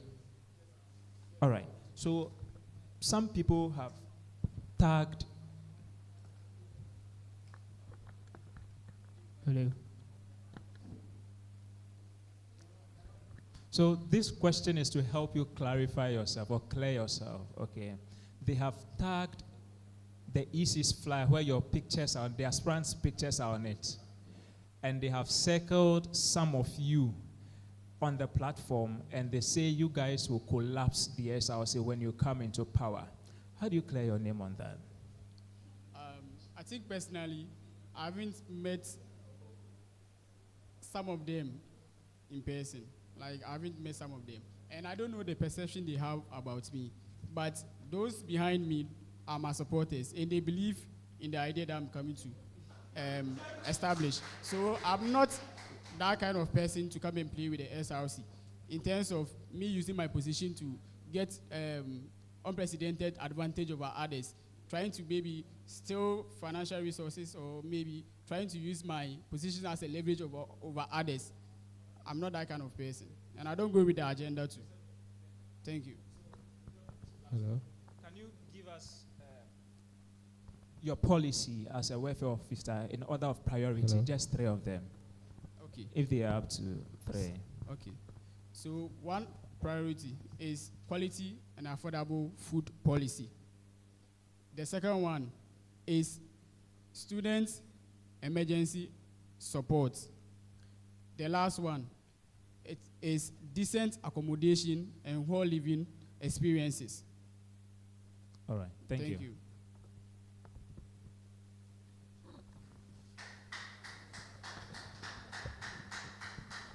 Right, so Mr. Jerry, before you leave us, looking at your policy, the number 1 on the list is quality and affordable food policy. So do you agree with me on this note that students like you aspire to be the welfare officer because of cafeteria, because they will get free food at the cafeteria? Do you agree with me? No, please. Are you sure? No. Yes, please. So can you help me to get to know some of the challenges, the current challenges going on at the cafeteria? Okay. Thanks for the question. So some of the concerns that is being channeled through the current welfare officer is that most of the students complain about the portion or the size of the food that they are being served. That is because they say, or they tend to say, that the money that they've paid is very, very great, or is great enough to be able to give them a food, or give them food that is very, very little. If you understand what I'm saying, is that you don't understand. Okay, let's say I've paid for CAF. I paid for 980, right? And then I go. Then you serve me 1 portion of rice with that small this thing, you know. You serve me with that small this thing, you know. Knowing well that even my little brother, the small food that you serve my little brother, it will reach. All right, so Mr. Jerry, not to cut you short, I suggest you go to the cafeteria and do much inquiries based on the current situation going on at the cafeteria. So my last question for you, we all are aware that there are some information going on, circulating on one of the SRC platform, that due to the curfew on campus, one student jumped our fence to exactly bare minimum in order to provide food to one student, to deliver food to one of our students. And during the process, anything can happen. So what do you do in order to avoid such instances? Honestly, right now, as I'm speaking, I don't have the answer to the question. Honestly. All right, thank you very much. All right. Honorable Queenin, I would want to ask about 2 questions. And my first question has to do with your vision and plans for the office that you are aspiring to. assume? What are your vision and what are the plans that you have for that very office?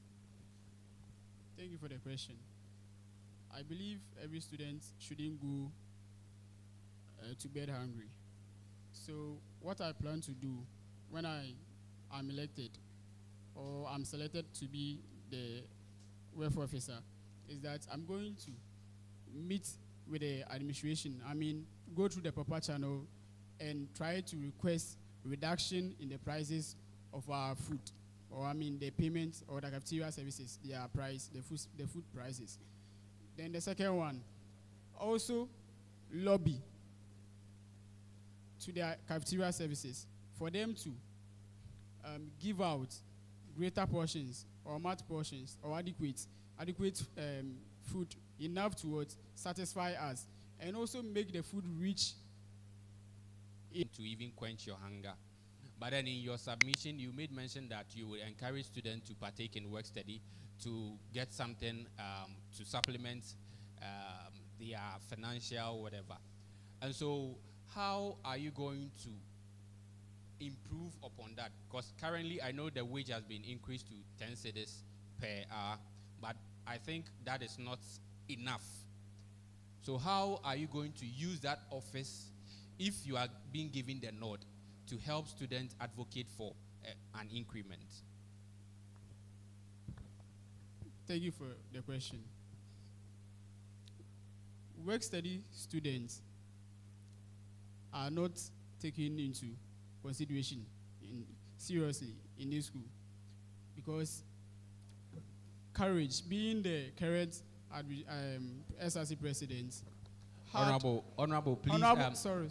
When you are addressing somebody, I would want you to use the right titles, even if you are not.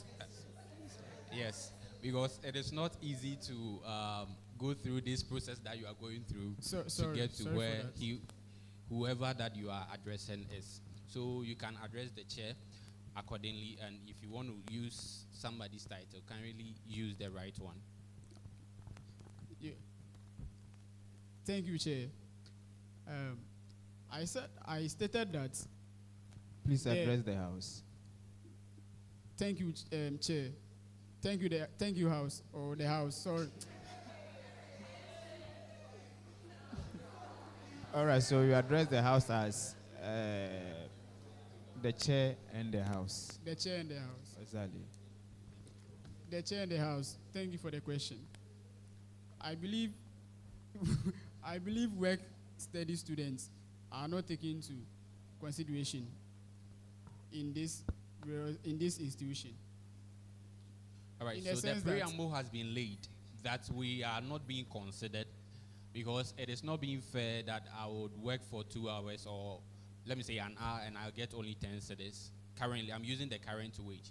So how are you going to improve upon that using the office that you acquire, seeking student welfare? Thank you for the question. So thank you for the question. The Chair of the House.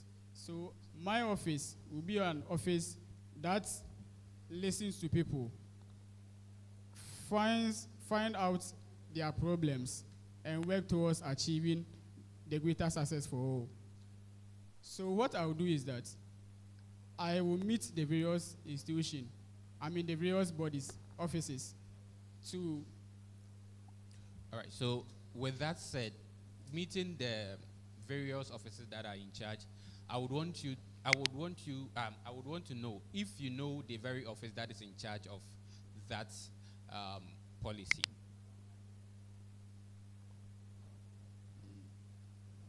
Honestly, I'm not in the known of the various offices. All right. You can proceed. So I'll meet with the various offices to have a formal talk with them, together with His Excellency the SRC President, to ask them to increase their wages. That is one point. And also, if they may have any benefit for them, because they are also sacrificing their life to their academics to work for their school and improve the outcome or the well-being of the school. So I will try to work together with the SRC president to increase their wages, and also if they may give in some free food at the cafeteria. All right. So talking about other incentive that you just mentioned, I would want to ask this. Currently, as I sit here, I think last 2 semesters before I assumed office, I worked for the entire semester, and I did not receive even a month's wage. But I just thought of letting it be. It is a service that I've rendered to the university. But there has been this issue where students who had worked and are supposed to be paid have not received their payment, and they have been sacked from examination halls. Honorable His Excellency Karija Mejoneku has been a victim before, and I've also witnessed some where students who are work-study students, their salaries has not been, or their wages have not been paid or credited to their account, and it is time for examination and they've been sacked. If you are giving the nod as the welfare officer, in situations like this, how would you go about it so that such students would also have the opportunity to write their exams? Thank you for the question, the chair of the house. I think the school, or I think that what needs to be done is that we get their database, the records of various work-study students, so that in case they are not being credited the amount they are due, they shouldn't face challenges when writing exams, because they are working for the school and the school is supposed to pay them. So in case the money doesn't come on time, they should be exempted. There should be a database that keeps records of their activities or their work, and I know that there's one in place, but they should be given some kind of permission to write in case they are not paid on time or they are not debited in their high school on time. Thank you. You're welcome. My last question is that what are some of the loopholes that you've seen in the current welfare officers' work, and how do you intend to solve those problems or the gaps?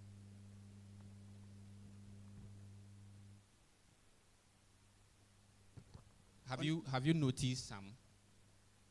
To be honest, you haven't done that work. Yes, please. Then you have a lot of work to do. Only if you want to assume that office. And students, if the student gives you the nod, you have a lot of work to do. All right. Thank you very much. Thank you, sir. Right. So to our observers, we take one question, then we bring everything to a close. All right. Honorable Festus, the Senate Majority Leader.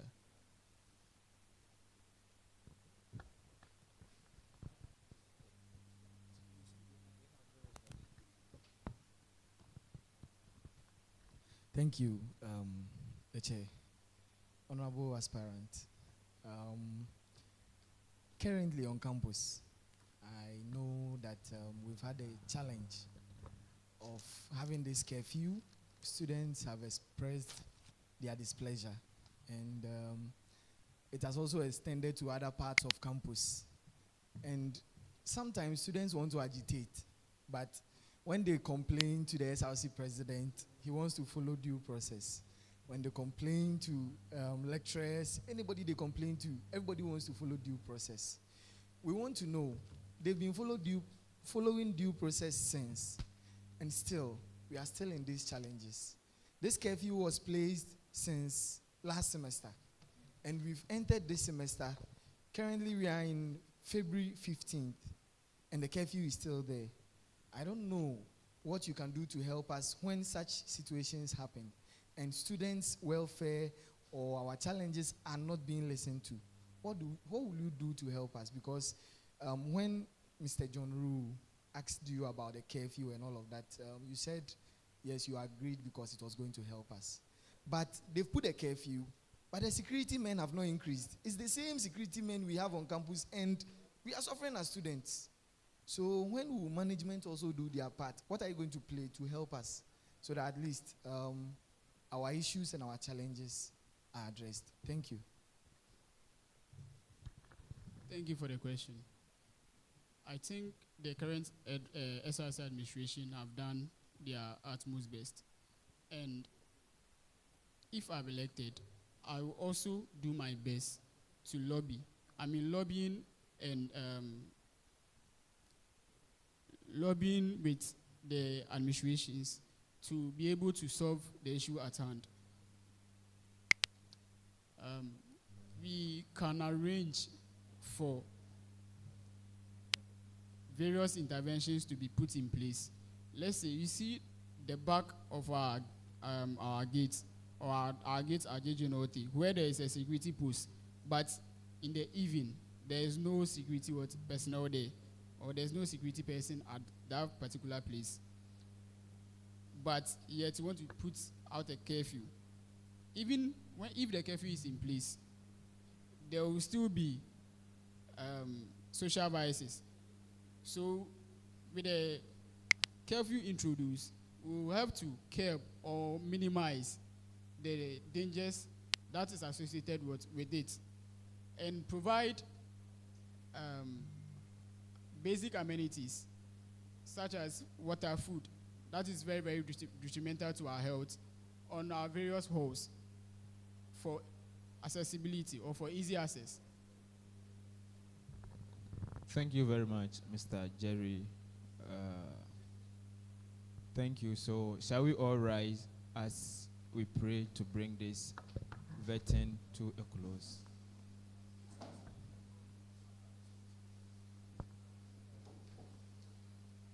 So, Mr. Jerry, you do us the honor by praying for us. Let's pray. Most gracious and everlasting Father, we thank you this evening.